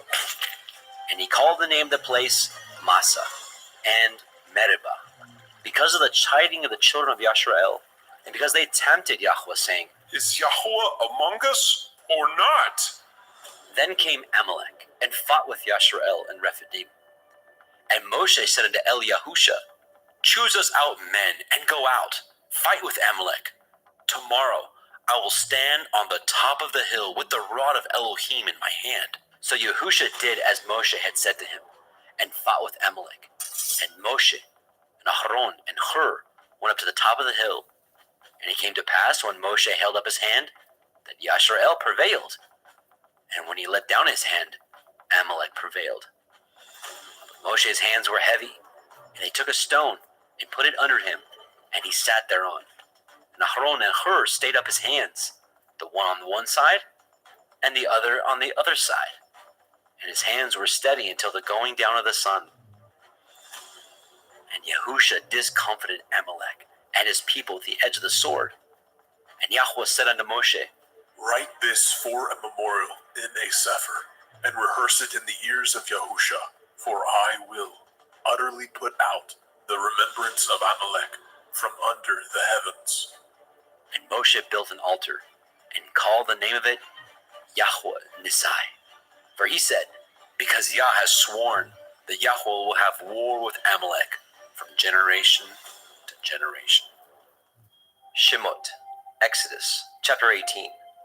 When Yitro, the priest of Midian, Moshe's father-in-law, heard all that Elohim had done for Moshe, and for Yasharel his people, and that Yahweh had brought Yasharel out of Mitzrayim, then Yitro, Moshe's father-in-law, took Zipporah, Moshe's woman, after he had sent her back, and her 2 sons, of which the name of the one was Gershom, for he said, I have been an alien in a strange land. And the name of the other was Eleazar, for the Elohai of my father, said he, was my help, and delivered me from the sword of Pharaoh. And Yitro, Moshe's father-in-law, came with his sons and woman unto Moshe in the wilderness, where he encamped at the mount of Elohim. And he said unto Moshe, I, your father-in-law Yithro, am come unto you, and your woman, and her 2 sons with her. And Moshe went out to meet his father-in-law, and did obeisance, and kissed him, and they asked each other of their welfare, and they came into the tent. And Moshe told his father-in-law all that Yahweh had done unto Pharaoh, and unto the Mitzrayim for Yasharel's sake, and all the travail that had come upon them by the way, and how Yahweh delivered them. And Yitro rejoiced for all the goodness which Yahweh had done unto Yasharel, whom he had delivered out of the hand of the Mitzrayim. And Yitro said, Blessed be Yahweh, who has delivered you out of the hand of the Mitzrayim, and out of the hand of Pharaoh, who has delivered the people from under the hand of the Mitzrayim. Now I know that Yahweh is greater than all Elohim, for in the thing wherein they dealt proudly, he was above them. And Yitro, Moshe's father-in-law, took a burnt offering and sacrifices for Elohim. Aharon came, and all the elders of Yasharel, to eat bread with Moshe's father-in-law before Elohim. And it came to pass on the morrow that Moshe sat to judge the people, and the people stood by Moshe from the morning unto the evening. And when Moshe's father-in-law saw all that he did to the people, he said, What is this that you do to the people? Why sit you yourself alone, and all the people stand by you from morning unto evening? And Moshe said unto his father-in-law, Because the people come unto me to inquire of Elohim. When they have a matter, they come unto me, and I judge between one and another. And I do make them know the statutes of Elohim and his Torah. And Moshe's father-in-law said unto him, The thing you do is not good. You will surely wear away, both you and this people that is with you, for this thing is too heavy for you. You are not able to perform it yourself alone. Hearken now unto my voice. I will give you counsel, and Elohim shall be with you. Be for the people to Elohimward, that you may bring the causes unto Elohim. And you shall teach them ordinances and Torah, and shall show them the way wherein they must walk, and the work that they must do. Moreover, you shall provide out of all the people able men, such as fear Elohim, men of truth, hating covetousness, and place such over them to be rulers of thousands, and rulers of hundreds, rulers of 50s, and rulers of 10s. And let them judge the people at all seasons, and it shall be that every great matter they shall bring unto you, but every small matter they shall judge.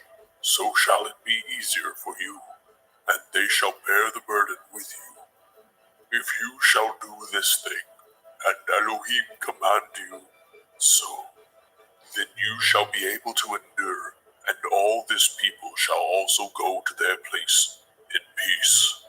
So Moshe hearkened to the voice of his father-in-law and did all that he had said. And Moshe chose able men out of all Yasharel and made them heads over the people, rulers of thousands, rulers of hundreds, rulers of 50s, and rulers of 10s. And they judged the people at all seasons. The hard causes they brought unto Moshe, but every small matter they judged themselves. And Moshe let his father-in-law depart, and he went his way into his own land. Shemot, Exodus, chapter 19. In the 3rd month, when the children of Yasharel were gone forth out of the land of Mitzrayim, the same day came they into the wilderness of Sinai. For they were departed from Rephidim, and were come to the desert of Sinai, and had pitched in the wilderness. And there Yasharel camped before the mount. And Moshe went up unto Elohim, and Yahweh called unto him out of the mountain, saying, Thus shall you say to the house of Yaakov, and tell the children of Yasharel, Ye have seen what I did unto the Mitzrayim, and how I bore you on eagle's wings, and brought you unto myself. Now therefore, if ye will obey my voice indeed, and guard my covenant, then ye shall be a peculiar treasure unto me above all people. For all the earth is mine, and ye shall be unto me a kingdom of priests, and a holy nation. These are the words which you shall speak unto the children of Yasharel. And Moshe came and called for the elders of the people, and laid before their faces all these words which Yahweh commanded him. And all the people answered together and said, All that Yahweh has spoken, we will do. And Moshe returned the words of the people unto Yahweh. And Yahweh said unto Moshe, Lo, I come unto you in a thick cloud, that the people may hear when I speak with you, and believe you forever. And Moshe told the words of the people unto Yahweh. And Yahweh said unto Moshe, Go unto the people, and sanctify them today and tomorrow, and let them wash their clothes, and be ready against the 3rd day. For the 3rd day Yahweh will come down in the sight of all the people upon Mount Sinai. And you shall set bounds unto the people round about, saying, Take heed to yourselves, that ye go not up unto the mount, or touch the border of it. Whosoever touches the mount shall be surely put to death. There shall not a hand touch it, but he shall surely be stoned or shot through. Whether it be beast or man, it shall not live. When the shofar sounds long, they shall come up to the mount. And Moshe went down from the mount unto the people, and sanctified the people, and they washed their clothes. And he said unto the people, Be ready against the 3rd day, come not at your women. And it came to pass on the 3rd day in the morning, that there were thunders and lightnings, and a thick cloud upon the mount, and the voice of the shofar exceeding loud, so that all the people that was in the camp trembled. And Moshe brought forth the people out of the camp to meet with Elohim, and they stood at the nether part of the mount. And Mount Sinai was altogether on a smoke, because Yahweh descended upon it in fire, and the smoke thereof ascended as the smoke of a furnace, and the whole mount quaked greatly. And when the voice of the shofar sounded long, and waxed louder and louder, Moshe spoke, and Elohim answered him by a voice. And Yahweh came down upon Mount Sinai, on the top of the mount. And Yahweh called Moshe up to the top of the mount, and Moshe went up. And Yahweh said unto Moshe, Go down, charge the people, lest they break through unto Yahweh, to gaze, and many of them perish. And let the priests also, which come near to Yahweh, sanctify themselves, lest Yahweh break forth upon them. And Moshe said unto Yahweh, The people cannot come up unto Mount Sinai, for you charged us, saying, Set bounds about the mount, and sanctify it. And Yahweh said unto him, Away, get you down, and you shall come up you and Aaron with you. But let not the priests and the people break through to come up unto Yahweh, lest he break forth upon them. So Moshe went down unto the people, and spoke unto them. Shemot, Exodus, chapter 20. And Elohim spoke all these words, saying, I am Yahuwah Elohika, which have brought you out of the land of Mitzrayim, out of the house of bondage. You shall have no other Elohim before me. You shall not make any graven image or any likeness of anything that is in the heavens above, or that is in the earth beneath, or that is in the water under the earth. You shall not bow yourself to them, nor serve them, for I, Yahuwah Elohika, am a jealous El, visiting the iniquity of the fathers upon the children unto the third and fourth generation of them that hate me, and showing mercy unto thousands of them that love me and guard my commandments. You shall not take the name of Yahuwah Elohika in vain, for Yahuwah will not hold him guiltless that takes his name in vain. Remember the day of the Sabbath, to keep it holy. 6 days shall you labor and do all your work, but the seventh day is the Sabbath of Yahuwah Elohika. In it you shall not do any work, you nor your son, nor your daughter, your manservant, nor your maidservant, nor your cattle, nor your stranger that is within your gates. For in 6 days Yahuwah made the heavens and the earth, the sea and all that is in them, and rested the seventh day. Wherefore Yahuwah blessed the day of the Sabbath, and hallowed it. Honor your father and your mother, that your days may be long upon the land which Yahuwah Elohika gives you. You shall not kill. You shall not break wedlock. You shall not steal. You shall not bear false witness against your neighbor. You shall not lust after your neighbor's house. You shall not lust after your neighbor's woman, nor his manservant, nor his maidservant, nor his ox, nor his ass, nor anything that is your neighbor's. And all the people saw the thunderings and the lightnings, and the noise of the shofar, and the mountain smoking. And when the people saw it, they removed and stood afar off. And they said unto Moshe, Speak with us, and we will hear, but let not Elohim speak with us, lest we die. And Moshe said unto the people, Fear not, for Elohim is come to prove you, and that his fear may be before your faces, that you sin not. And the people stood afar off. And Moshe drew near unto the thick darkness where Elohim was. And Yahweh said unto Moshe, Thus you shall say unto the children of Yasharel, Ye have seen that I have talked with you from heaven. Ye shall not make with me Elohai of silver, neither shall ye make unto you Elohai of gold. An altar of earth you shall make unto me, and shall sacrifice thereon your burnt offerings, and your peace offerings, your sheep and your oxen. In all places where I record my name, I will come unto you, and I will bless you. And if you will make me an altar of stone, you shall not build it of hewn stone. For if you lift up your tool upon it, you have polluted it. Neither shall you go up by steps unto my altar, that your nakedness be not discovered thereon. Shemot, Exodus chapter 21. Now these are the judgments which you shall set before them. If you obtain an Ivri servant, 6 years he shall serve, and in the 7th he shall go out free for nothing. If he came in by himself, he shall go out by himself. If you are married, then his woman shall go out with him. If his master have given him a woman, and she have borne him sons or daughters, the woman and her children shall be her master's, and he shall go out by himself. And if the servant shall plainly say, I love my master, my woman, and my children, I will not go out free, then his master shall bring him unto the judges. He shall also bring him to the door, or unto the doorpost, and his master shall pierce his ear through with an awl, and he shall serve him forever. And if a man surrenders his daughter to be a maidservant, she shall not go out as the menservants do.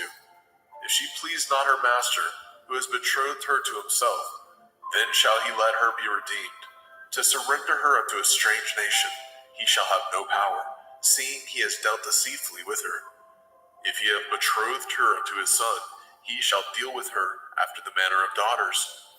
If he take him another woman, her food, her raiment, and her duty of marriage shall he not diminish. And if he do not these 3 unto her, then shall she go out free without money. He that smites a man so that he die shall be surely put to death. And if a man lie not in wait, but Elohim deliver him into his hand, then I will appoint you a place whither he shall flee. But if a man come presumptuously upon his neighbor to slay him with guile, you shall take him from my altar, that he may die. And he that smites his father or his mother shall be surely put to death. And he that steals a man and sells him, or if he be found in his hand, he shall surely be put to death. And he that curses his father or his mother shall surely be put to death. And if men strive together, and one smite another with a stone, or with his fist, and he die not, but keeps his bed, if he rise again, and walk abroad upon his staff, then shall he that smote him be innocent. Only he shall pay for the loss of his time, and shall cause him to be thoroughly healed. And if a man smite his servant, or his maid with a rod, and he die under his hand, he shall surely be punished. Notwithstanding, if he continue a day or two, he shall not be punished, for he is his money. If men strive and hurt a woman with a child, so that her fruit depart from her, and yet no mischief follow, he shall surely be punished, according as the woman's man will lay upon him. He shall pay as the judges determine. And if any mischief follow, then you shall give life for life, eye for eye, tooth for tooth, hand for hand, foot for foot, burning for burning, wound for wound, stripe for stripe. And if a man smite the eye of his servant, or the eye of his maid, that it perish, he shall let him go free for his eye's sake. If he smite out his manservant's tooth, or his maidservant's tooth, he shall let him go free for his tooth's sake. If an ox gore a man or a woman, that they die, then the ox shall be surely stoned, and his flesh shall not be eaten, but the owner of the ox shall be innocent. But if the ox were wont to push with his horn in the time past, and it has been testified to his owner, and he has not kept him in, but that he has killed a man or a woman, the ox shall be stoned, and his owner also shall be put to death. If there be laid on him a sum of money, then he shall give for the ransom of his life whatsoever is laid upon him. Whether he have gored a son or gored a daughter, according to this judgment shall it be done unto him. If the ox shall push a manservant or a maidservant, he shall give unto their master 30 shekels of silver, and the ox shall be stoned. And if a man shall open a pit, or if a man shall dig a pit, and not cover it, and an ox or an ass fall therein, the owner of the pit shall make it good, and give up money unto the owner of them, and the dead beast shall be his. And if the ox of one man hurts the ox of another, that he die, then they shall sell the live ox, and divide the money of it, and the dead ox also they shall divide. Or if it be known that the ox has used to push in time past, and his owner has not kept him in, he shall surely pay ox for ox, and the dead shall be his own. Shemot, Exodus, chapter 22. If a man shall steal an ox or a sheep and kill it, or sell it, he shall restore 5 oxen for an ox, and 4 sheep for a sheep. If a thief be found breaking up, and be smitten that he die, there shall no blood be shed for him. If the sun be risen upon him, there shall be blood shed for him, for he should make full restitution. If he have nothing, then he shall be sold for his theft. If the theft be certainly found in his hand alive, whether it be ox or ass or sheep, he shall restore double. If a man shall cause a field or vineyard to be eaten, and shall put in his beast, and shall feed in another man's field, of the best of his own field, and of the best of his own vineyard, shall he make restitution. If fire break out and catch in thorns, so that the stacks of grain, or the standing grain, or the field be consumed therewith, he that kindled the fire shall surely make restitution. If a man shall deliver unto his neighbor money or stuff to guard, and to be stolen out of the man's house, if the thief be found, let him pay double. If the thief be not found, then the master of the house shall be brought unto the judges, to see whether he have put his hand unto his neighbor's goods. For all manner of transgression, whether it be for ox, for ass, for sheep, for raiment, or for any manner of lost thing, which another challenged to be his, the cause of both parties shall come before the judges, and whom the judges shall condemn, he shall pay double unto his neighbor. If a man deliver unto his neighbor an ass, or an ox, or a sheep, or any beast to guard, and it die, or be hurt, or driven away, no man seeing it, then shall an oath of Yahuwah be between them both, that he has not put his hand unto his neighbor's goods, and the owner of it shall accept thereof, and he shall not make it good. And if it be stolen from him, he shall make restitution unto the owner thereof. And if it be torn in pieces, then let him bring it for witness, and he shall not make good that which was torn. And if a man borrow aught of his neighbor, and it be hurt or die, the owner thereof being not with it, he shall surely make it good. But if the owner thereof be with it, he shall not make it good. If it be a hired thing, it came for his hire. And if a man entice a maid that is not betrothed, and lie with her, he shall surely endow her to be his woman.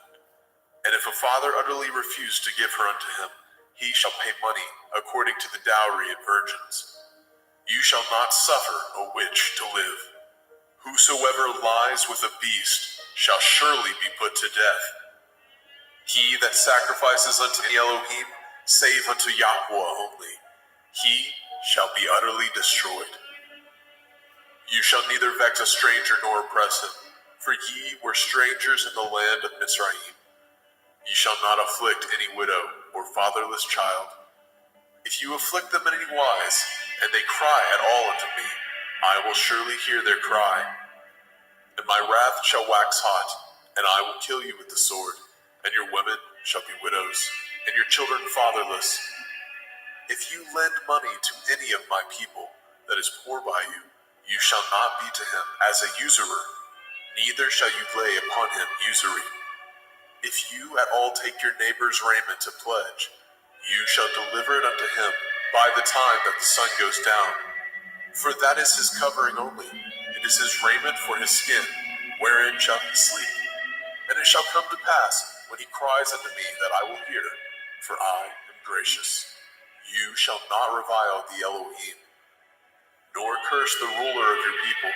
You shall not delay to offer the first of your ripe fruit, and of your liquors, the firstborn of your sons shall you give unto me. Likewise shall you do with your oxen and with your sheep. 7 days it shall be with this dam. On the 8th day you shall give it to me. And ye shall be holy men unto me. Neither shall ye eat any flesh that is torn of beast in the field. Ye shall cast it to the dogs. Shemot, Exodus, chapter 23. You shall not raise a false report. Put not your hand with the wicked to be an unrighteous witness. You shall not follow a multitude to do evil, neither shall you speak in a cause, to decline after many, to pervert judgment. Neither shall you countenance a poor man in his cause. If you meet your enemy's ox or his ass going astray, you shall surely bring it back to him again. If you see the ass of him that hates you lying under his burden, and would forbear to help him, you shall surely help with him. You shall not pervert the judgment of your poor in his cause. Keep far from a false matter, and the innocent and righteous slay you not, for I will not justify the wicked. And you shall take no gift, for the gift blinds the wise, and perverts the words of the righteous. Also, you shall not oppress a stranger, for ye know the heart of a stranger, seeing ye were strangers in the land of Mizraim. In 6 years you shall sow your land, and shall gather in the fruits thereof. But the 7th year you shall let it rest and lie still, that the poor of your people may eat what they leave the beasts of the field shall eat. In like manner you shall deal with your vineyard and with your olive yard. 6 days you shall do your work, and on the 7th day you shall rest, that your ox and your ass may rest, and the sons of your handmaid and the stranger may be refreshed. And in all things that I have said unto you, be guarded, and make no mention of the name of other Elohim, neither let it be heard out of your mouth. 3 times you shall keep a feast unto me in the year. You shall guard the feast of matzah, unleavened bread. You shall eat matzah 7 days as I command you, in the time appointed of the month of Eve. For in it you came out from Mizraim, and none shall appear before me empty. And the feast of Katsir, harvest, the first fruits of your labors, which you have sown in the field, and the feast of Asif, in gathering, which is in the end of the year, when you have gathered your labors out of the field. 3 times in the year all your males shall appear before Adonai Yahuwah. You shall not offer the blood of my sacrifice with hametz, leavened bread. Neither shall the fat of my sacrifice remain until the morning. The first of the first fruits of your land you shall bring into the house of Yahuwah Elohika. You shall not seethe a kid in his mother's milk. Behold, I send an angel before you to guard you in the way and to bring you into the place which I have prepared. Beware of him and obey his voice. Provoke him not, for he will not pardon your transgressions, for my name is in him. And if you shall indeed obey his voice and do all that I speak, then I will be an enemy unto your enemies and an adversary unto your adversaries. For my angel shall go before you and bring you in unto the Emorym and the Hittim and the Perizim and the Kenainim and the Hivim and the Yebusim, and I will cut them off. You shall not bow down to their Elohim, nor serve them, nor do after their works, but you shall utterly overthrow them, and quite break down their images. And ye shall serve Yahuwah Elohim, and he shall bless your bread and your water, and I will take sickness away from the midst of you. There shall nothing cast their young, nor be barren in your land, and the number of your days I will fulfill. I will send my fear before you, and will destroy all the people to whom you shall come, and I will make all your enemies turn their backs unto you. And I will send hornets before you, which shall drive out the Hivi, and the Kenaini, and the Hittite from before you. And I will not drive them out from before you in 1 year, lest the land become desolate, and the beasts of the field multiply against you.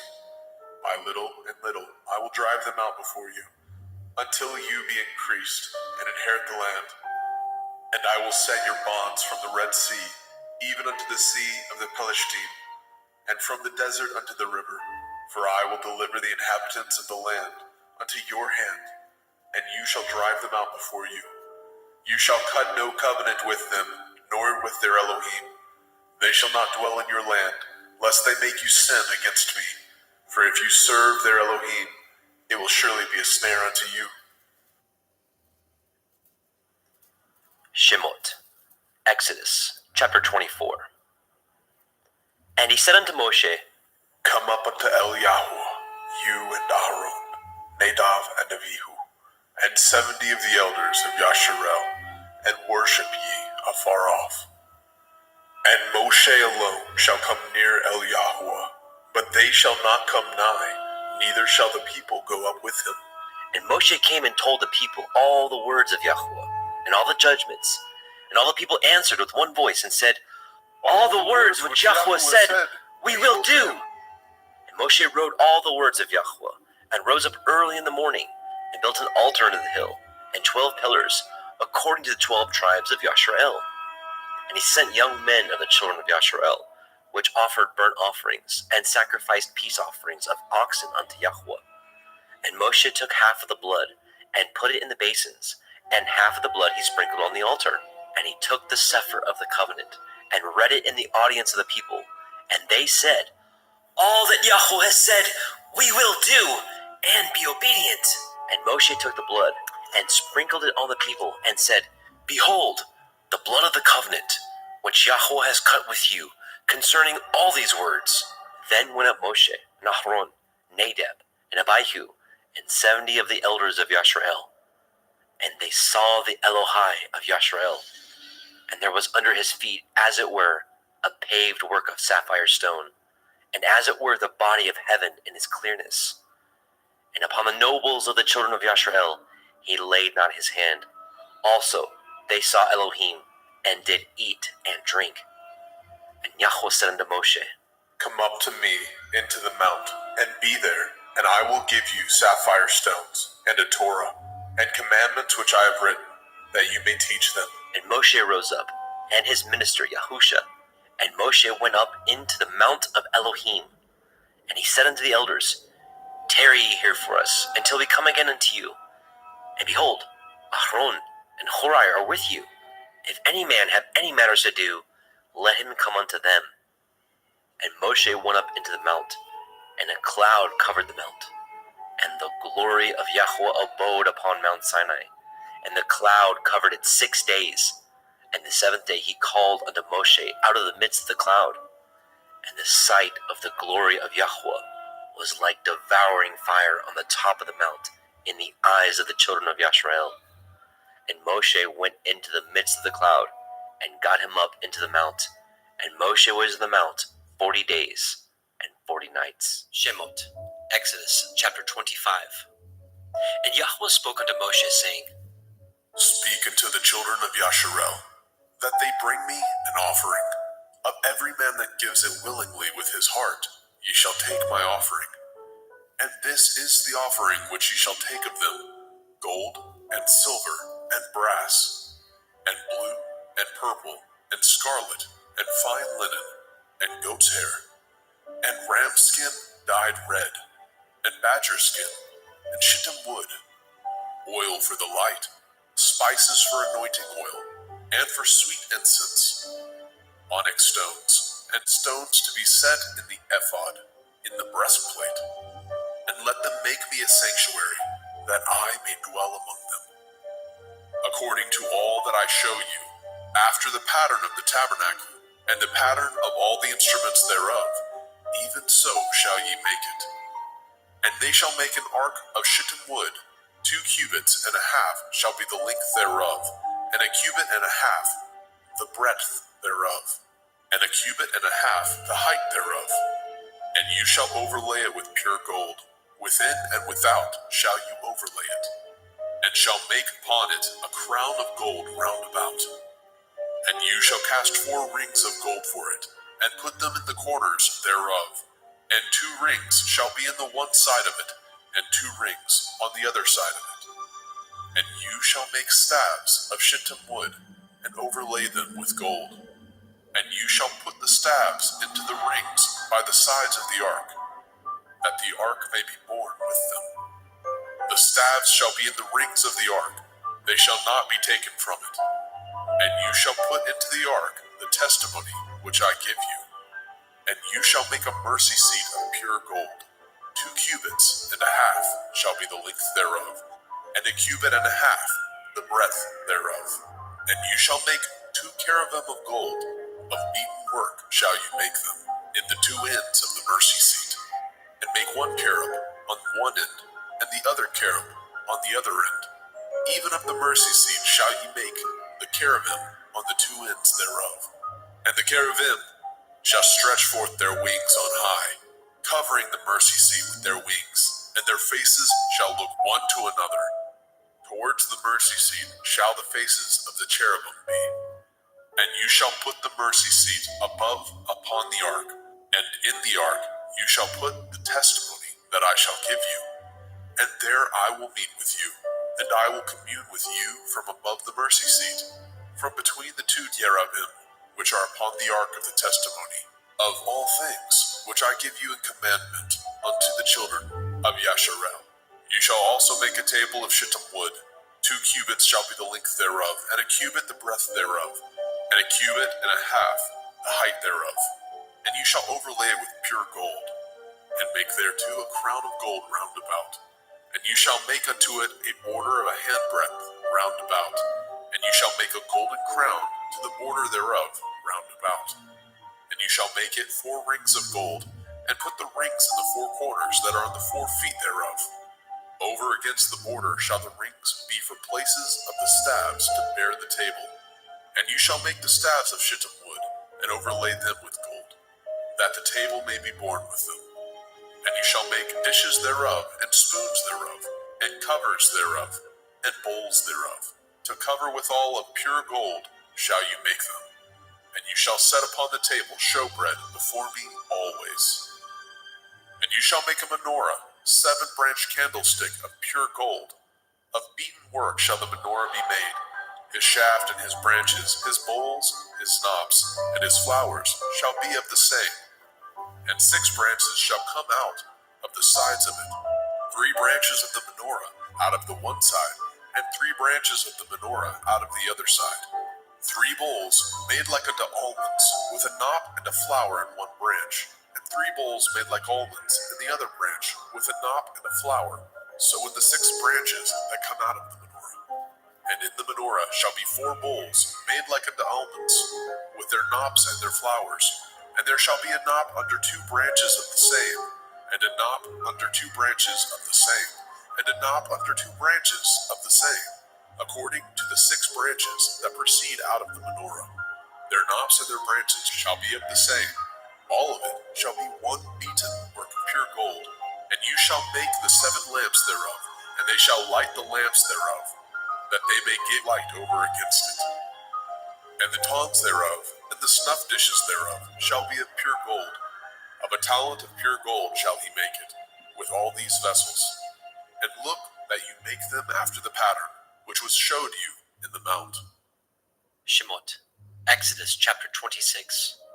Moreover, you shall make the tabernacle with 10 curtains of fine twined linen, and blue and purple, and scarlet, with cherubim of cunning work shall you make them. The length of one curtain shall be 8 and 20 cubits, and the breadth of one curtain 4 cubits. Every one of the curtains shall have one measure. The 5 curtains shall be coupled together, one to another, and other 5 curtains shall be coupled one to another. And you shall make loops of blue upon the edge of the one curtain from the selvage in the coupling, and likewise shall you make in the uttermost edge of another curtain in the coupling of the second. 50 loops shall you make in the one curtain, and 50 loops shall you make in the edge of the curtain that is the coupling of the second, and the loops may take hold one of another. And you shall make 50 taches of gold, and couple the curtains together with the taches, and it shall be one tabernacle. And you shall make curtains of goat hair to be a covering upon the tabernacle. 11 curtains shall you make. The length of one curtain shall be 30 cubits, and the breadth of one curtain 4 cubits. And the 11 curtains shall be all of one measure. And you shall couple 5 curtains by themselves, and 6 curtains by themselves, and shall double the 6th curtain in the forefront of the tabernacle. And you shall make 50 loops on the edge of the one curtain that is utmost in the coupling, and 50 loops in the edge of the curtain, which couples the second. And you shall make 50 taches of brass, and put the taches into the loops, and couple the tent together, that it may be one. And the remnant that remains of the curtain of the tent, the half curtain that remains, shall hang over the backside of the tabernacle, and a cubit on the one side, and a cubit on the other side, of that which remains in the length of the curtains of the tent. It shall hang over the sides of the tabernacle, on this side and on that side, to cover it. And you shall make a covering for the tent of ram skin dyed red, and a covering above of badger skin.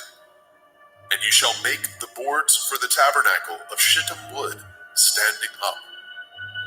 10 cubits shall be the length of a board, and a cubit and a half shall be the breadth of one board.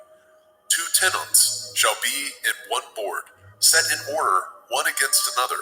Thus shall you make for all the boards of the tabernacle. You shall make the boards for the tabernacle, 20 boards on the south side southward.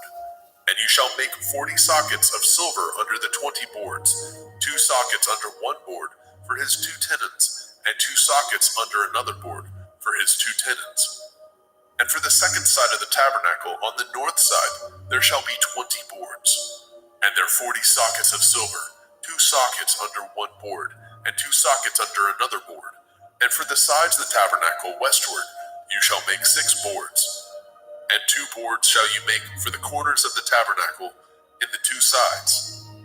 And they shall be coupled together beneath, and they shall be coupled together above the head of it unto one ring. Thus shall it be for them both. They shall be for the 2 corners. And they shall be 8 boards, and their sockets of silver, 16 sockets, 2 sockets under one board, and 2 sockets under another board. And you shall make bars of shittim wood, 5 for the boards of the one side of the tabernacle, and 5 bars for the boards of the other side of the tabernacle, and 5 bars for the boards of the side of the tabernacle for the 2 sides westward.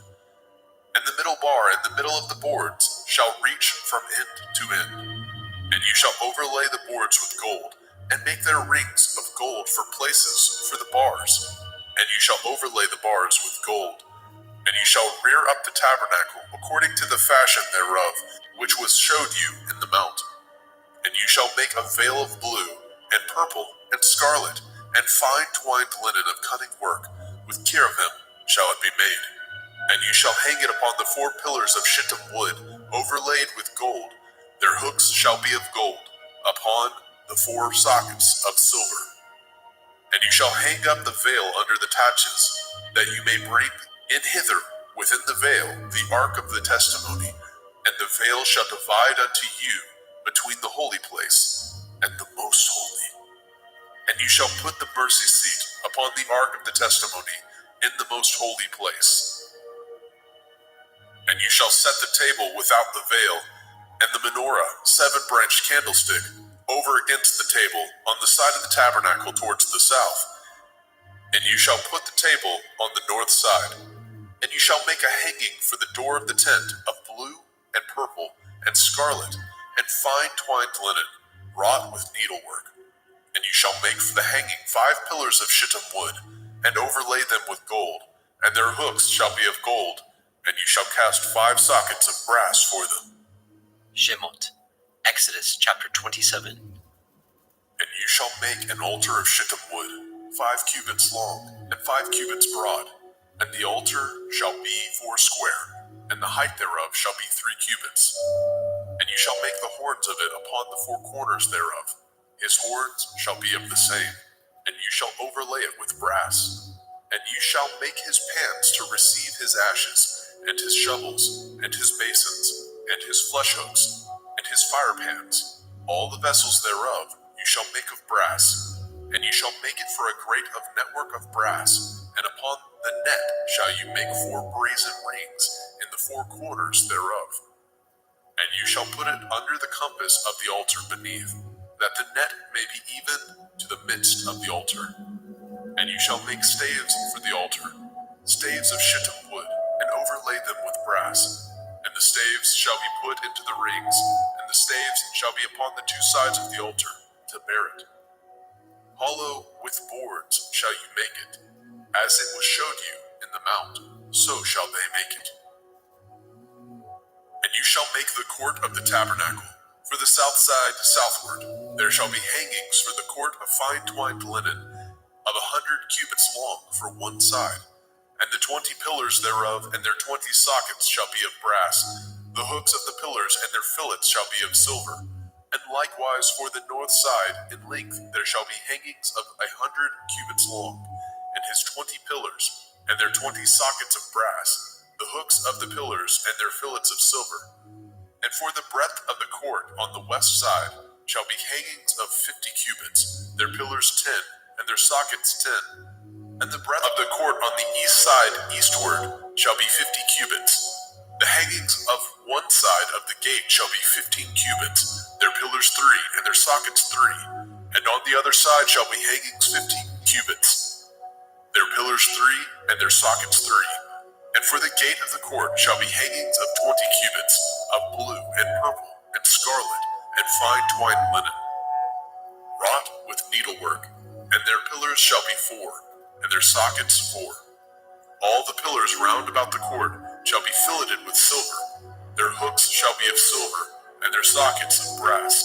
The length of the court shall be 100 cubits, and the breadth 50 everywhere. And the height of 5 cubits of fine twined linen, and their sockets of brass. All the vessels of the tabernacle in the service thereof, and all the pins thereof, and all the pins of the court shall be of brass. And you shall command the children of Yasharel that they bring you pure olive oil, beaten for the light, to cause the lamp to burn always. In the tabernacle of the assembly, without the veil, which is before the testimony, Aaron and his sons shall order it from evening to morning before Yahuwah. It shall be a statute forever unto their generations on the behalf of the children of Yasharel. Shemot, Exodus chapter 28. And take unto you Aaron your brother, and his sons with him, from among the children of Yasharel, that he may minister unto me in the priest's office, even Aaron, Nadab, and Abihu, Eleazar, and Itamar, Aaron's sons. And you shall make holy garments for Aaron your brother, for glory and for beauty.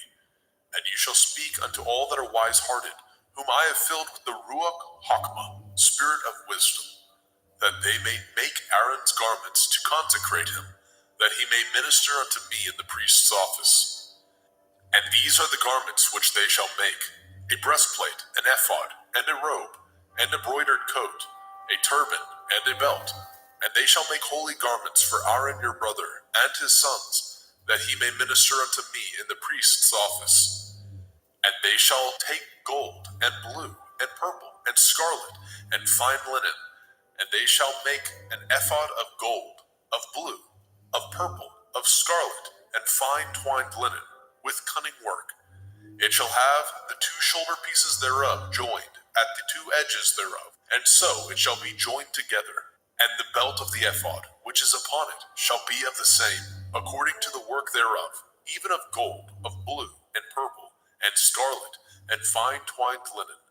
And you shall take the two onyx stones, and grave on them the names of the children of Yasharel, 6 of their names on one stone, and the other 6 names of the rest on the other stone, according to their birth, with the work of an engraver in stone, like the engravings of a signet, shall you engrave the 2 stones with the names of the children of Yasharel.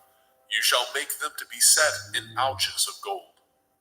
And you shall put the 2 stones upon the shoulders of the ephod for stones of memorial unto the children of Yasharel.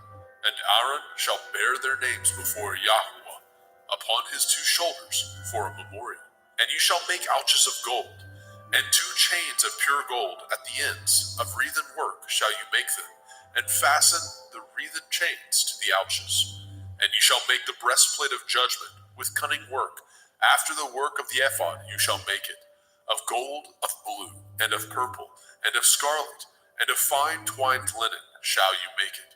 4 square it shall be, being doubled. A span shall be the length thereof, and a span shall be the breadth thereof. And you shall set in it settings of stone, even 4 rows of stones. The first row shall be sardius, a topaz, a carbuncle. This shall be the first row. And the second row shall be an emerald, a sapphire, and a diamond. And the third row a ligure, an agate, and an amethyst. And the fourth row a beryl, and an onyx, and a jasper. They shall be set in gold in their enclosings. And the stones shall be with the names of the children of Yasharel, 12, according to their names, like the engravings of a signet. Every one with his name shall they be according to the 12 tribes. And you shall make upon the breastplate chains at the end of wreathen work of pure gold. And you shall make upon the breastplate 2 rings of gold, and shall put the 2 rings on the 2 ends of the breastplate. And you shall put the 2 wreathen chains of gold in the 2 rings which are on the ends of the breastplate. And the other 2 ends of the 2 wreathen chains you shall fasten in the 2 ouches, and put them on the shoulder pieces of the ephod before it. And you shall make 2 rings of gold, and you shall put them upon the 2 ends of the breastplate in the order thereof, which is in the side of the ephod inward. And 2 other rings of gold you shall make, and shall put them on the 2 sides of the ephod underneath, towards the forepart thereof, over against the other coupling thereof, above the belt of the ephod. And they shall bind the breastplate by the rings thereof unto the rings of the ephod, with a lace of blue, that it may be above the belt of the ephod, and that the breastplate be not loosed from the ephod. And Aaron shall bear the names of the children of Yasharel in the breastplate of judgment upon his heart, when he goes in unto the holy place, for a memorial before Yahweh continually. And you shall put in the breastplate of judgment the Urim and the Thummim, and they shall be upon Aaron's heart, when he goes in before Yahweh. And Aaron shall bear the judgment of the children of Yasharel upon his heart before Yahweh continually. And you shall make the robe of the ephod all of blue, and there shall be a hole in the top of it. In the midst thereof it shall have a binding of woven work round about the whole of it, as it were the whole of a habergeon, that it be not rent. And beneath upon the hem of it you shall make pomegranates of blue, of purple, and of scarlet, round about the hem thereof, and bells of gold between them round about, a golden bell and a pomegranate, a golden bell and a pomegranate, upon the hem of the robe round about. And it shall be upon Aaron to minister And his sound shall be heard when he goes in unto the holy place before Yahweh, and when he comes out, that he die not. And you shall make a plate of pure gold, grave upon it, like the engravings of a signet, Kodesh el Yahweh, holiness unto Yahweh.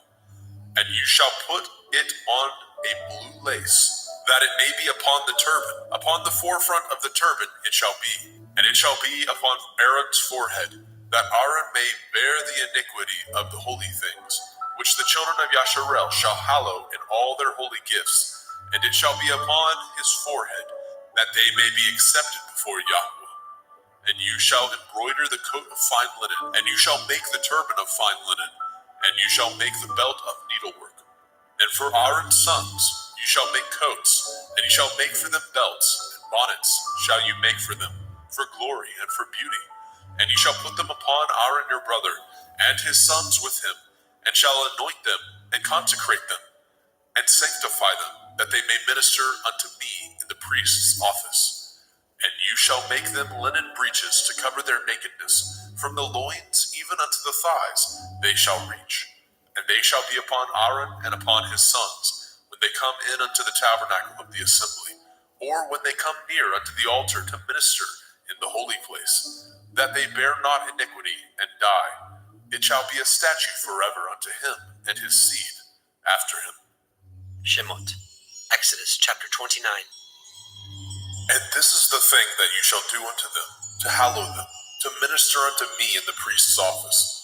Take 1 young bullock, and 2 rams without blemish, and matzah cakes tempered with oil, and matzah wafers anointed with oil. Of wheaten flour shall you make them. And you shall put them into 1 basket, and bring them in the basket, with the bullock and the 2 rams. And Aaron and his sons you shall bring unto the door of the tabernacle of the assembly, and shall wash them with water. And you shall take the garments and put upon Aaron the coat, and the robe of the ephod, and the breastplate, and gird him with the belt of the ephod. And you shall put the turban upon his head, and put the holy crown upon the turban. Then shall you take the anointing oil, and pour it upon his head, and anoint him. And he shall bring his sons, and put coats upon them.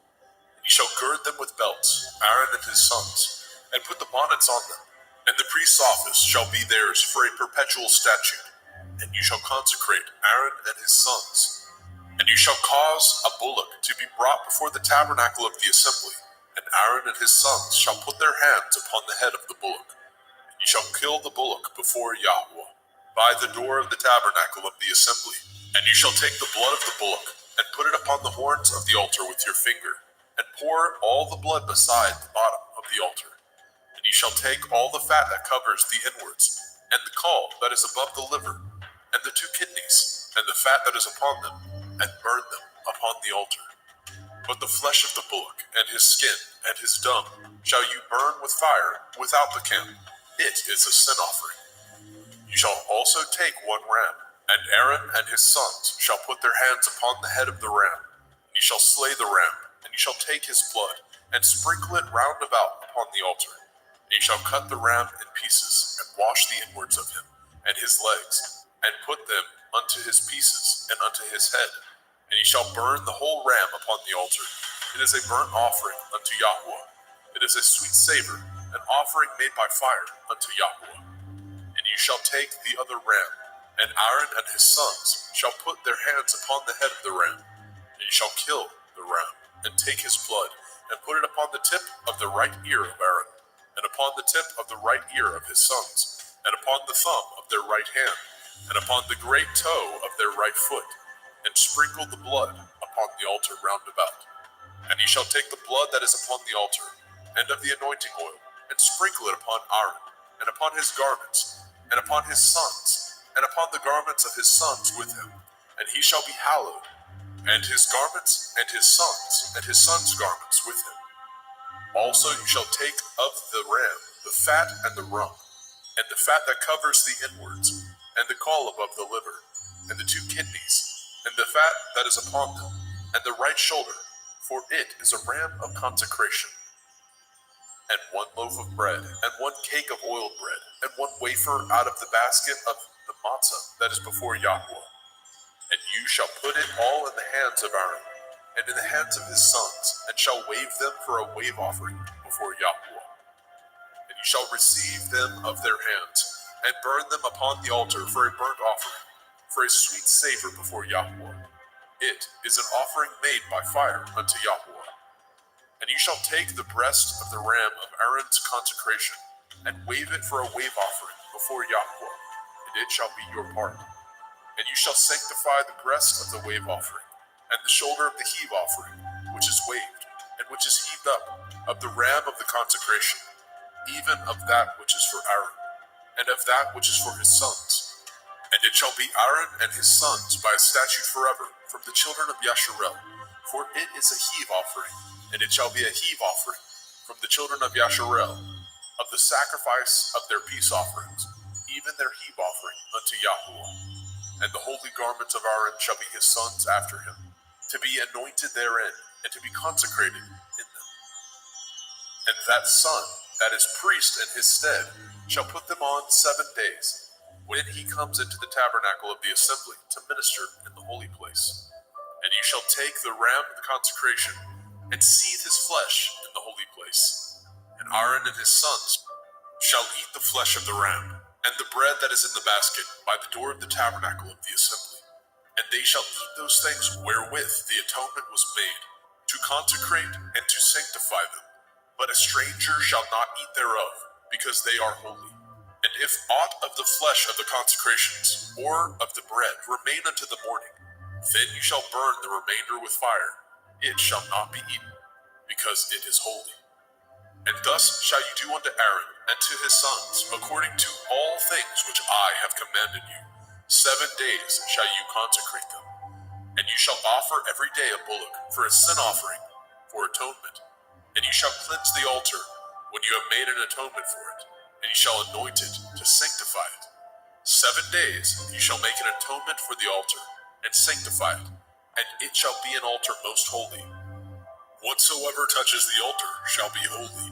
Now this is that which you shall offer upon the altar: 2 lambs of the first year, day by day, continually. The one lamb you shall offer in the morning, and the other lamb you shall offer at evening. And with the one lamb 1/10 deal of flour, mingled with the 4th part of a hin of beaten oil, and the 4th part of a hin of wine, for a drink offering. And the other lamb you shall offer at evening, and shall do thereto according to the meat offering of the morning, and according to the drink offering thereof, for a sweet savor, an offering made by fire unto Yahweh.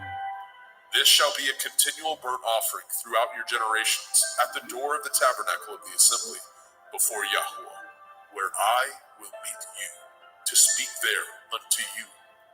And there I will meet with the children of Yasharel, and the tabernacle shall be sanctified by my glory.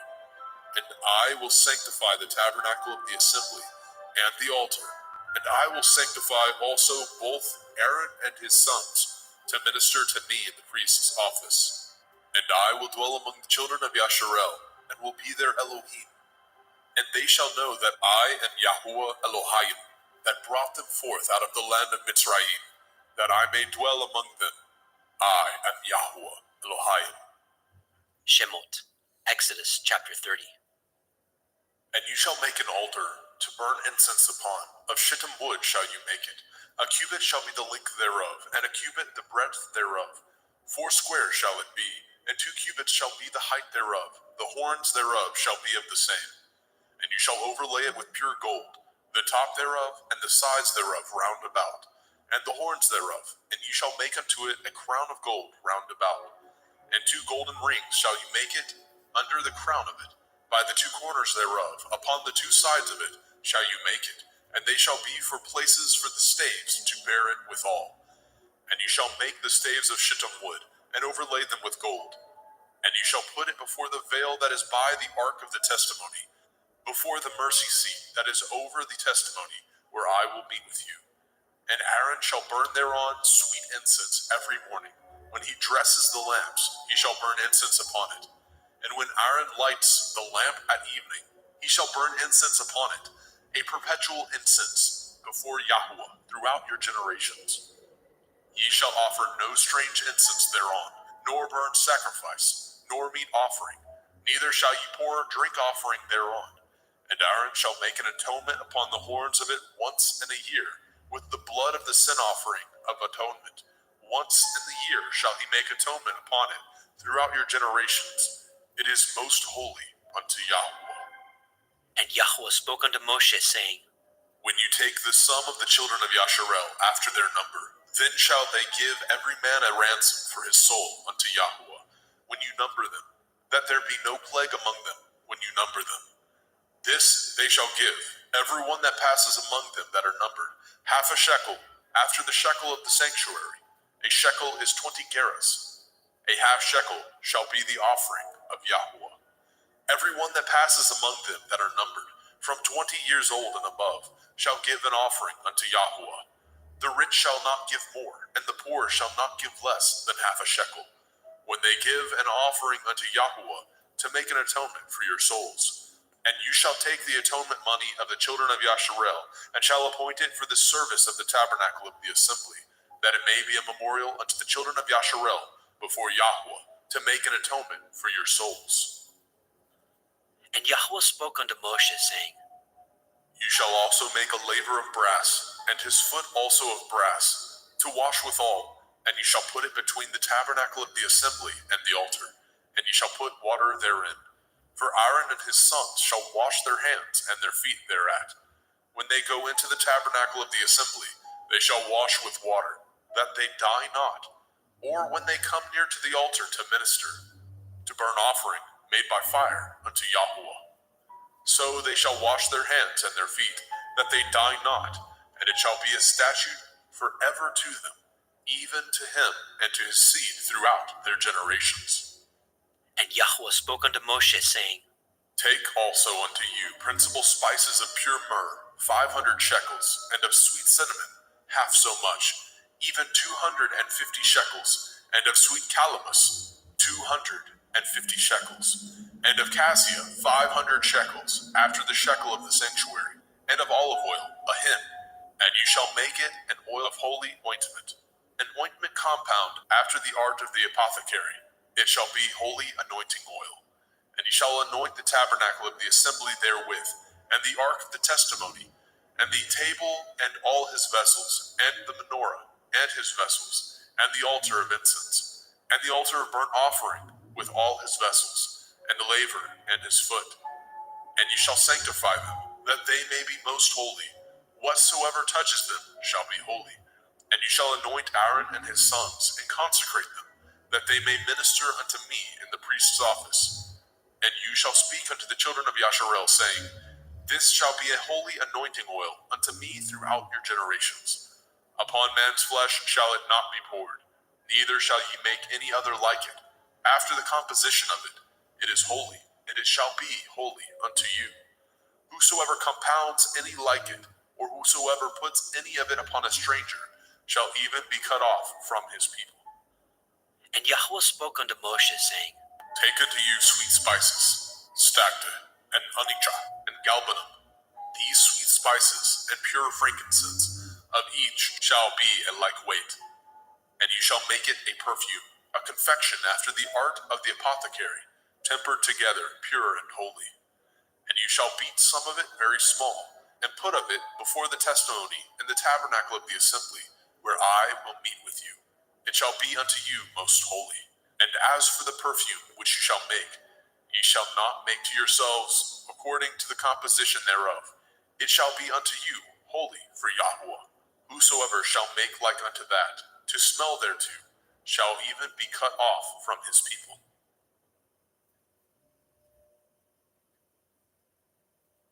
Shemot, Exodus chapter 31. And Yahweh spoke unto Moshe, saying, See, I have called by name Bezalel, the son of Uri, the son of Hori, of the tribe of Yehudah, and I have filled him with the Ruach Elohim, in wisdom and in understanding, and in knowledge, and in all manner of workmanship, to devise cunning works, to work in gold, and in silver, and in brass, and in cutting of stones, to set them, and in carving of timber, to work in all manner of workmanship. And I, behold, I have given with him Aholiab, the son of Ahisamach, of the tribe of Dan, and in the hearts of all that are wise-hearted I have put wisdom, that they may make all that I have commanded you: the tabernacle of the assembly, the ark of the testimony, the mercy seat that is thereupon, and all the furniture of the tabernacle, and the table and his furniture, and the pure menorah with all his furniture, and the altar of incense, and the altar of burnt offering with all his furniture, and the laver and his foot, and the cloths of service for Aaron the priest, and the garments of his sons to minister in the priest's office, and the anointing oil, and the sweet incense for the holy place. According to all that I have commanded you, shall they do. And Yahweh spoke unto Moshe, saying, Speak also unto the children of Yasharel, saying, Truly my Shabbathot ye shall guard, for it is a sign between me and you throughout your generations, that ye may know that I am Yahuwah Mekodeshim, Yahuwah who sanctifies you. Ye shall guard the Sabbath, therefore, for it is holy unto you. Every one that defiles it shall surely be put to death. For whosoever does any work thereon, that soul shall be cut off from among his people. 6 days may work be done, but in the seventh is the Sabbath of rest, holy unto Yahuwah. Whosoever does any work in the Sabbath, he shall surely be put to death. Wherefore the children of Yasharel shall guard the Sabbath, to keep the Sabbath throughout their generations, for a perpetual covenant. It is a sign between me and the children of Yasharel forever. For in 6 days Yahuwah made the heavens and the earth, and on the seventh day he rested and was refreshed. And he gave unto Moshe, when he had made an end of communing with him upon Mount Sinai, 2 sapphires of testimony, sapphire stones, written with the finger of Elohim. Shemot, Exodus chapter 32. And when the people saw that Moshe delayed to come down out of the mount, the people gathered themselves together unto Aaron, and said unto him, Up, make us Elohim, which shall go before us. As for this Moshe, the man that brought us up out of the land of Mitzrayim, we know not what is become of him. And Aaron said unto them, Break off the golden earrings, which are in the ears of your women, of your sons and of your daughters, and bring them unto me. And the people broke off the golden earrings which were in the ears, and brought them unto Aaron. And he received them at their hand, and fashioned it with a graving tool, after he had made it a molten calf. And they said, These be your Elohim, O Yasharel, which brought you up out of the land of Mitzrayim. And when Aaron saw it, he built an altar before it. And Aaron made proclamation and said, Tomorrow is a feast to Yahuwah. And they rose up early on the morrow, and offered burnt offerings, and brought peace offerings. And the people sat down to eat and to drink, and rose up to play. And Yahweh said unto Moshe, Go, get you down, for your people, which you brought out of the land of Mitzrayim, have corrupted themselves. They have turned aside quickly out of the way which I commanded them. They have made them a molten calf, and have worshipped it, and have sacrificed thereunto, and said, These be your Elohim, O Yasharel, which have brought you up out of the land of Mitzrayim. And Yahweh said unto Moshe, I have seen this people, and behold, it is a stiff-necked people. Now therefore let me alone, that my wrath may wax hot against them, and that I may consume them, and I will make of you a great nation. And Moshe besought Yahweh Eloheinu, and said, Yahweh, why does your wrath wax hot against your people, which you have brought forth out of the land of Mitzrayim with great power, and with a mighty hand? Wherefore should the Mitzrayim speak and say, For mischief did he bring them out, to slay them in the mountains, and to consume them from the face of the earth? Turn from your fierce wrath, and repent of this evil against your people. Remember Avraham, Yitzchak, and Yasharel, your servants, to whom you swore by your own self, and said unto them, I will multiply your seed as the stars of heaven.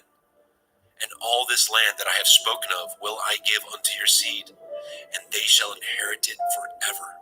And Yahweh repented of the evil which he thought to do unto his people. And Moshe turned, and went down from the mount, and the 2 sapphires of the testimony were in his hand. The sapphires were written on both their sides, On the one side and on the other were they written. And the sapphires were the work of Elohim, and their writing was the writing of Elohim, graven upon the sapphires. And when Yahusha heard the noise of the people as they shouted, he said unto Moshe, There is noise of war in the camp. and he said, It is not the voice of them that shout for mastery, neither is it the voice of them that cry for being overcome, but the noise of them that sing do I hear. And it came to pass, as soon as he came nigh unto the camp, that he saw the calf and the dancing. And Moshe's anger waxed hot, and he cast the sapphires out of his hands, and broke them beneath the mount. And he took the calf which they had made, and burnt it in the fire, and ground it to powder, and strawed it upon the water, and made the children of Yashrael drink of it. And Moshe said unto Aharon, What did this people unto you, that you have brought so great a sin upon them? And Aharon said, Let not the anger of my lord wax hot. You know the people, that they are set on mischief. For they said unto me, Make us Elohim, which shall go before us. For as for this Moshe, the man that brought us up out of the land of Mitzrayim, we know not what has become of him. And I said unto them, Whosoever has any gold, let them break it off. So they gave it me, and I cast it into the fire. And there came out this calf. And when Moshe saw that the people were naked, for Aharon had made them naked unto their shame among their enemies, then Moshe stood in the gate of the camp and said, Who is on Yahweh's side? Let him come unto me. All the sons of Levi gathered themselves together unto him. And he said unto them, Thus says Yahweh Elohai of Yashrael, Put every man his sword by his side, and go in and out from gate to gate throughout the camp, and slay every man his brother, and every man his companion, and every man his neighbor. The children of Levi did according to the word of Moshe, and there fell of the people that day about 3,000 men. For Moshe had said, Consecrate yourselves today to Yahweh, even every man upon his son, and upon his brother, that he may bestow upon you a blessing this day. It came to pass on the morrow, that Moshe said unto the people, Ye have sinned a great sin, and now I will go up unto El Yahweh. Perchance I shall make an atonement for your sin. And Moshe returned unto El Yahweh and said, Oh, this people have sinned a great sin, and have made them Elohai of gold. Yet now, if you will forgive their sin, and if not, blot me, I pray you, out of your sefer which you have written. And Yahweh said unto Moshe, Whosoever has sinned against me, him will I blot out of my sefer. Therefore now go, lead the people into the place of which I have spoken unto you. Behold, my angel shall go before you. Nevertheless, in the day when I will visit their sin upon them. And Yahweh plagued the people, because they made the calf which Aharon made. Shemot, Exodus chapter 33. And Yahweh said unto Moshe, Depart, and go up hence, you and the people which you have brought up out of the land of Mitzrayim, unto the land which I swore unto Abraham, to Yitzhak, and to Yaakov, saying, Unto your seed will I give it. And I will send an angel before you, and I will drive out the Kenai, the Amorai, the Hittai, the Perizzai, the Hivi, and the Jebusai, unto a land flowing with milk and honey, for I will not go up in the midst of you, for you are a stiff-necked people, lest I consume you in the way. And when the people heard the evil report, they mourned. And no man did put on him his ornaments. For Yahweh had said unto Moshe, Say unto the children of Yasharel, Ye are a stiff-necked people. I will come up into the midst of you in a moment, and consume you.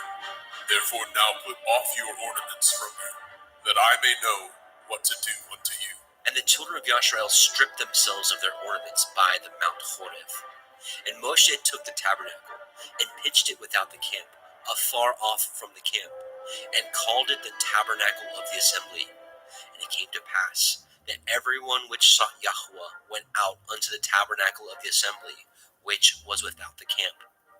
And it came to pass, when Moshe went out unto the tabernacle, that all the people rose up, and stood every man at his tent door, and looked after Moshe until he was gone into the tabernacle. And it came to pass, as Moshe entered into the tabernacle, the cloudy pillar descended and stood at the door of the tabernacle, and Yahweh talked with Moshe. And all the people saw the cloudy pillar stand at the tabernacle door, and all the people rose up and worshipped, every man in his tent door. And Yahweh spoke unto Moshe face to face, as a man speaks unto his friend. And he turned again into the camp, but his servant Yahusha, the son of Nun, a young man, departed not out of the tabernacle. And Moshe said unto Eliyahu, See, you say unto me, Bring up this people, and you have not let me know whom you will send with me. Yet you have said, I know you by name, and you have also found grace in my sight. Now therefore, I pray you, if I have found grace in your sight, show me now your way, that I may know you, that I may find grace in your sight, and consider that this nation is your people.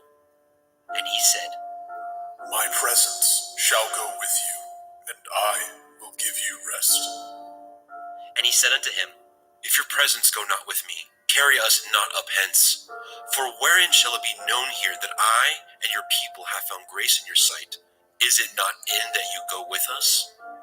So shall we be separated, I and your people, from all the people that are upon the face of the earth. And Yahweh said unto Moshe, I will do this thing also that you have spoken, for you have found grace in my sight, and I know you by name. And he said, I beseech you, show me your glory.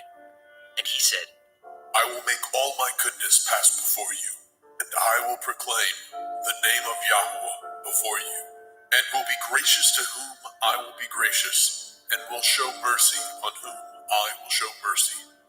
And he said, You cannot see my face, for there shall no man see me and live. And Yahweh said, Behold, there is a place by me, and you shall stand upon a rock. And it shall come to pass, while my glory passes by, that I will put you in the cleft of the rock, and will cover you with my hand, while I pass by. And I will take away my hand, and you shall see my back parts, but my face shall not be seen.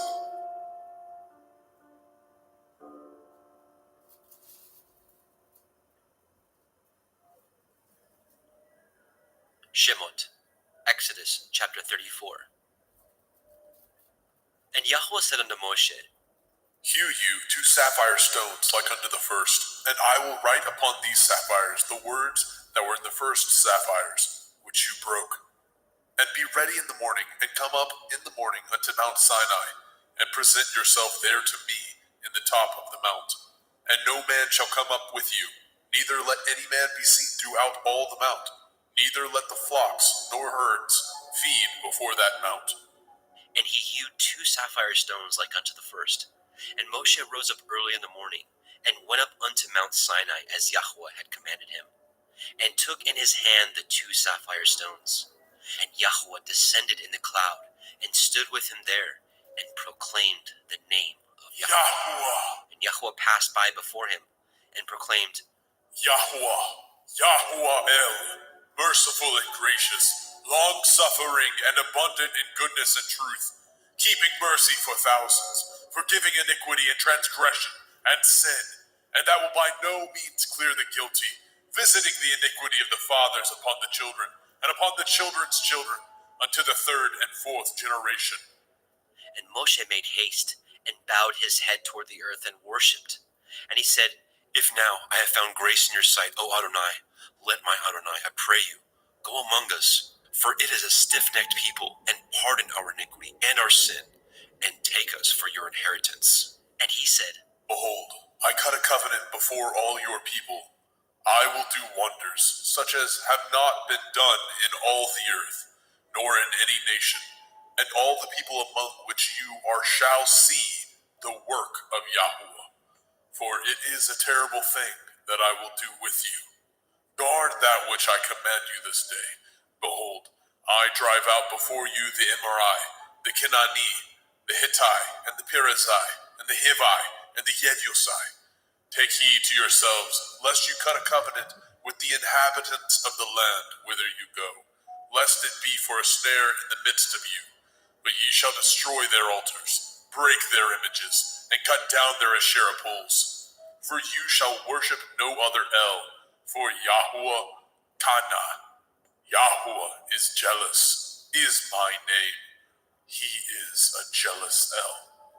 Lest you cut a covenant with the inhabitants of the land, and they go a-whoring after their Elohim, and do sacrifice unto their Elohim, and one call you, and you eat of his sacrifice, and take of their daughters unto your sons, and their daughters go a-whoring after their Elohim, and make your sons go a-whoring after their Elohim.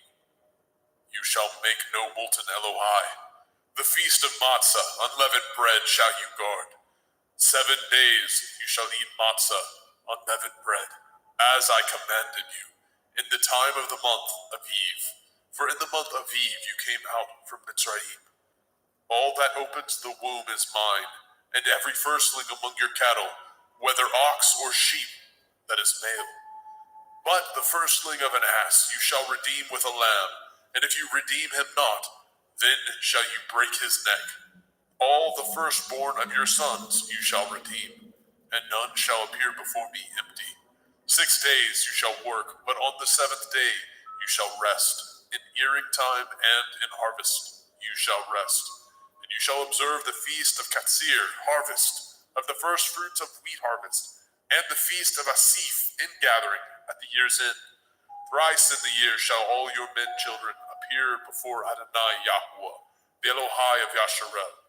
For I will cast out the nations before you, and enlarge your borders. Neither shall any man desire your land, when you shall go up to appear before Yahuwah Elohika thrice in the year. You shall not offer the blood of my sacrifice with leaven, neither shall the sacrifice of the feast of the Pesach be left unto the morning. The first of the first fruits of your land you shall bring into the house of Yahuwah Elohika. You shall not see the kid in his mother's milk. And Yahweh said unto Moshe, Write these words, for after the tenor of these words I have cut a covenant with you and with Yasharel. And he was there with Yahweh 40 days and 40 nights. He did neither eat bread nor drink water. And he wrote upon the sapphires the words of the covenant, the 10 Devarim. And it came to pass, when Moshe came down from Mount Sinai with the 2 sapphires of testimony in Moshe's hand, when he came down from the mount, that Moshe knew not that the skin of his face shone while he talked with him. And when Aharon and all the children of Yasharel saw Moshe, behold, the skin of his face shone, and they were afraid to come nigh him. And Moshe called unto them, and Aharon and all the rulers of the assembly returned unto him, and Moshe talked with them. And afterward all the children of Yasharel came nigh, and he gave them in commandment all that Yahweh had spoken with him in Mount Sinai. And till Moshe had done speaking with him, he put a veil on his face. But when Moshe went in before Yahweh to speak with him, he took the veil off until he came out. And he came out and spoke unto the children of Yasharel, which he was commanded. And the children of Yasharel saw the face of Moshe, that the skin of Moshe's face shone. And Moshe put the veil upon his face again, until he went in to speak with him. Shemot, Exodus chapter 35. And Moshe gathered all the assembly of the children of Yasharel together, and said unto them, These are the words which Yahweh has commanded, that ye should do them. 6 days shall work be done, but on the 7th day there shall be to you a holy day, a Shabbat of rest to Yahweh. Whosoever does work thereon shall be put to death. Ye shall kindle no fire throughout your habitations upon the Sabbath. And Moshe spoke unto all the assembly of the children of Yasharel, saying, This is the thing which Yahweh commanded, saying, Take ye from among you an offering unto Yahweh. Whosoever is of a willing heart, let him bring it, an offering of Yahweh, gold and silver and brass, and blue and purple and scarlet and fine linen and goat's hair, and ram skins dyed red, and badger skins, and shittim wood, and oil for the light, and spices for anointing oil, and for the sweet incense, and onyx stones, and stones to be set for the ephod, and for the breastplate.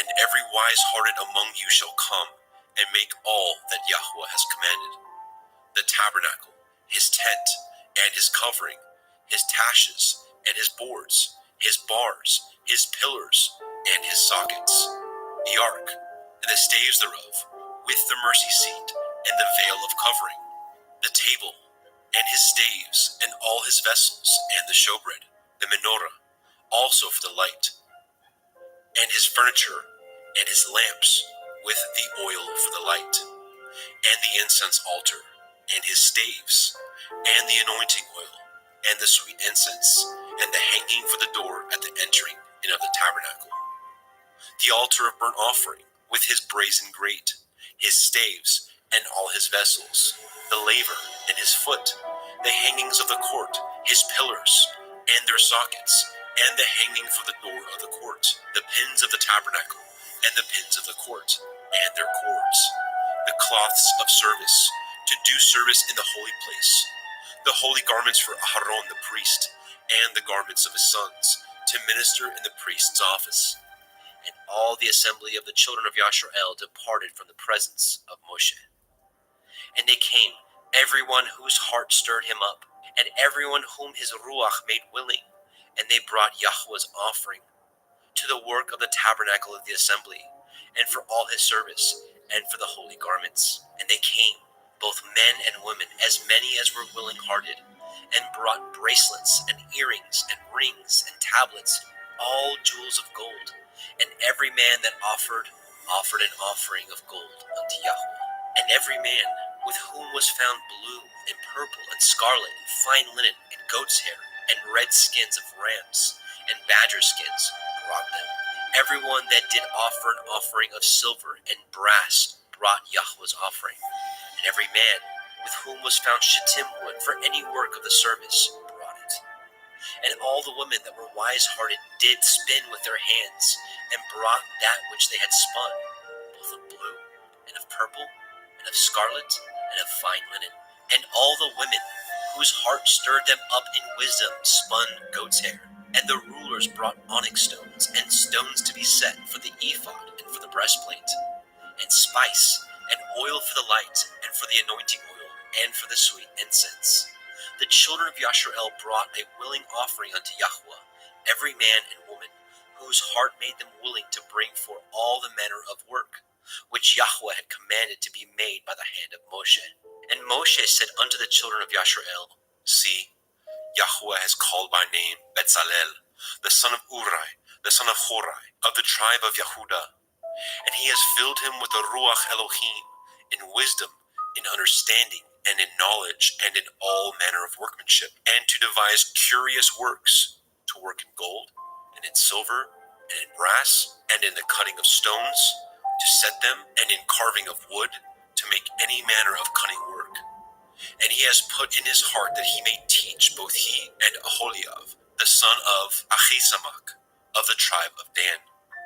Them has he filled with wisdom of heart, to work all manner of work, of the engraver, and of the cunning workman, and of the embroiderer, in blue, and in purple, in scarlet, and in fine linen, and of the weaver, even of them that do any work, and of those that devise cunning work.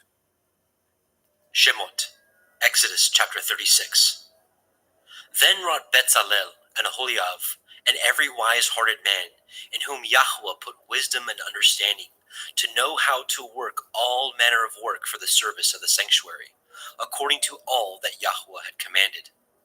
And Moshe called Betzalel and Aholiab, and every wise-hearted man, in whose heart Yahweh had put wisdom, even everyone whose heart stirred him up to come unto the work to do it.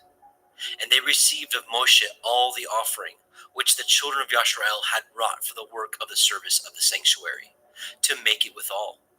And they brought yet unto him free offerings every morning. And all the wise men that wrought all the work of the sanctuary came every man from his work which they had made.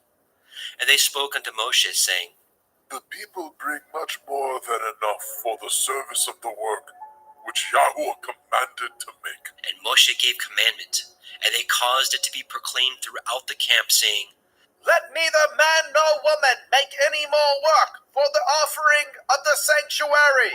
So the people were restrained from bringing. for the stuff they had was sufficient for all the work to make it, and too much. And every wise-hearted man among them that wrought the work of the tabernacle made 10 curtains of fine twined linen, and blue, and purple, and scarlet. With cherubim of cunning work made he them. The length of one curtain was 28 cubits, and the breadth of one curtain 4 cubits. The curtains were all of one size. And he coupled the 5 curtains one unto another, and the other 5 curtains he coupled one unto another. And he made loops of blue on the edge of one curtain from the selvage in the coupling. Likewise, he made in the uttermost side of another curtain in the coupling of the second. 50 loops made he in one curtain, and 50 loops made he in the edge of the curtain which was in the coupling of the second. The loops held one curtain to another. He made 50 taches of gold, and coupled the curtains one unto another with the taches. So it became one tabernacle. And he made curtains of goat's hair for the tent over the tabernacle. 11 curtains he made them. The length of one curtain was 30 cubits, and 4 cubits was the breadth of one curtain. 11 curtains were of one size. And he coupled the 5 curtains by themselves, and 6 curtains by themselves. And he made 50 loops upon the uttermost edge of the curtain in the coupling, and 50 loops made he upon the edge of the curtain which couples the second. And he made 50 taches of brass to couple the tent together, that it might be one. And he made a covering for the tent of ram skins dyed red, and a covering of badger skins above that. And he made the boards for the tabernacle of shittim wood, standing up. The length of a board was 10 cubits, and the breadth of a board 1 cubit and a half. One board had 2 tenons, equally distant one from another. Thus did he make for all the boards of the tabernacle. And he made the boards for the tabernacle, 20 boards for the south side, southward. And 40 sockets of silver he made under the 20 boards, 2 sockets under one board for his 2 tenons, and 2 sockets under another board for his 2 tenons. And for the other side of the tabernacle, which is toward the north corner, he made 20 boards, and there 40 sockets of silver, 2 sockets under one board, and 2 sockets under another board. And for the sides of the tabernacle westward, he made 6 boards.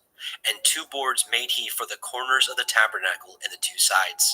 And they were coupled beneath, and coupled together at the head thereof, to one ring.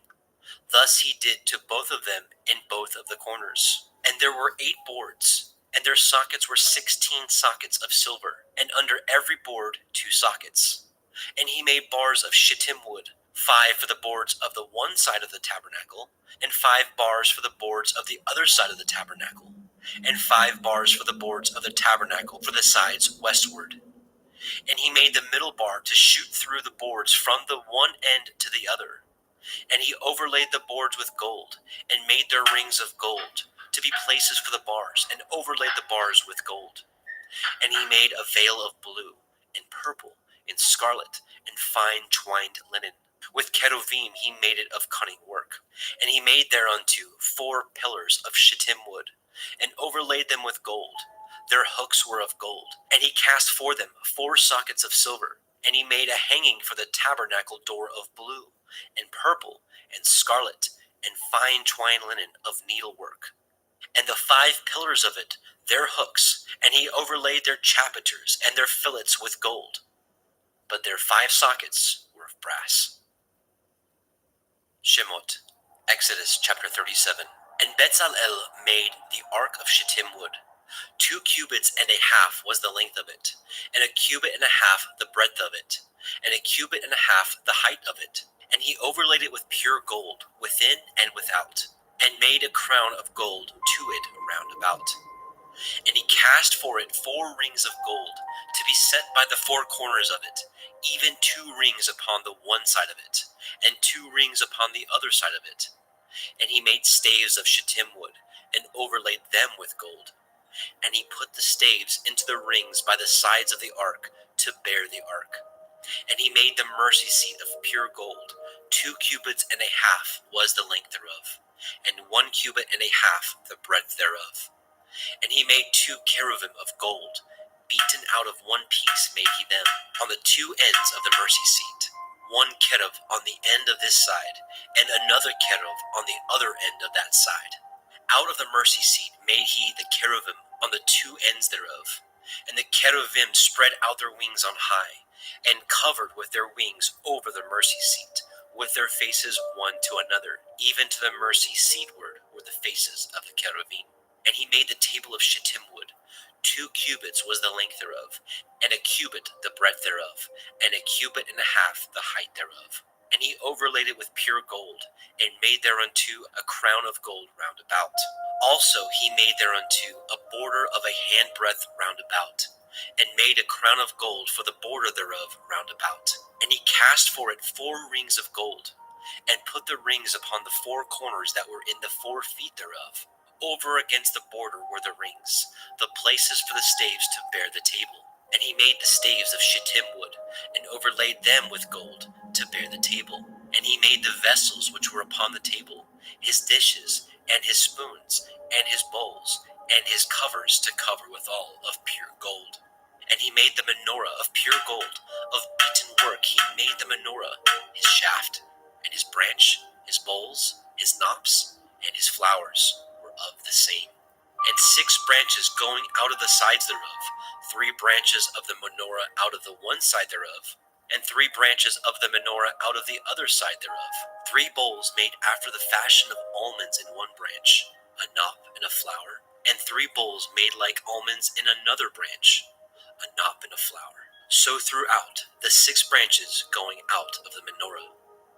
And in the menorah were 4 bowls made like almonds, his knops and his flowers, and a knop under 2 branches of the same, and a knop under 2 branches of the same, and a knop under 2 branches of the same, according to the 6 branches going out of it. Their knops and their branches were of the same. All of it was one beaten work of pure gold. And he made his 7 lamps, and his snuffers, and his snuff dishes of pure gold. Of a talent of pure gold made he it, and all the vessels thereof. And he made the incense altar of shittim wood. The length of it was a cubit, and the breadth of it a cubit. It was 4 square. 2 cubits was the height of it. The horns thereof were of the same. And he overlaid it with pure gold, both the top of it, and the sides thereof round about. And the horns of it also he made unto it a crown of gold round about. And he made 2 rings of gold for it under the crown thereof, by the 2 corners of it, upon the 2 sides thereof, to be places for the staves to bear it withal. And he made the staves of shittim wood, and overlaid them with gold. And he made the holy anointing oil, and the pure incense of sweet spices, according to the work of the apothecary. Shemot, Exodus chapter 38. And he made the altar of burnt offering of shittim wood. 5 cubits was the length thereof, and 5 cubits the breadth thereof.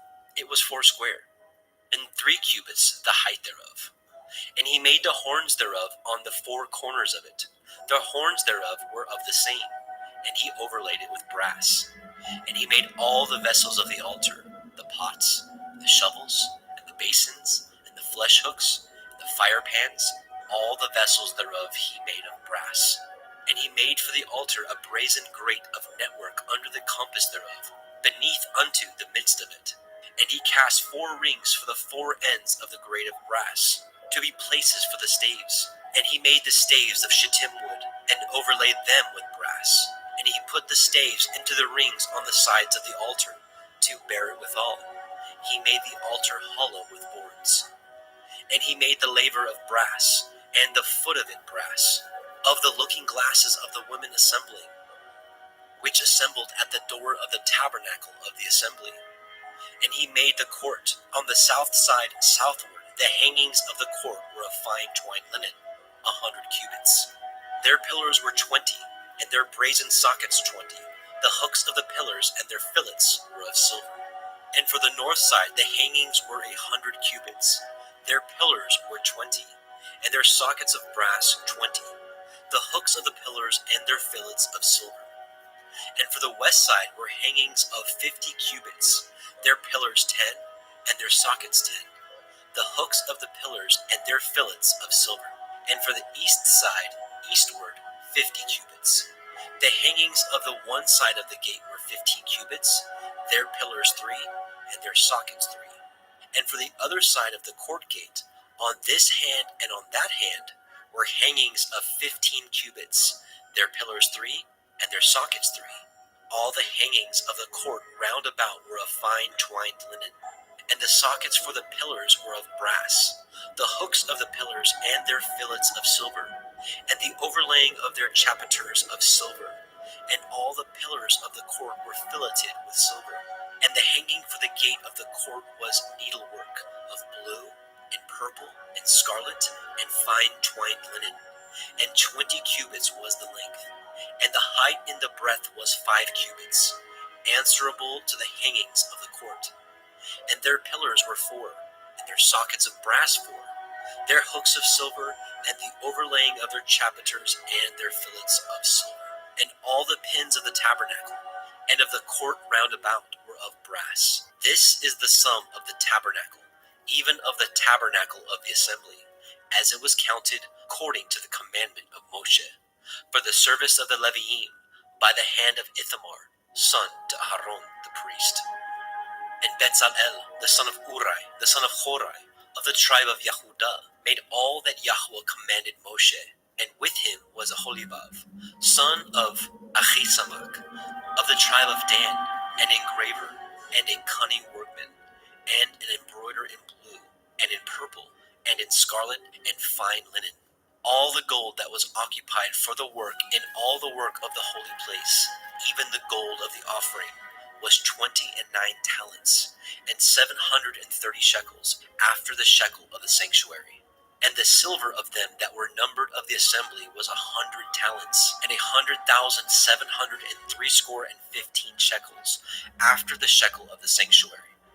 A beka for every man, that is, half a shekel, after the shekel of the sanctuary, for every one that went to be numbered from 20 years old and upward, for 600,000 and 3,550 men. And of the 100 talents of silver were cast the sockets of the sanctuary, and the sockets of the veil, 100 sockets of 100 talents, a talent for a socket. And of the 1,775 shekels he made hooks for the pillars, and overlaid their chapiters, and filleted them. And the brass of the offering was 70 talents, and 2,400 shekels. And therewith he made the sockets to the door of the tabernacle of the assembly, and the brazen altar, and the brazen grate for it, and all the vessels of the altar, and the sockets of the court round about, and the sockets of the court gate, and all the pins of the tabernacle, and all the pins of the court round about. Shemot, Exodus chapter 39. And of the blue, and purple, and scarlet, they made cloths of service, to do service in the holy place, and made the holy garments for Aharon, as Yahweh commanded Moshe. And he made the ephod of gold, blue, and purple, and scarlet, and fine twined linen. And they did beat the gold into thin plates, and cut it into wires, to work it in the blue, and in the purple, and in the scarlet, and in the fine linen, with cunning work. They made shoulder pieces for it, to couple it together. By the 2 edges was it coupled together. And the belt of his ephod, that was upon it, was of the same, according to the work thereof, of gold, blue, and purple, and scarlet, and fine twined linen, as Yahweh commanded Moshe. And they wrought onyx stones enclosed in ouches of gold, graven as signets are graven, with the names of the children of Yasharel. And he put them on the shoulders of the ephod, that they should be stones for a memorial to the children of Yasharel, as Yahweh commanded Moshe. And he made the breastplate of cunning work, like the work of the ephod, of gold, blue, and purple, and scarlet, and fine twined linen. It was foursquare. They made the breastplate double. A span was the length thereof, and a span the breadth thereof, being doubled. And they set in it 4 rows of stones. The first row was a sardius, a topaz, and a carbuncle. This was the first row. And the second row, an emerald, a sapphire, and a diamond. And the third row, a ligure, an agate, and an amethyst. And the fourth row, a beryl, an onyx, and a jasper. They were enclosed in ouches of gold in their enclosings. And the stones were according to the names of the children of Yashrael, 12, according to their names. Like the engravings of a signet, every one with his name, according to the 12 tribes. And they made upon the breastplate chains at the end of wreathen work of pure gold. And they made 2 ouches of gold, and 2 gold rings, and put the 2 rings in the 2 ends of the breastplate. And they put the 2 wreathen chains of gold in the 2 rings on the ends of the breastplate. And the 2 ends of the 2 wreathen chains they fastened in the 2 ouches, and put them on the shoulder pieces of the ephod before it. And they made 2 rings of gold, and put them on the 2 ends of the breastplate, upon the border of it, which was on the side of the ephod inward. And they made 2 other golden rings, and put them on the 2 sides of the ephod underneath, toward the forepart of it, over against the other coupling thereof, above the belt of the ephod. And they did bind the breastplate by his rings unto the rings of the ephod with a lace of blue, that it might be above the belt of the ephod, and that the breastplate might not be loosed from the ephod, as Yahweh commanded Moshe. And he made the robe of the ephod of woven work, all of blue. And there was a hole in the midst of the robe, as the hole of a habergeon, with a band round about the hole, that it should not rend. And they made upon the hems of the robe pomegranates of blue, and purple, and scarlet, and twined linen. And they made bells of pure gold, and the bells between the pomegranates unto the hem of the robe, round about between the pomegranates. A bell and a pomegranate, a bell and a pomegranate, round about the hem of the robe to minister in, as Yahweh commanded Moshe. And they made coats of fine linen of woven work for Aharon, and for his sons, and a turban of fine linen, and goodly bonnets of fine linen, and linen breeches of fine twined linen, and a belt of fine twined linen, and blue, and purple, and scarlet of needlework, as Yahweh commanded Moshe. And they made the plate of the holy crown of pure gold, and wrote it upon a writing, like the engravings of a signet, Kodesh el Yahweh. And they tied it unto a lace of blue, to fasten it on high upon the turban, as Yahweh commanded Moshe. Thus was all the work of the tabernacle of the tent of the assembly finished. And the children of Yashrael did according to all that Yahweh commanded Moshe. So did they. And they brought the tabernacle unto El Moshe, the tent, and all his furniture, his taches, his boards, his bars, and his pillars, and his sockets, and the covering of ram skins dyed red, and the covering of badger skins, and the veil of the covering, the ark of the testimony, and the staves thereof, and the mercy seat, the table, and all the vessels thereof, and the showbread, the pure menorah, with the lamps thereof, even with the lamps to be set in order, and all the vessels thereof, and the oil for light, and the golden altar, the anointing oil, and the sweet incense, and the hanging for the tabernacle door, the brazen altar, his grate of brass, his staves, and all his vessels, the laver, and his foot, the hangings of the court, his pillars, his sockets, and the hanging for the court gate, his cords, and his pins, and all the vessels of the service of the tabernacle, for the tent of the assembly, the cloths of service to do service in the holy place, and the holy garments for Aharon the priest, and for his sons' garments to minister in the priest's office, according to all that Yahweh commanded Moshe.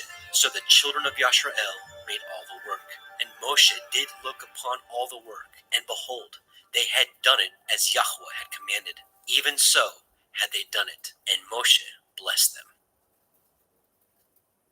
Shemot, Exodus chapter 40.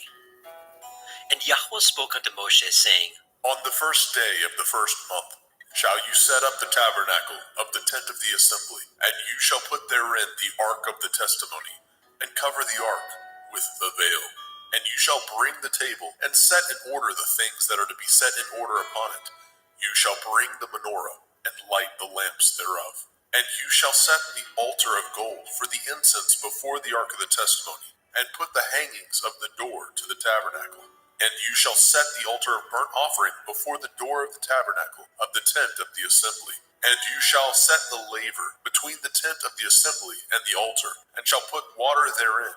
And you shall set the court round about, and hang up the hanging at the court gate. And you shall take the anointing oil, and anoint the tabernacle, and all that is therein, and shall hallow it, and all the vessels thereof, and it shall be holy. And you shall anoint the altar of the burnt offering, and all his vessels, and sanctify the altar, and it shall be an altar most holy. And you shall anoint the laver and his foot, and sanctify it. And you shall bring Aharon and his sons unto the door of the tabernacle of the assembly, and wash them with water. And you shall put upon Aharon the holy garments, and anoint him, and sanctify him, that he may minister unto me in the priest's office. And you shall bring his sons, and clothe them with coats.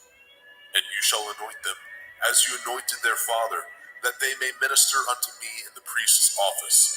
For their anointing shall surely be an everlasting priesthood throughout their generations. Thus did Moshe, according to all that Yahweh commanded him, so did he. And it came to pass in the first month in the second year, on the first day of the month, that the tabernacle was reared up. And Moshe reared up the tabernacle, and fastened his sockets, and set up the boards thereof, and put in the bars thereof, and reared up his pillars. And he spread abroad the tent over the tabernacle, and put the covering of the tent above upon it, as Yahweh commanded Moshe. And he took and put the testimony into the ark, and set the staves on the ark, and put the mercy seat above upon the ark. And he brought the ark into the tabernacle, and set up the veil of the covering, and covered the ark of the testimony, as Yahweh commanded Moshe. And he put the table in the tent of the assembly, upon the side of the tabernacle northward, without the veil. And he set the bread in order upon it before Yahweh, as Yahweh commanded Moshe.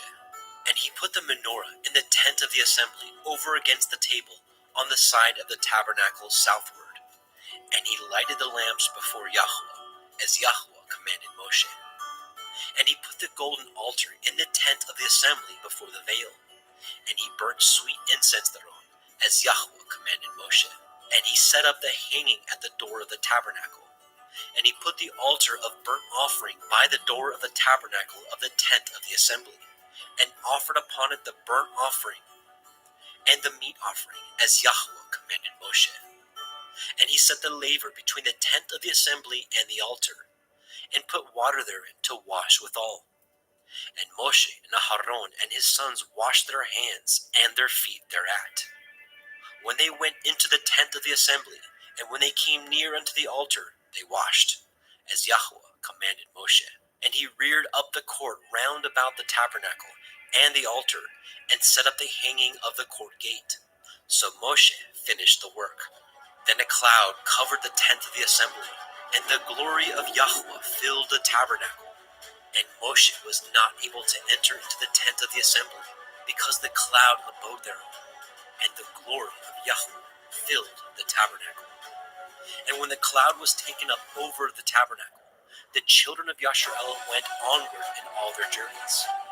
But if the cloud were not taken up, then they journeyed not till the day that it was taken up. For the cloud of Yahweh was upon the tabernacle day by day, and fire on it by night, in the sight of all the house of Yasharel, throughout all their journeys.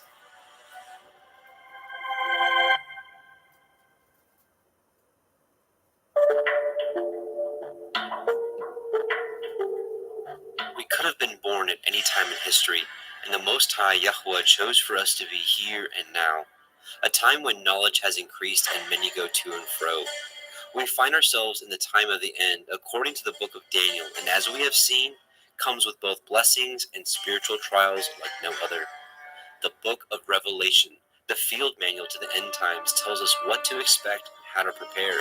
What was obscured from the generations with parables and hidden understandings, just waiting for these last days to be unsealed. While we may also not get everything right, we will be leaning on the spirit of truth of the Most High Yahuwah Sebaoth, in the name of Yahushua HaMashiach, to reveal to us the proper understanding. For who knows if you have come to the kingdom for such a time as this?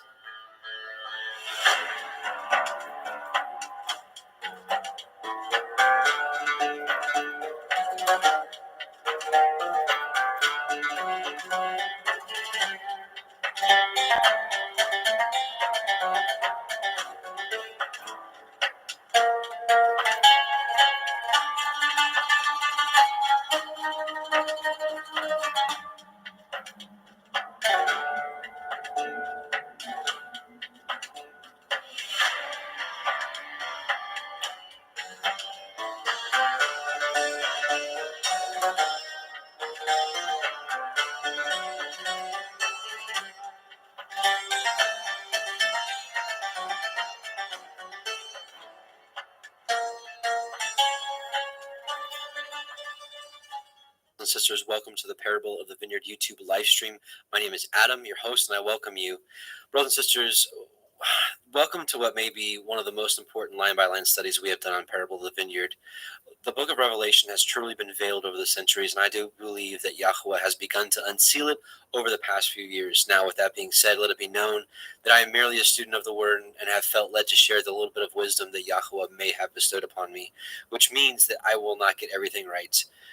This study, I ask you to test everything, and honestly, with all studies for that matter, and with all studies out there. This study will be so in depth that even the new believer will be able to understand it, and likewise, the learned disciple will also be able to glean new information. Some concepts shared during the study may give you confirmations to understandings you may already have, and some may be new to you. Either way, take all matters to Yahweh in prayer, and he will guide you, as it must be known that 1 John 2:27 says, "The anointing which you have received of him abides in you, and you need not that any man teach you, but as the same anointing teaches you of all things, and is truth, and is no lie, and even as it has taught you, you shall abide in him." Again, 1 John 2:27. And one more verse to start this out. Matthew 23:8 says, "But be ye not called rabbi," which means teacher, right, or master, "for one is your master, even Mashiach, and all you are brethren." So let that be known that Messiah is the teacher, the Ruach HaKodesh is the teacher. We're just study partners together. So before we get started, let's do a quick prayer and supplicate to Yahweh. Let's bow our hearts. Heavenly Father, Yahweh, in Yahusha's name we come before you. We thank you first and foremost for Messiah Yahusha, because we know, as the scripture says, that no one can come to you but by belief in Messiah. So we thank you for his blood that has washed us from our sins. We ask you to continue to cultivate in our heart fruit that you've always been looking for from us, obedience to your ways. We just pray that you open our eyes and ears to the understanding tonight, to understanding of your word tonight. And we just pray that you continue to strengthen us as the world gets darker and darker. We pray that your light shines through us, that we can be a witness of your majesty. We bless you in Yahusha's name. Amen.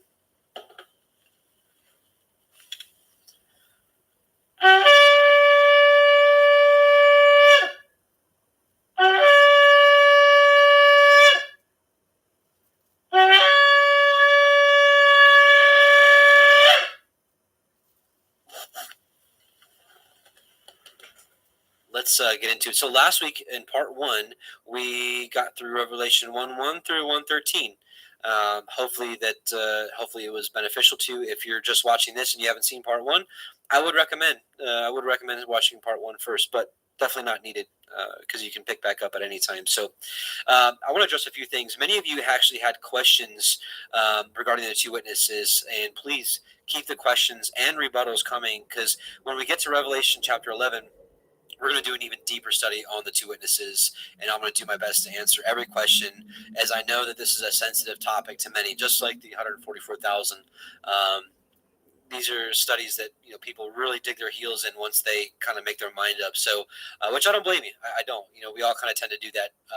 But I definitely want to keep this study as open and transparent and as close to scriptures as possible, without reaching, without making assumptions, those type of things. But I do want to answer a few quick questions that came up.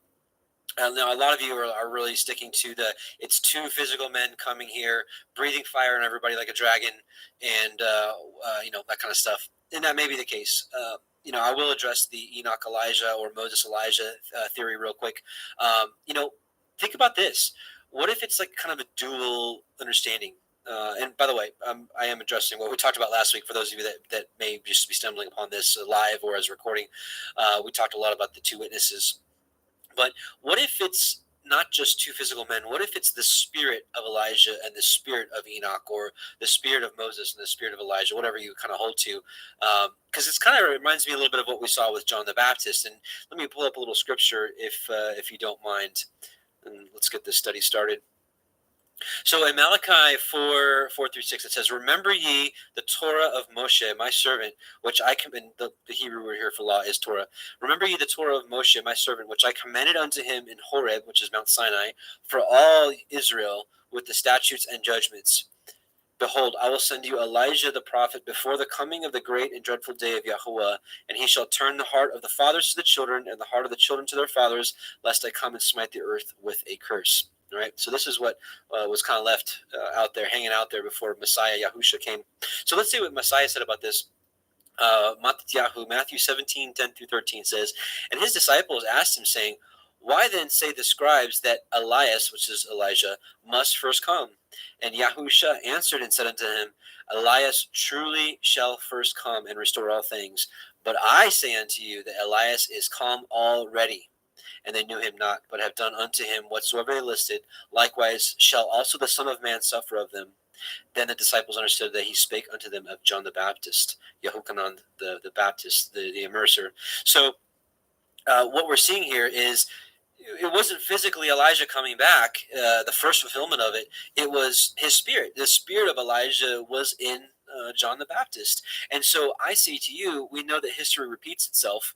And honestly, we're starting to see a lot of things that happened 2,000 years ago is happening now. You have...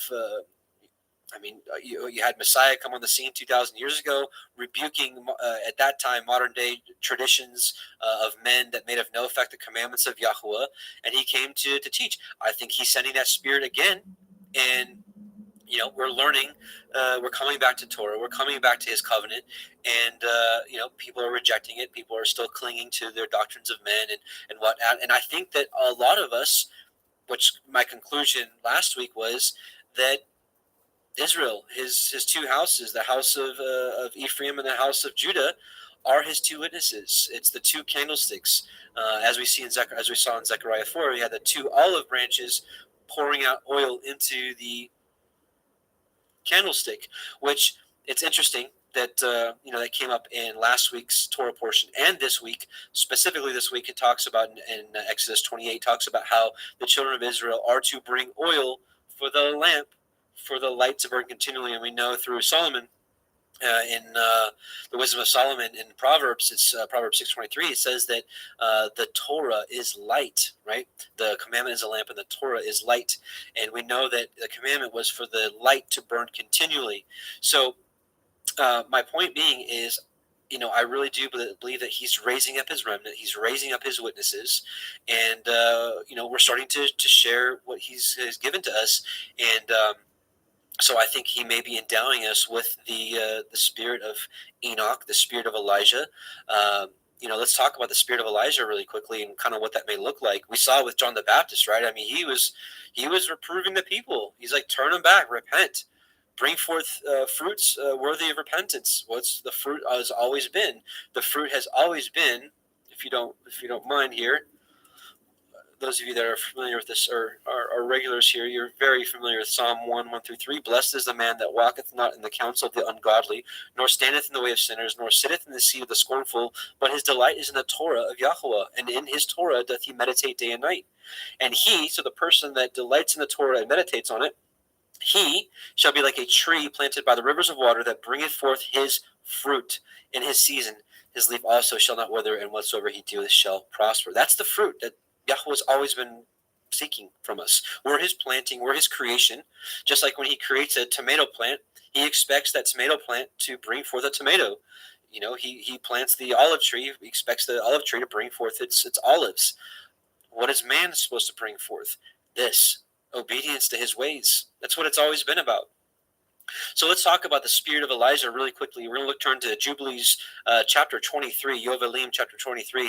For those of you that may be unfamiliar with this was found in the Dead Sea Scroll finding. They found 15 copies of this book in Hebrew intact that was preserved.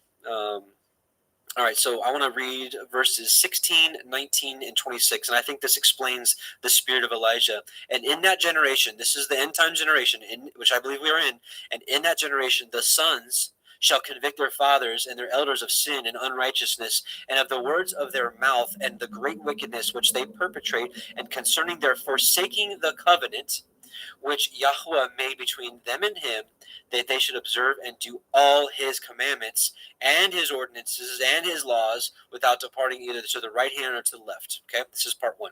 Part two, and they shall strive one with another. Now, I will say that Paul has given us a better way of doing this, to be patient, to be meek, to be kind, to be humble, to be long-suffering, to be apt to teach. That's 2 Timothy 2, I think 19 through 24 or something like that. And they shall strive one with another, the young with the old, and the old with the young, the poor with the rich, the lowly with the great, the beggar with the prince, on account of the Torah and of the covenant, for they have forgotten commandment and covenant and feasts and months and Sabbaths and jubilees and all judgments, right? And this is what's happening in this generation. It's coming back. And I believe the spirit of Elijah is doing the very same thing that we saw in Malachi, right? Let me bring that up again real quick. I'll send you Elijah, right? And he shall turn the heart of the fathers to the children, and the heart of the children to their fathers, lest I come and smite the earth with a curse. And again, what does that come back to right here? Remembering the Torah of Moshe. That's what it's been all about. But last but not least, verse 26 of Jubilees 23, it says, and in those days the children shall begin to study the laws, the Torah, and to seek the commandments, and to return to the path of righteousness, this is the straight and narrow path that Messiah Yahusha talked about, not deviating to the left or to the right of. So, in short, my conclusion is, and again, and here in a few weeks, it might even be a month at the rate we're going here. It might even be a few months. When we get to Revelation 11, we're going to do probably an entire night on just the two witnesses. So keep the questions coming, keep the rebukes coming. I'm looking for sharpening here. Remember, the book of Proverbs says a wise man loves correction and invites reproof. It's the foolish man that does not like it because he doesn't want to be wrong, and that's pride. So, excuse me. So I'm waiting, or I'm not waiting. I'm inviting. I'm inviting your comments, concerns, questions, that kind of stuff. So, but yeah, and again, in short, what I'm saying here is I believe that we are the two witnesses, the house of Israel, the house of Judah, and that we may be operating in the spirit of Elijah and Enoch, or Elijah and Moses, whatever you hold to. So, the spirit of Enoch, which the whole book of Enoch, it's instructing in righteousness, just like Elijah. And it is also interesting that this generation has been the generation that has been bringing forth Enoch back to the center stage here. And I know most of mainstream Christianity rejects it and whatnot, but for this called out assembly, this set apart people that he is raising up, for many of us, the book of Enoch has become really a big part of our understanding. So that's my belief on that. So maybe that may answer some questions already, but again, don't worry, we're going to be going over the two witnesses in great deal and the 144,000 in great deal when we get to Revelation 7 and 14 as well. So let's get to the study at hand tonight. And so where we're at now is we are at Revelation 1:14. And for Revelation 1:14 and 1:15, these two verses bring about some pretty radical teachings out there. And here I ended up preparing a huge study for this, but I really felt that going through this actually just praying over the last day or two, I really felt that Yahweh was like, this is a teaching I want you to do, but it's not going to be part of this Revelation study, because I want the Revelation study to stay on track, and I don't want to get too far off in rabbit trails. But I will be making a video of this. But I do want to read a few excerpts here from this write-up I did over the last few days in preparation for this study. It's called All Nations, All Tribes, the True Seed of Abraham. So let me read this portion for you. In preparation for this portion of our Revelation study, I honestly wanted to skip over Revelation 1:14 through 15 due to the arguments over the flesh it seems to bring about, to which I have zero desire to get into. We have much more important things to discuss.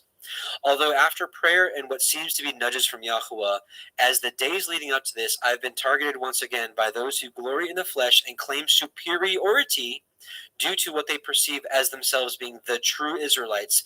They call themselves the Black Hebrew Israelites. And that all others must recognize this, so we all must recognize that they are the true seed to be part of the kingdom. I get this all the time. I get this all the time. They're like, Adam, you're preaching a lot of truth, bro. You're preaching a lot of truth, but you ain't preaching the truth, which to them is that, that they are the true seed of Israel, and everybody needs to recognize that, or they're not going to be part of the kingdom.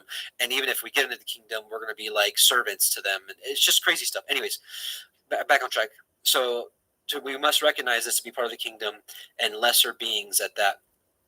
For the 3.5 years this ministry has been on YouTube, I have constantly been called a white Edomite devil who has no right to read or discern the scriptures, as they are not for me, but for them alone. Or alongside this, being accused of not preaching the full truth, as they say, for not teaching who the true seed of Yahuwah are. After so many of these types of comments, I decided to research the matter for myself, for after all, I'm in pursuit of all truth, regardless of what that looks like. Embracing Sirach 4:28, which says, strive for the truth unto death, and Yahuwah will fight for you. So I'm going to stop there for a second. So this is a really long study, and basically it's debunking their movement. But so what I am going to do is I am going to do a separate study on this, separate video on this, but I am going to leave a link for this for anybody that wants to study this out, because once again, I'll be looking for reproof, I'll be looking for rebukes, I'll be looking for confirmations, whatever it may be, because when I put this video out, I want to address all angles, and I wanted to, answer every single question out there regarding this doctrine that they have out there. And, I would have never touched this, but it seems to touch every corner. I mean, I see it all over Facebook. I mean, this gets brought up all the time, and it's all over YouTube and comment. You guys have seen it, and it's just such a fruitless movement. It's pure racism, and I get it. The black people have been horribly treated. They absolutely have. The Atlantic slave trade was horrible.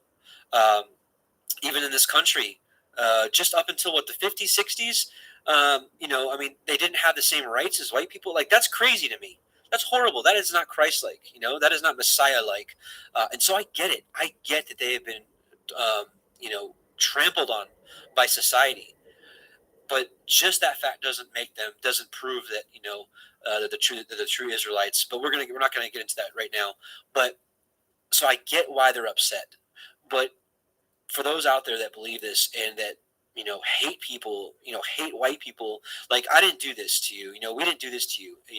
It was generations beforehand. But don't turn around and make the same mistakes that they did. We're supposed to be ambassadors for Messiah. How can we be ambassadors for Messiah if you're going around and telling people that they're inferior to you because of skin color? So you're making the same mistakes that other generations have. So we know that Messiah said, no longer is it eye for an eye, tooth for a tooth, but do good to them, right? Even do good. If you think that we're your enemies, you're still supposed to love us, right? So anyways, so I'm not going to go through this whole study.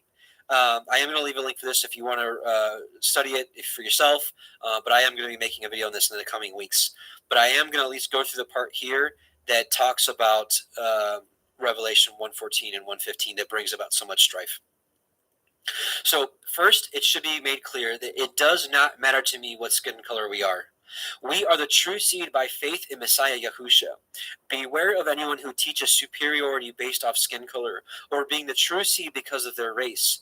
My goal for this study is not to glory in the flesh, but to free those who are held captive by this belief. Yes, they are held captive by this belief because it's a glory in the flesh.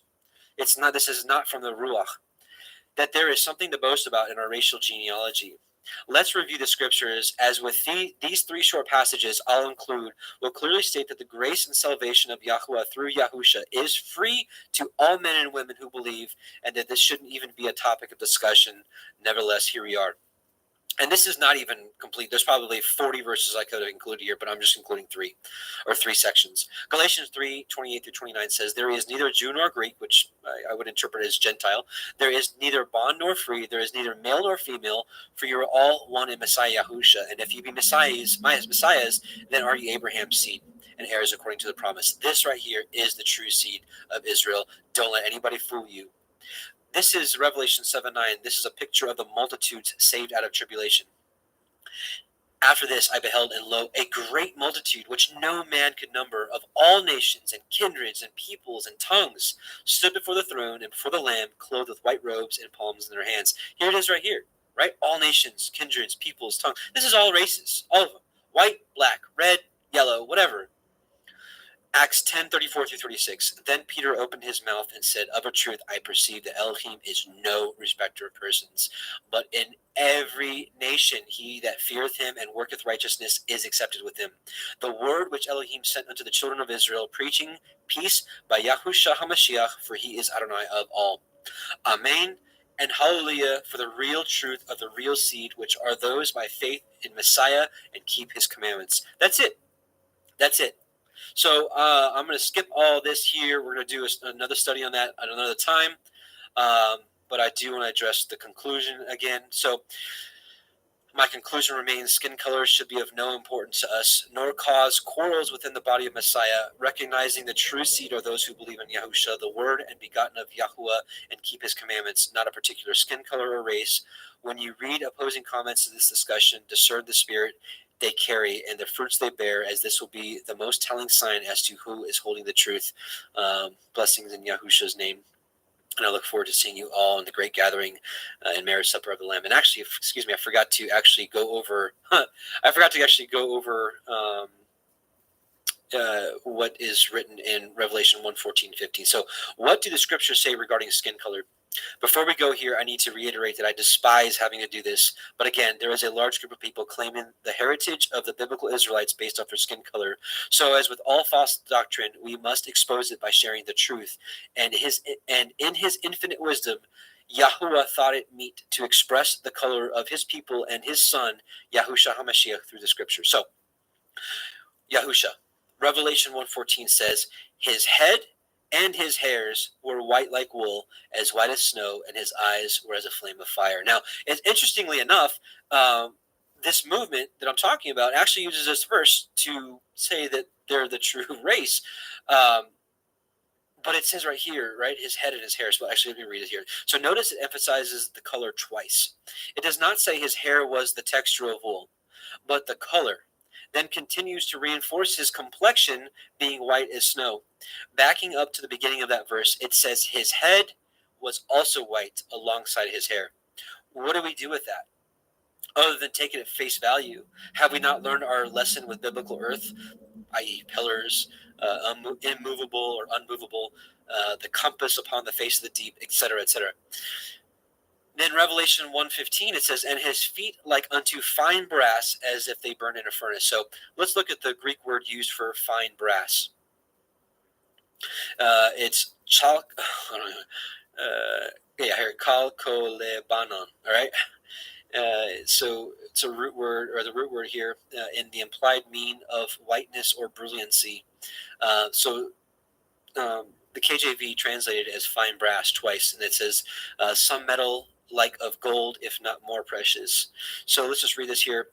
Neuter of a compound of G, such and such and such and such, in the implied mean of whiteness or brilliancy, burnished copper, an alloy of copper or gold, and silver having a brilliant luster, fine brass.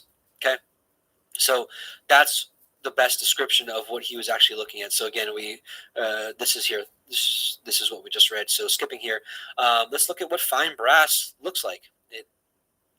Oops. Let's go to here.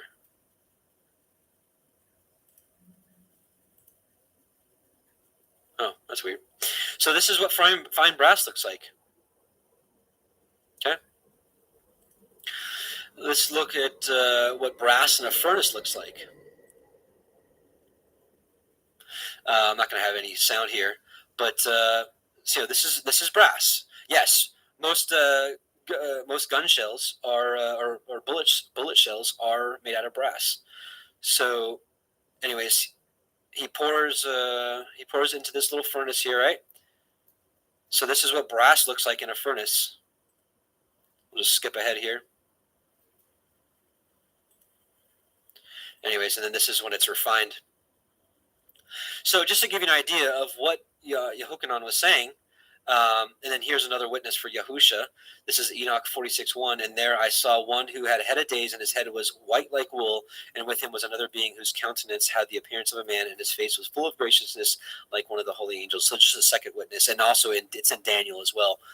But what they say is that his hair had the texture of wool, but that's not what it says. It says his hair was white like wool, and anyways, I really hate even talking about this, but like I said, Abba put it on my heart that we have to address this because it was written. I can't just skip over what he found was meet to write in his scripture. So that's enough for now. Like I said, I'm going to put this link in the description box for those that want to read up on this and maybe even rebuke me before I put out that video to sharpen me in any way I can. But that movement needs to be addressed, and Yah put it on my heart that I've got to address it. So I don't know what to do with that. So other than obey. All right, so moving on now, Revelation 1:16, and he had in his right hand 7 stars, and out of his mouth went a sharp 2-edged sword, which we're going to read that here in Yeshayah here in a second, and his countenance was white as the sun shines in his strength. Yeah, his countenance was as the sun shines in his strength. Amen. So let's, actually, my goodness, I'm all over the place here. I forgot to address the second part of Revelation 1:15, and his voice as the sound of many waters. There's actually lots of different scriptures we can pull up about this, but I actually want to pull up a vision that included this section right here.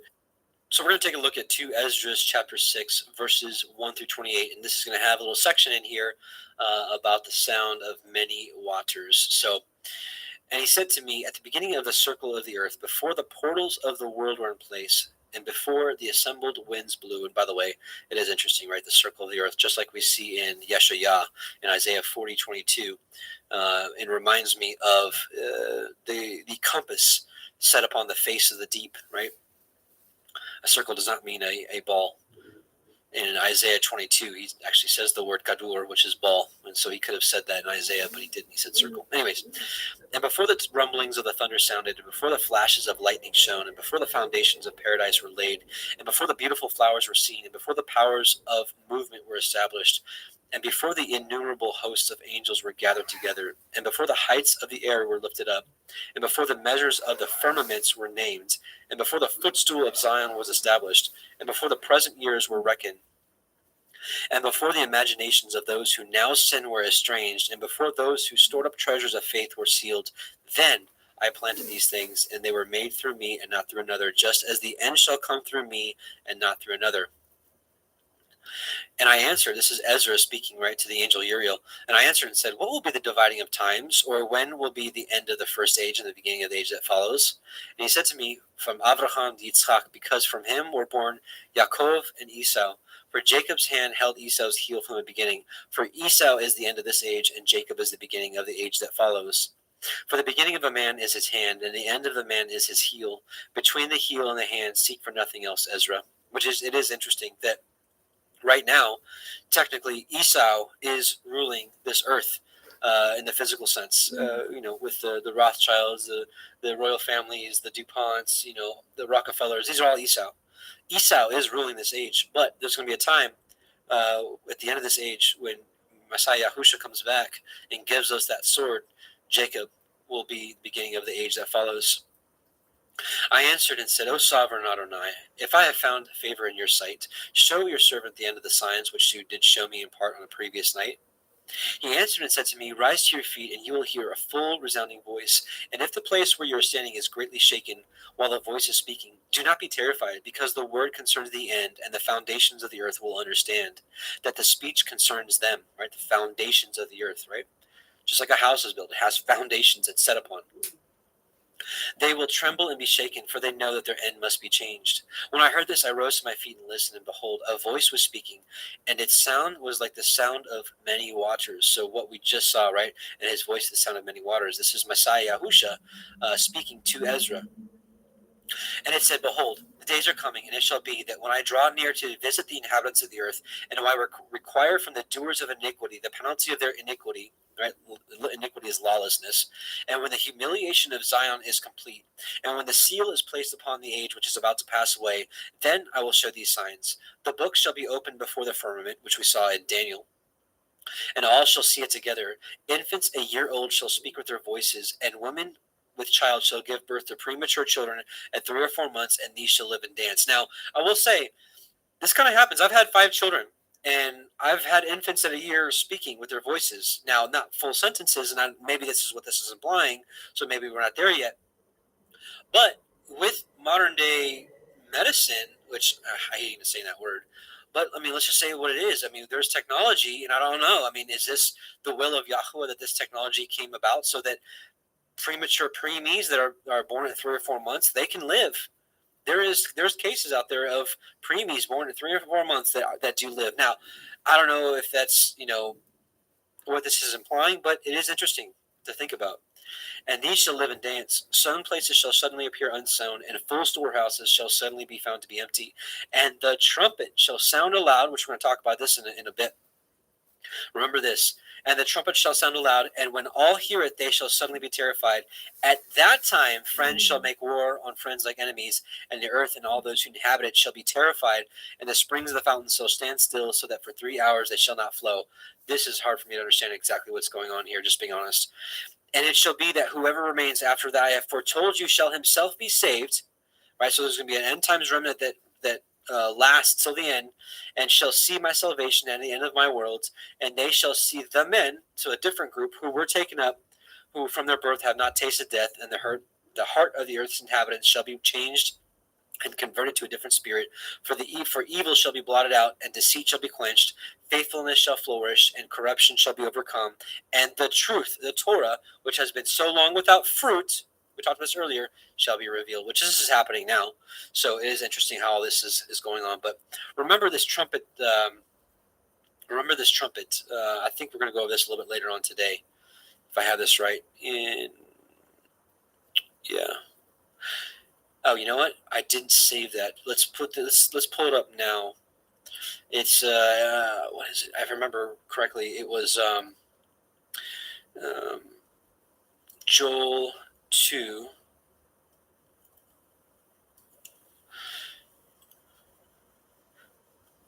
We'll read. Let's read just Joel 2, 1 through 2, and then we'll read 15 on. Joel 2 says, "Blow ye the trumpet," which this Hebrew word is actually shofar. So blow ye the shofar in Zion, and sound an alarm in my holy mountain. Let all the inhabitants of the land tremble, for the day of Yahweh cometh, for it is nigh at hand. Right, his holy mountain is New Jerusalem coming down. So this is another piece of evidence for me that at the beginning of the day of Yahuwah, the shofar is blown, it comes down, all the inhabitants of the land are going to tremble, right? Because this is that alien invasion they've all been afraid of, so-called alien invasion, right? Because Yahusha and his called out assembly are going to be that alien threat that brings the whole world together. For the day of Yahweh cometh, for it is nigh at hand, a day of darkness and of gloominess, a day of clouds and of thick darkness, as the morning spread upon the mountains, a great people and a strong. There hath not been ever the like, neither shall any more after it, even to the ends of many generations. So let's jump down to verse 15. Blow the trumpet in Zion, blow shofar in Zion, sanctify a fast, call us all in assembly, gather the people. This is the gathering. Sanctify the congregation. This is the called out assembly that is gathered when the shofar is blown.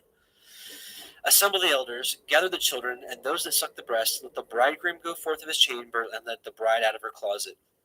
Let the priests, the ministers of Yahweh, weep between the porch and the altar, and let them say, Spare thy people, Yahweh, and give not thine heritage to reproach, that the heathen should rule over them. Wherefore should they say among the people, Where is their Elohim? Right?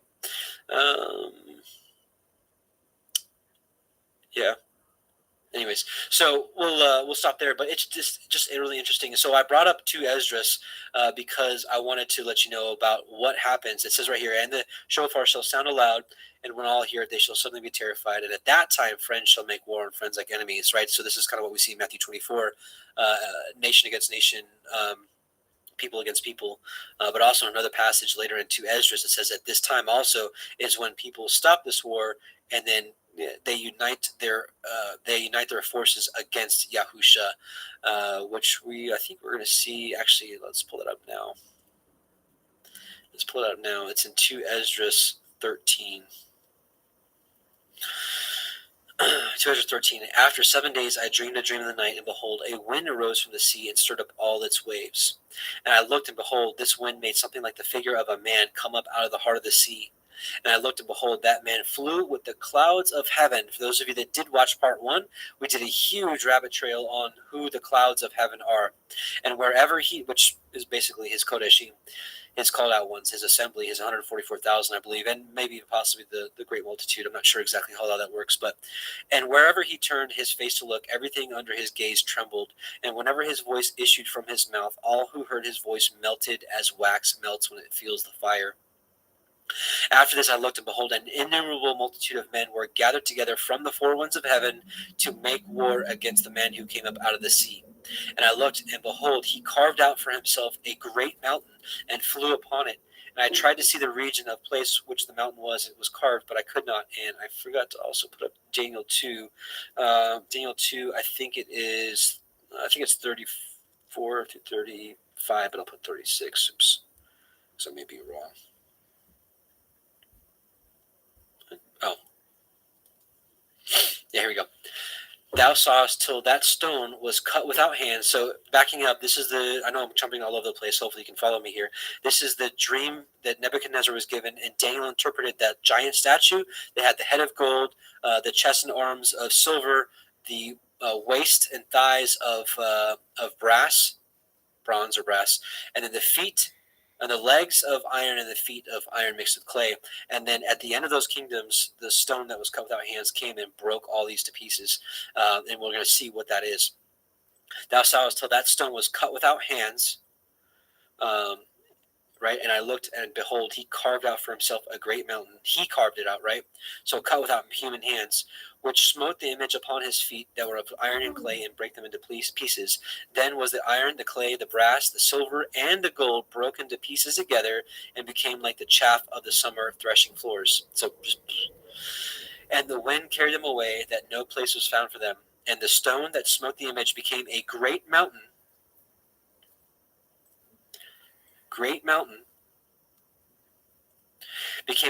and filled the whole earth. Okay, so this is New Jerusalem, as we're going to find out here in 2 Esdras 13. So again, and I beheld, he carved out for himself a great mountain and flew upon it. And I tried to see the region or place from which that mountain was carved, but I could not, right, because it was cut without hands. After this I looked, and behold, all who had gathered together against him to wage war were much afraid, yet dared to fight. And behold, when he saw the onrush of the approaching multitude, he neither lifted up his hand, nor held a spear or any weapon of war, but I saw only how he sent forth from his mouth as it were a stream of fire, and from his lips a flaming breath, and from his tongue he shot forth a storm of sparks. All these were mingled together, the stream of fire, and the flaming breath, and the great storm, and fell on the onrushing multitude, which was prepared to fight, and burned them all up, so that suddenly nothing was seen of the innumerable multitude, but only the dust of ashes and the smell of smoke. When I saw it, I was amazed. After this, I saw the same man come down from the mountain and called to himself another multitude which was peaceable. Then many people came to him, some of whom were joyful and some sorrowful. This is, I believe, the wise and the foolish. I believe the wise will be joyful and the foolish will be sorrowful. Some of them were bound, and some were bringing others as offerings. This is the interpretation of the vision. So some of that might have sounded really confusing to you. The great news is the angel Uriel gives us the interpretation. Sorry.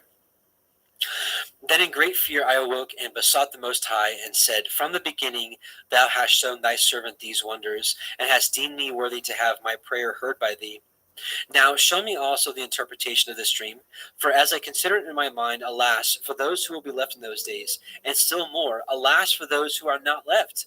For those who are not left will be sad, because they understand what is reserved for the last days, but cannot attain it. But alas for those who also are left, and for that very reason, for they shall see great dangers and much distress, as these dreams show. Yet it is better to come into these things through incurring peril than to pass from the world like a cloud and not see what shall happen in the last days. He answered me and said, I will tell the interpretation of the vision, and I will also explain to you the things which you have mentioned. As for what you have said about those who are left, this is the interpretation. He who brings the peril at that time will himself protect those who fall into peril, who have works and have faith in the Almighty, right? Faith without works is dead. Understand, therefore, that those who are left are more blessed than those who have died. This is the interpretation of the vision. As for you seeing a man come up from the heart of the sea, this is he whom the Most High has been keeping for many ages, who himself will deliver his creation, and he will direct those who are left. And as for your seeing wind and fire and a storm coming out of his mouth, and as for his not holding a spear or weapon of war, yet destroying the onrushing multitude which came to conquer him, this is right, the great battle where multitudes are destroyed. This is the interpretation. Behold, the days are coming when the Most High will deliver those who are on the earth, and bewilderment of mind shall come over those who dwell on the earth. And they shall plan to make war against one another, city against city, place against place, people against people, kingdom against kingdom. This is exactly what we saw in I know a lot of you are familiar with Matthew 24, which says this verbatim. City against, make war one against another, city against city, place against place, people against people, and kingdom against kingdom, right? And when these things come to pass, and these signs occur, which I showed you before, then my son shall be revealed. So I believe we're still on the cusp of this great war, this World War III that everybody's been talking about. I believe that's going to happen before this day that we're waiting for is going to happen. Excuse me. Shofar, so good. So when this happens, then my son will be revealed, whom you saw as a man coming up from the sea. And when all the nations hear his voice, every man shall leave his own land and the warfare that they have against one another, and an innumerable multitude shall be gathered together, as you saw, desiring to come and conquer him. So isn't that interesting? Let's pause for a second. This is the Hollywood narrative right here in one verse. What I was saying earlier about the alien deception, the alien threat, well, Hollywood keeps putting in the minds of the people that there's going to be this invasion, right? And when this invasion comes, people are going to have to gather together to fight this force. I mean, Independence Day is like the epitome of that. And in that movie, you see how everybody puts their differences aside, and they're like, "Hey, we're not each other's enemy. This is the real enemy." You see it in the Avengers movie, like Thanos and all that, right? Everybody unites. Everybody, even enemies, unite to go against this threat, to take it down. And and Hollywood teaches that if everybody comes together, they can defeat this force. This force comes down with superior technology. They come down with impenetrable barriers. I believe that they'll be shooting rockets at New Jerusalem, and it's going to be like we see in these alien movies. They have this superior technology, which obviously Yahweh has. All these weapons, I think, will be of none effect. But people will have in their minds, we just got to figure this out, because we figured it out in these movies. If we come together, we can take this down. We can take this threat down. Sorry, I'm like getting excited here.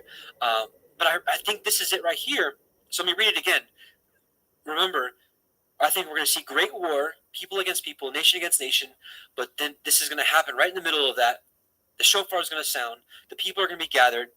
New Jerusalem's coming down, and the world will turn their weapons against each other towards New Jerusalem and come together to take this down. So keep that in mind and read this again. So once again. And they shall plan to make war against another, city against city, place against place, people against people, kingdom against kingdom. And when these things shall come to pass, and the signs occur, which I showed you before, then my son will be revealed, whom you saw as a man coming up from the sea. And when all the nations hear his voice, every man shall leave his own land, and the warfare that they have against one another, right? They're going to take the guns off each other and point it towards New Jerusalem. And an innumerable multitude shall be gathered together, as you saw, desiring to come and conquer him, Messiah. But he will stand on the top of Mount Zion, and Zion will come and be made manifest to all people, prepared and built, as you saw the mountain carved without hands. Right? So it just showed us right here that mountain that we saw in Daniel, that mountain that we saw at the beginning of this chapter, is New Jerusalem, cut without hands. And he, my son, will reprove the assembled nations for their ungodliness. This was symbolized by the storm. And he will reproach them to their face with their evil thoughts and the torments with which they are to be tortured, which were symbolized by the flames, and will destroy them without effort by the Torah, the law, which was symbolized by fire. Amen. And as you see for your, and as for your seeing himself gather to him another, and as for your seeing him gather to himself another multitude that was peaceable, these are the 10 tribes which were led away from their own land into captivity in the days of King Hoshea, whom Shalmaneser, the king of the Assyrians, led captive. And he took them across the river, and they were taken into another land. But they formed for this plan for themselves, that they would leave the multitude of the nations and go to a more distant region where mankind had never lived, that there at least they might keep their statutes, which had not been kept in their own land. And they went by the narrow passages of the Euphrates River, for at that time the Most High performed signs for them, and stopped the channels of the river until they passed over. Through that region there was a long way to go, a journey of a year and a half, and that country is called Arzref. I believe this is the dispersion of the 10 tribes into Europe, and then ultimately into America, which a lot of people do believe Arzref here is America. So something interesting. And then lastly, then there they dwelt until the last times. Here we are. And now, when they are about to come again, the Most High will stop the channels of the river again, that they may be able to pass over. And therefore you saw the multitude gather in peace. Yeah. Anyways, so that's a long rabbit trail, but I thought that was really interesting of a passage to talk about with, and his voice was the sound of many waters. So really off topic, but I wanted to share with you another section where it was shown that he has a voice of many waters, and what that prophecy would bring forth. So pretty interesting, right? Revelation 1:16, and he had in his right hand 7 stars, and out of his mouth went a sharp 2-edged sword, and his countenance was as the sun shines in his strength. Let's take a look at some passages here. Isaiah 49, Yeshayah 49, 1 through 2. Listen, O isles, unto me, and hearken ye, people from far. Yahweh has called me from the womb. This is specifically Messiah Yahusha, right? From the bowels of my mother hath he made mention of my name. Now, we saw that some of the apostles took hold of this as well. And his prophets like Jeremiah, same thing. And I think for his call out assembly, his end times remnant, which I know you guys know by now that I believe are his witnesses. In a sense, we are not, we're prophesying because we're sharing the scriptures with discernment and sharing it with people. So this can also, kind of in a shadow relate to us as well, because he separated us from the beginning of the earth. He knew who would be who from the beginning, from the foundation of the earth. Let that sink in. Think about it. He thought about you before the world was made. And he had made my mouth like a sharp sword. In the shadow of his hand he hath hid me, and made me a polished shaft. In his quiver hath he hid me. Hebrews 4:12. For the word of Yahweh is quick and powerful and sharper than any 2-edged sword, piercing even to the dividing asunder of soul and spirit and the joints and marrow, and as a discerner of the thoughts and the intents of the heart. Amen. And then lastly, so that's talking about the sharp 2-edged sword out of his mouth. It's the law, it's the Torah, it's the prophets, it's the writings, it's all of it. And his countenance was as the sun shines in strength. And we saw that in the transfiguration, Matthew 17, 1 through 2. After 6 days, Yahusha taketh Peter, James, and John his brother, and bring them up to a high mountain apart, and was transfigured before them. And